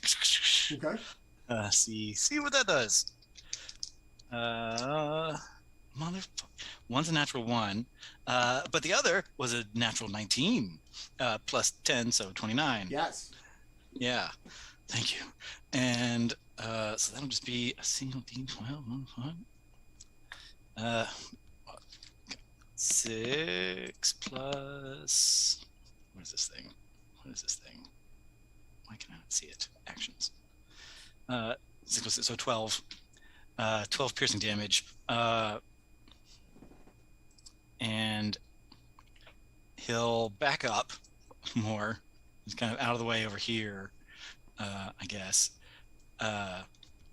And for bonus action, he'll try to telekinetically shove him kind of like 5 feet toward me to kind of get him out of range of those other 2. Okay. So it's a strength save, I believe. I'm just keep checking. Ooh, no. That's going to be a 7. Nice. So he gets pushed back, pushed toward me, pushed away from them, a good 5 feet or so. So they can escape if they need to. Okay. Yeah, and that's gonna be it. All right. That's it for that. All right, Veles, back up to you. Yep. Bonus action. I suppose only Makks would see this as he runs away. The animalistic features that Veles has grow all the more prominent as he uses his bonus action to shift into his long stride form, which is why I wish I'd been able to go first, because now any creature that enters my space, I think I can use a reaction to run away 10 feet without getting an attack opportunity. I wish I had that. I have it now, though, just in case. Action, however, he's going to slam the staff into the ground, and his eyes are going to slowly start to bleed black until it's almost like the cosmos in his eyes. And his own form is almost flickering in and out of view. And he's just going to run his hand along the cane, cutting his palm and spreading his blood. And and smashing a vial as he shouts, as he uses Summon Aberration. And right in front of Archon the Cruel, a star spawn is going to spawn. That shares my initiative count and goes after my turn like the familiar. And just, come to me, my servant. I refuse to die. As he just pushes himself to his feet and steps back to kind of watch the show. Just a wide grin on his face. And I'm declaring, don't want to do this? No. Yep. That's my turn. Which now comes to the star spawn. At the top of its turn, any creature within 5 feet, is it? Star spawn, whispering, any creature within 5 feet, which includes Archon the Cruel, must succeed on a wisdom saving throw against my DC, so DC 18.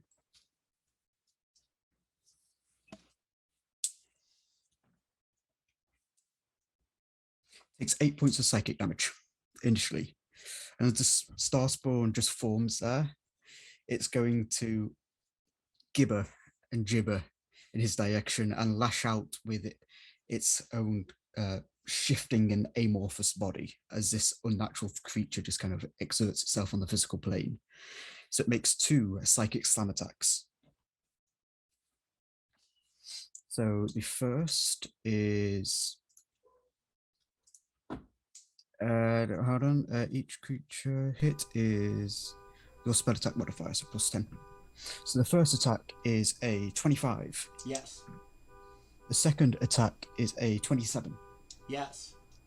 Okay, give me a second. This is going to be hard to count. So it's 2d8 plus 14. 28 points of psychic damage. Okay. As while its limbs physically connect with Archon, he feels this strike in his own head as this whispers of madness of the far realm pierce his psyche. Ah. Okay. And that's the Starspawn's turn. All right. Now it's the familiar's turn. Alley boy, get it headway. He is going to. That was 30 feet before, so he's going to fly in. Action, help, and then fly right back out. So the next attack has advantage. All right. And that's the familiar's turn. Okay. I'm still standing on 1 hit point, and we're going to fight as much as I can. All right. Anything else from Veles and company? Oh, he would continue his movement. He would have continued his movement down out of sight of Archon. Okay. I'm legit getting the hell out of here. Heard. Okay. Yeah, I'm on 1 hit point. I'm running. Baldr, I come and kill you. you've got your big scaly boy fighting you in front of you. You feel aided by the bird having come pecked at his eyes a touch. What would you like to do? Well, I guess we'll continue to lay into him. Why the hell not? Let's see. Dirty 20 is not going to do it. And then a natural 20 will, though, right? Natural 20 will. All right. Nice. So that is that. Plus. So.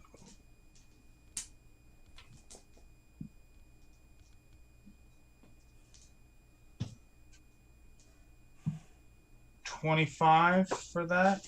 Whoa, okay. And then an extra 26, make it with an extra point of cold. All right. And then I'm going to dodge again. Because, you know. He's starting to look not so well, but he's still got the shit-eating smile and still kind of laughs. All right, that's going to be it for you. Reeve, it is you. Right, okay. I'm going to drop my Shield of Faith. As an action, cast Aura of Vitality. So that's a 3rd level spell. Healing energy radiates from you in an aura with a 30-foot radius. Until the spell ends, the aura moves with you. You can use a bonus action to cause one creature in the aura to regain 2d6 hit points. So I will be... Can I have that? Let me see. Yeah. What you got? Let me see.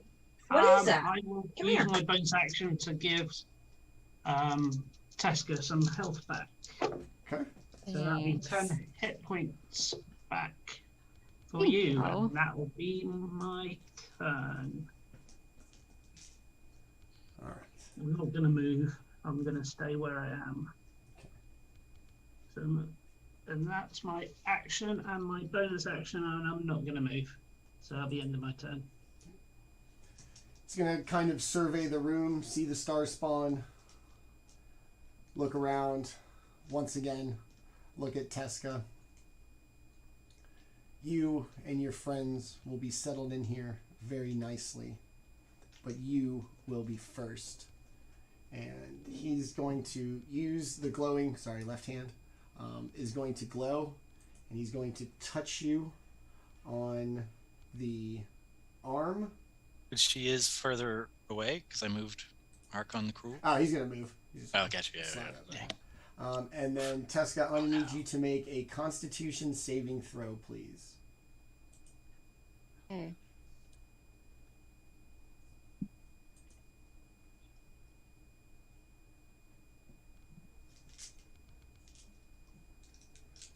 I'll make an attack of opportunity since he moves close real quick. Okay. But actually, he stepped out of the range, the star spawn, Okay. I imagine. So So, everybody. attack opportunities. Yep. Is this a spell? Yes. I missed. 25 to hit. Okay. Okay. Star spawn. So I did. do get. Okay, so I get advantage. Okay. That's something. 6 plus 7 is 13 Okay. points of psychic damage. Nice.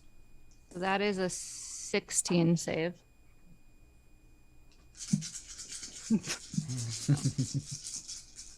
This is gonna hurt, isn't it? All right. 12, The vector.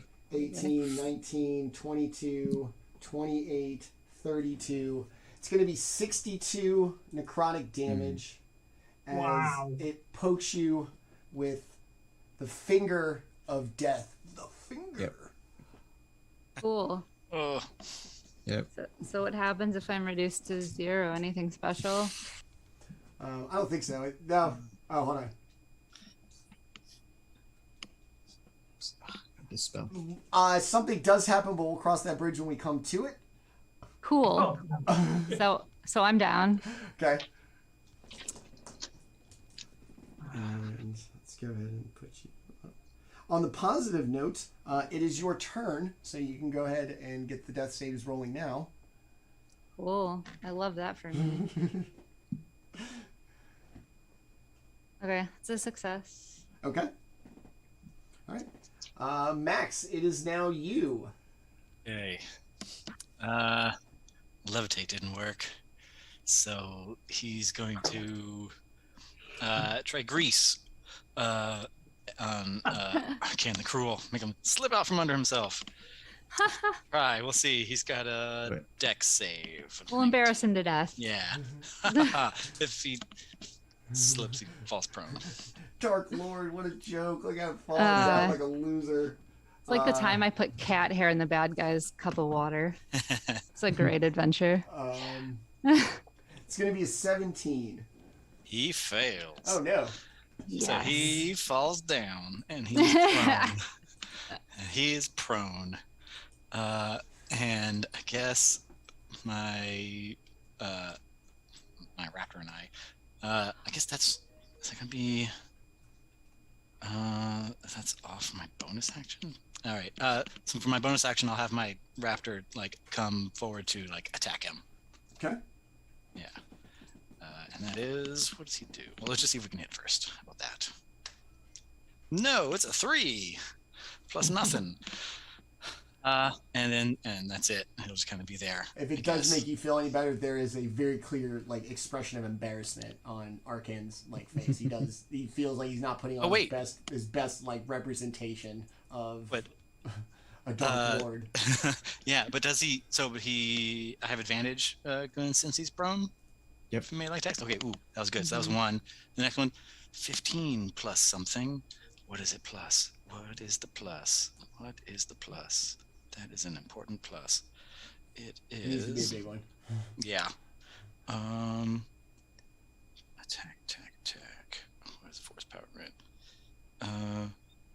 My melee spell attack. Okay, great. Spell attack is plus 11. Nice. So 15 plus 11, 26.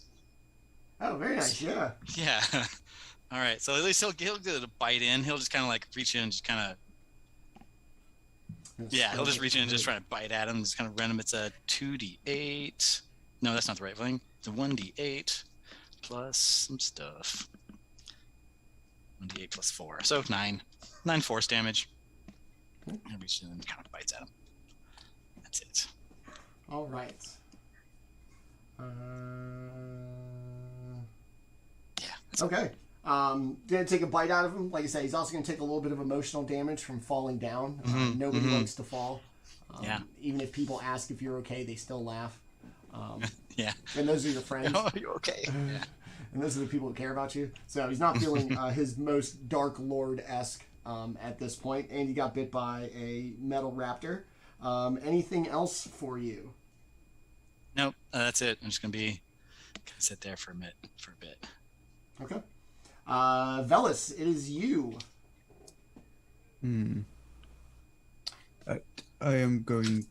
Veles is going to step forward a little bit so we can see Archon the Cruel. Stand the staff on the ground and 2 bolts of Eldritch Blast. The first is a disadvantage because of prone. So the first is a 24 to hit, the second is a 13. 24, yes, 13, no. Yep. So he takes 1d10 plus 4 is 11 points of damage. Okay. Points of force damage as it smacks into his head, and then back away and hide again, disappearing from view. End of my turn. Now comes to the star spawn. Oh, on my turn, psychically will communicate to the star spawn to attack because I have to command it. I meant to say that last time. So star spawn will slither forward, almost like glitching in place as it moves. Reality tries to reject it, and 2 attacks down onto Arkham the Cruel. Okay. At advantage because he's prone. Advantage. Yes. So the first is so close. 29 to hit. Yes. That was a 19 on the dice. It's so close to a crit. The second will be that crit. Okay. Okay. So this is a bit of calculation math now I need to do. 8 plus that is 15. 23. 26. 33. 40 points of damage. Very nice. Psychic damage.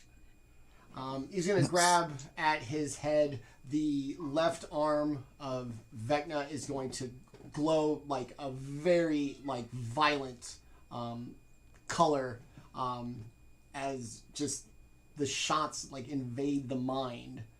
Starspawn are nasty, by the way. I fucking love them. Yep.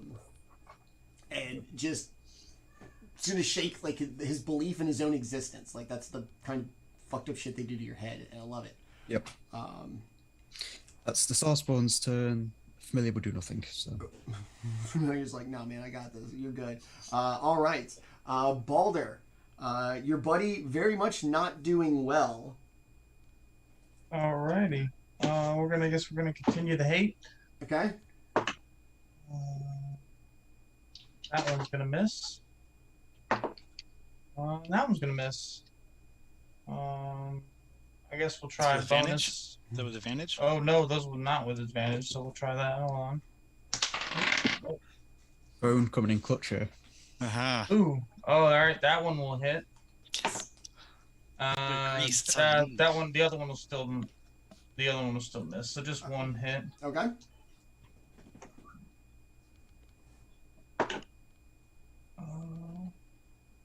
Ooh, terrible.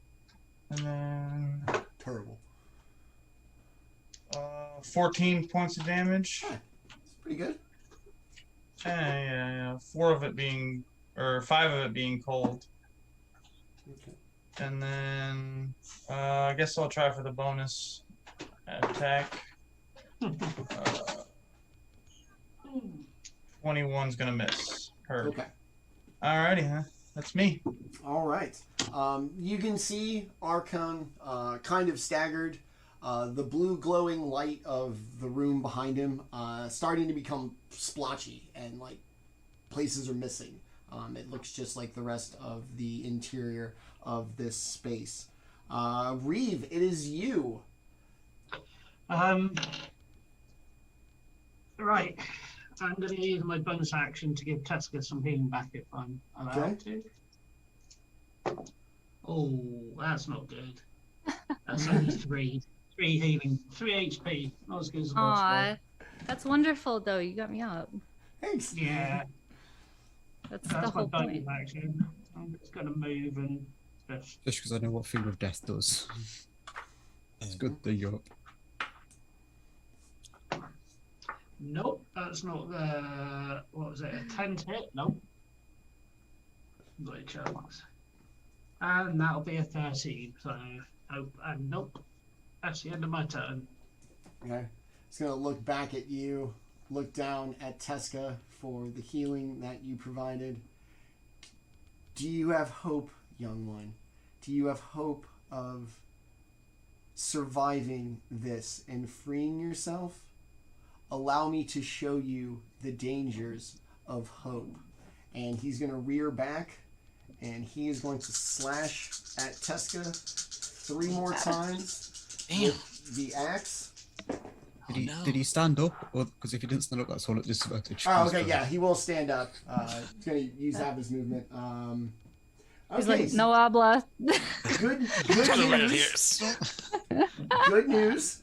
I rolled a 1, a 2, and a 9 with a plus 13, so 22, 15, and 14. Okay, so I have a 16 Okay, AC. so the 22. I'm gonna use my last warding flare to impose disadvantage on the one that hit. Okay.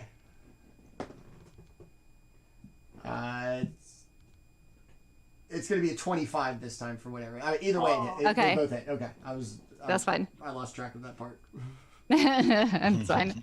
What was the last one? I don't know. Doesn't matter. They both hit. Okay.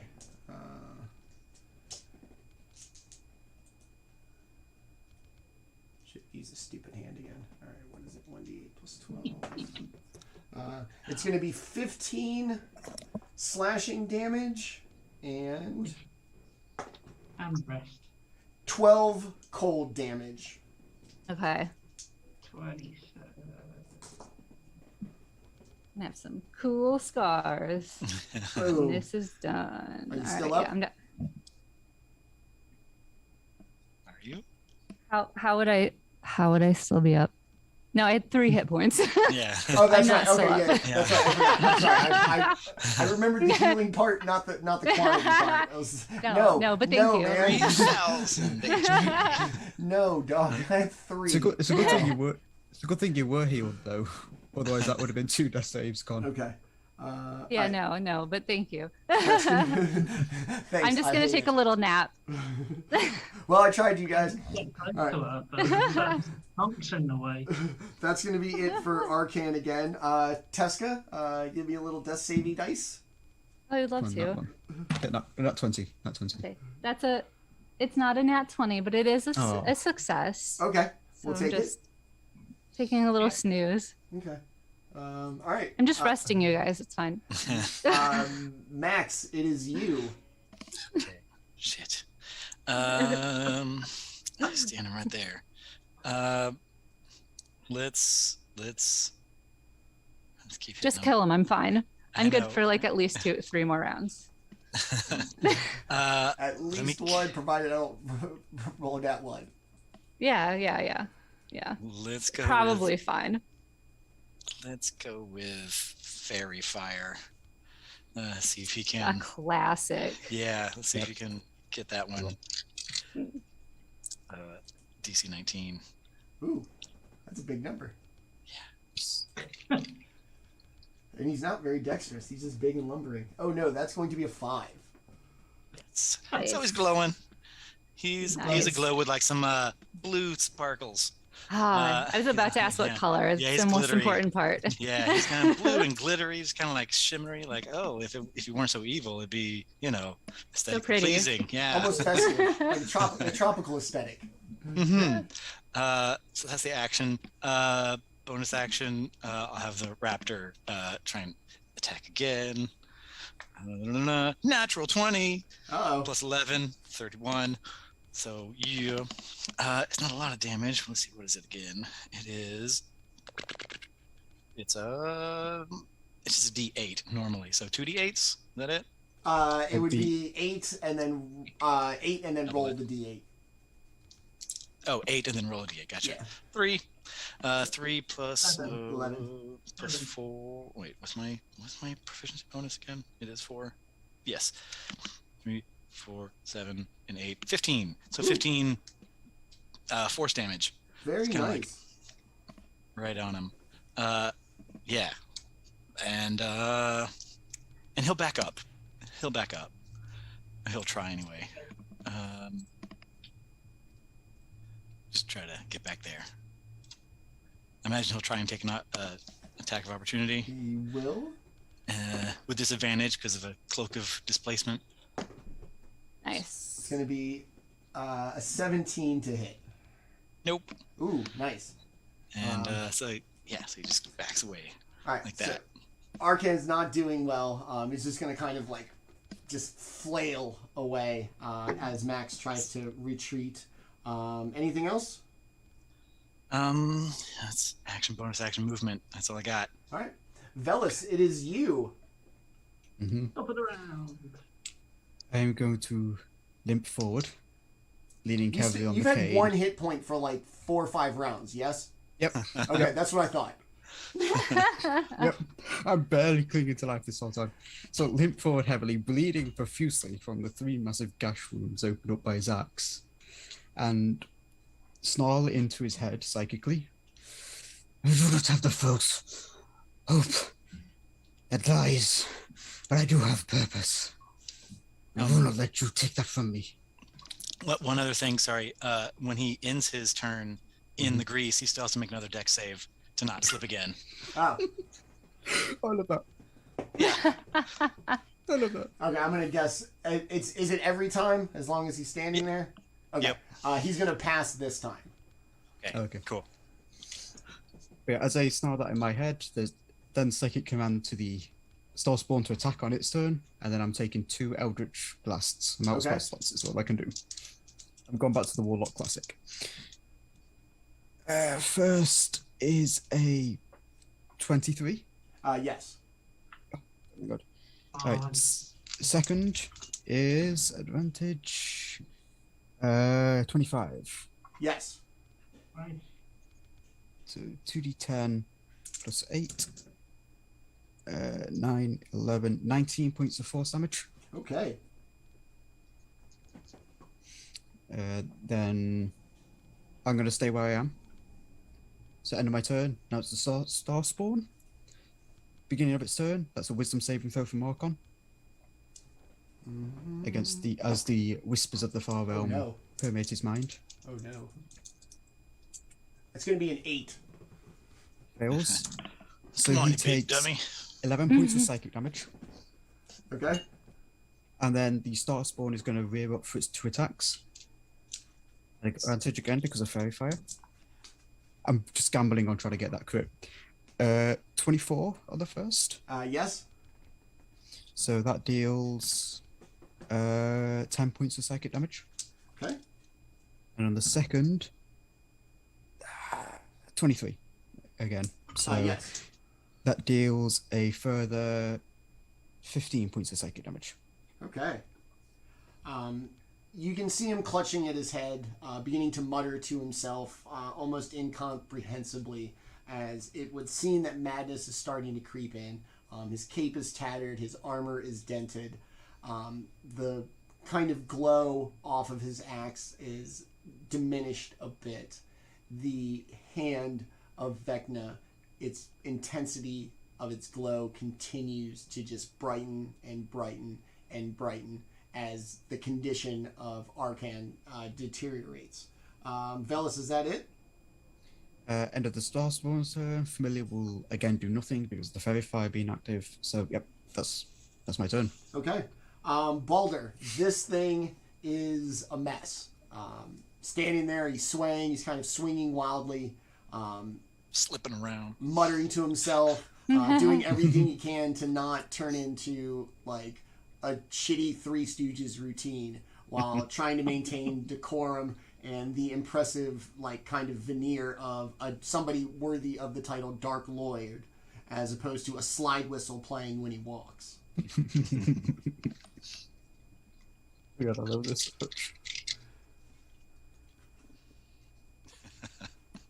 Okay, and finish this off then, I guess. Hopefully. Try to.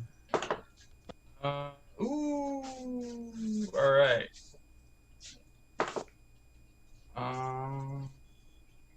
First attack's gonna hit with a natural 20, second attack's gonna miss with a 19. Okay. Alright, so.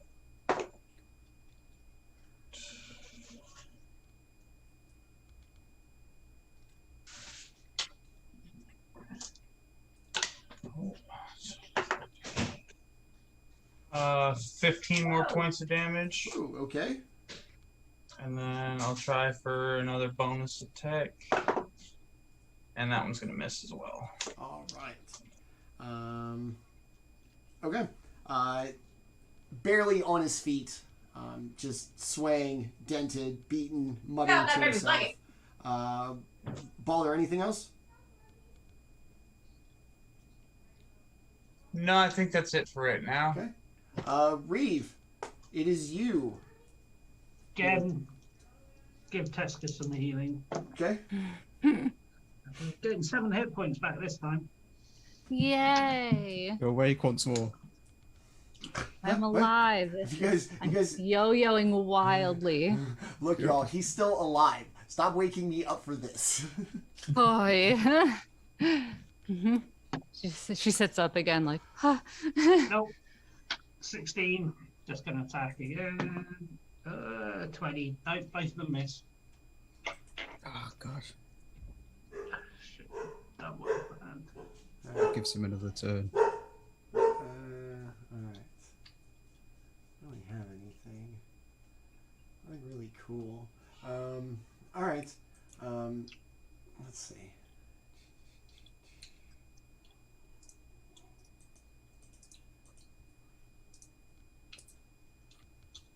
Oh, okay. Just once again, looking at Teska's kind of newly animated, or at least, brought back to consciousness eyes. I'll leave it now if you want me to. Is hope everything that you thought it would be? Are you still hopeful that this will end well? And once again, he's going to tap you on the shoulder. And Constitution saving throw, please. Oh boy. I hope.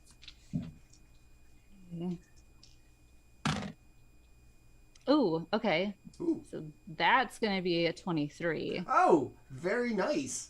I still think that's only half damage. Maybe It is, but it's not all, so that's good.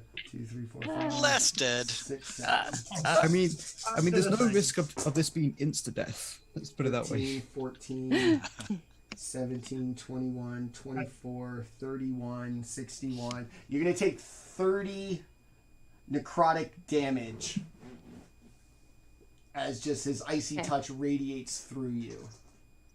Cool. Or really just 3. I'm down again. Back down. Back down. Think about it. You only took 3 damage. That's not too bad. Because your turn is after his, you're very much Technically. gasping awake to fall unconscious Yeah. again. It's How's it true. going? Fuck. Every time. God. I have All right. just one more psychosis after this. What's one more? Teska, death saving throw, please. Oh yeah. Hell yeah, I'll give it to you. Do Happily. this Here- again. Here's that nat 20. There's my first fail. Ooh, uh-oh. It was a 2, so I very know. On the not positive quite a note, 1. Yeah, sure. And plus, you'll probably be up again. We'll just, We'll just do it again. break the cycle. All right. So very proud of you. Way to go, Makks. It is you. Okay. The math is on your side, I think. Yeah. Okay. Well, then he. Wait. So is he going to do another deck save to see if he falls prone? Yeah, we've got to see if he was thrown. That's going to be a 12. Yes, he slips again. Sweet. Banana peels all over this place.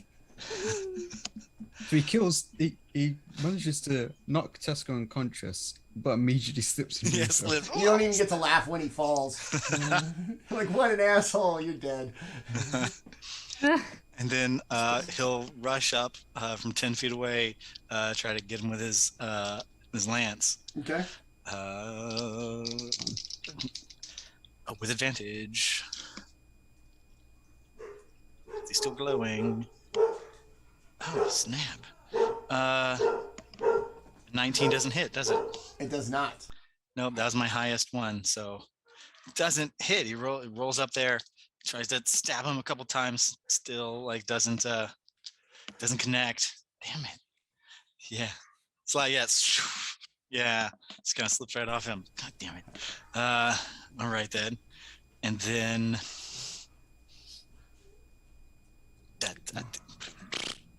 I guess I'll move forward again just to get that bonus action raptor attack. Okay. With advantage. How's the time? 12 plus 11, so 23. 23 to hit. And that is, it's a d8 plus 4. I would love it if the 4 plus raptor gets 4. this kill. 8. So 8 damage, 8 force damage. As your captor lies prone in the grease, your raptor is going to come up, peck at it through a hole in the armor. It is going to scream out about the lack of justice in the world as it explodes into black ink. So everybody except Veles, give me a dexterity saving throw, please. I'll give I one for don't the have to give you no dexterity That's right. saving throw. I naturally just whoop, matrix out of that shit. 17. Okay. So it's a 4 for the star spawn. So the star spawn is going to be Okay. affected by whatever this is. 18. Okay. I was like, I love that okay. the raptor did get Teska's gonna fail. Yeah. Obviously, Starspawn's gonna fail. Reeve, what'd you get? 17? 18? Okay. So it's just gonna be the Starspawn and Teska that are going to fail. 7, 9 necrotic damage as the ooze just splatters about you. The hand is going to be left exactly as it is, bright and glowing, laying in this pile of black ooze. And in doing so, the bright blue light of the foyer is extinguished. Hold on. I gotta figure out how to do this. Okay, there we go. It is extinguished. The bright light from the top of wherever the stairwell leads floods into the room. And, alright, so Makks and by proxy, the raptor got the kill. So Veles, it will be your turn as the hand lays there. And yeah, what would you like to do? No idea. Okay, I've got 40 feet now because of my shifting. So it gives me an extra 10 feet. So I'm just running straight for those stairs. I want to get out of this place. Okay. No turning back, no nothing. Just a straight beeline, yes? Yes. Okay. Much. But I can't make it, so I think I'm only to the stairs, essentially, from where I... hit that quick thing. From where I was, I think I can just make it to the stairs. Okay. At a dash. All right. Baldr, same thing. The hand, you got a little splashy splash from the black stuff, but you're okay, monk-like. Sorry, the star spawn was going to be ordered to do something. Okay. What do you need them to do? I'm ordering it to grab the hand and take it down the corridor away from the stairs. Down the corridor, like back from the way you came? Back the way we came. Yeah, it's grabbing the hand and just... Because I'm assuming, because I can dispel this, so any effect of the hand wouldn't be permanent, is my thinking. Okay. So it's just going to grab the hand and try and just drag it away from everyone else. Just in case there's some radial effect of it. Just in case. There is not. Okay. I mean, I have no idea. Veles has no idea what the hand of Vecna is, so he's not risking anything. It glows. What he knows, it's a weird glowing hand that just almost killed someone he knew. Okay.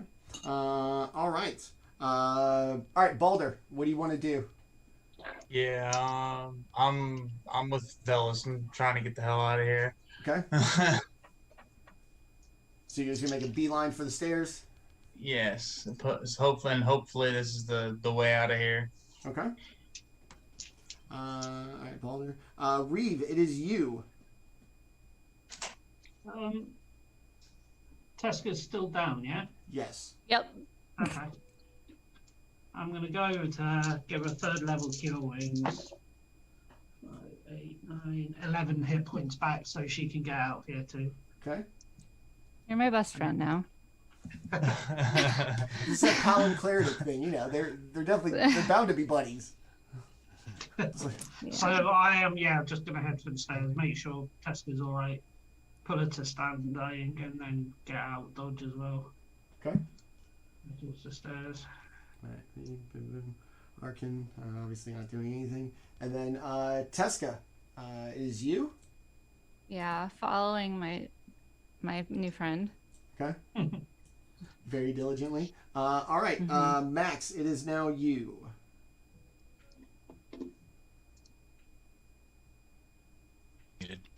He sees the glowing hand. It's kind of dragged over. It's still glowing, still, dangerous or whatever, but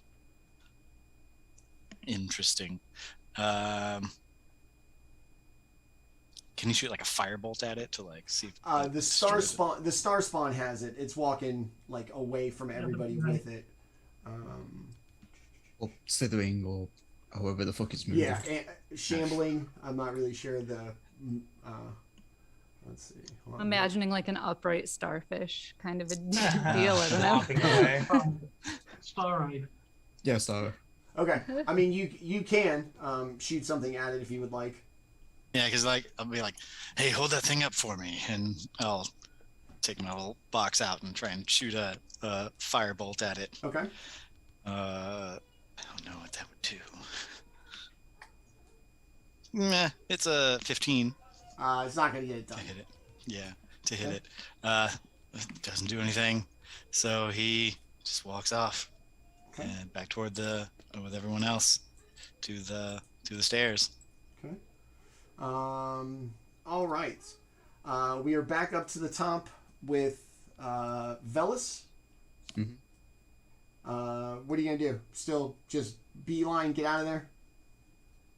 Not as quickly anymore. I'm slowing down to kind of go with everyone else, if that makes sense. Okay.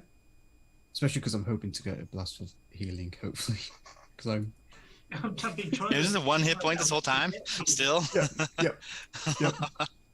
Wow. Still 1 hit point. Just limping along. I'm gonna slow down and hope somebody notices I'm kind of limping. Hey, man, my back hurts, y'all. All right. He does Because he's old. I don't know. He does the same thing as he did at the party. He slowly starts to shamble back to the back, just kind of, hey, look, I need some help. Okay. Oh. Baldr, what do you want to do? You getting the hell out of there? For sure. Okay. For sure. You're gonna run up the The stairs. name of the game is There appears to be like this very like almost like tangible like membrane at the top of the stairs that you're going to peek through. Anybody below you on the stairs is simply going to see you just be enveloped by this light and out of sight. Reeve, it is now you. I'm gonna just kill everyone. I'm gonna kill Veles with my 3rd level kill wound. Left before it happened. Much appreciated. That's 19. 19 hit points back. That gets me to 20, which is more than a third of my total hit points. And then I've still got my aura of vitality up, I guess. I'm gonna use it just to hit Teska some more for another 6. Oh, thanks. And then I'm gonna head up. If I may. Okay. Up the stairs to. Same thing, you're going to reach the top of the stone spiral stairs. It's going to feel almost like tangible as you pierce through this membrane into this bright light. Anybody beneath you on the stairs is going to simply see you disappear into the bright light at the top of the stairs. Reeve, Arcan. Teska, it is you. So is Gone. Veles still there? Yes. So she's gonna catch up to him and just pat him on the shoulder and be like, "You okay?" And cast Cure Wounds and give him 23 more. Okay. Wow. You will be. Thank you, Teska. Much appreciated. Mm-hmm. That was a bit too close for my liking. He was mean. And then she'll just keep walking. Very much so. Died like 3 times. He was a bad guy. He murdered me over and over. To be fair, Veles didn't actually see that because he was always hiding around the corner. Yeah. He only saw Teska die once. All right, Teska, you are going to make your way through the membrane and out. Everybody below you is simply going to see you step through it and not be seen again. Makks, it is you. Okay, so just me and Veles. Mhm. I guess I'll walk up and be like, "Ali, do you even know what that hand is? Anything about that?" I have absolutely no idea. Let's get out of here. And it goes up the stairs, following everybody else. Let's make it out. About to be vaporized. No. As you do so, Veles, you will see Makks disappear through this permeable light. It is now you as the last remaining member. What would you like to do? Yep. I'm going to straighten up and turn to the star spawn. to me. Just command it to bring the hand to me. Okay. I was planning to do that. I thought I'm gonna roll a dice just to see, can I do this? I rolled a nat 20 on deception. Awesome. Okay. To hide what his actual intent was. Well, it was if I rolled insight, 3. So yeah. I'm so sorry, but that's awesome. there's a reason why I said I would have loved it if he had died. Okay. To the hands of.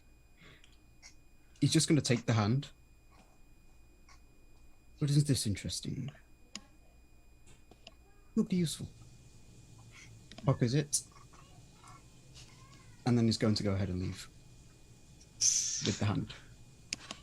As you ponder the fate with the hand and attempt to carry it out through the permeable layer, the hand is going to glow intently. A vicious, deep, haunting voice is going to fill your head and say the warden must always serve.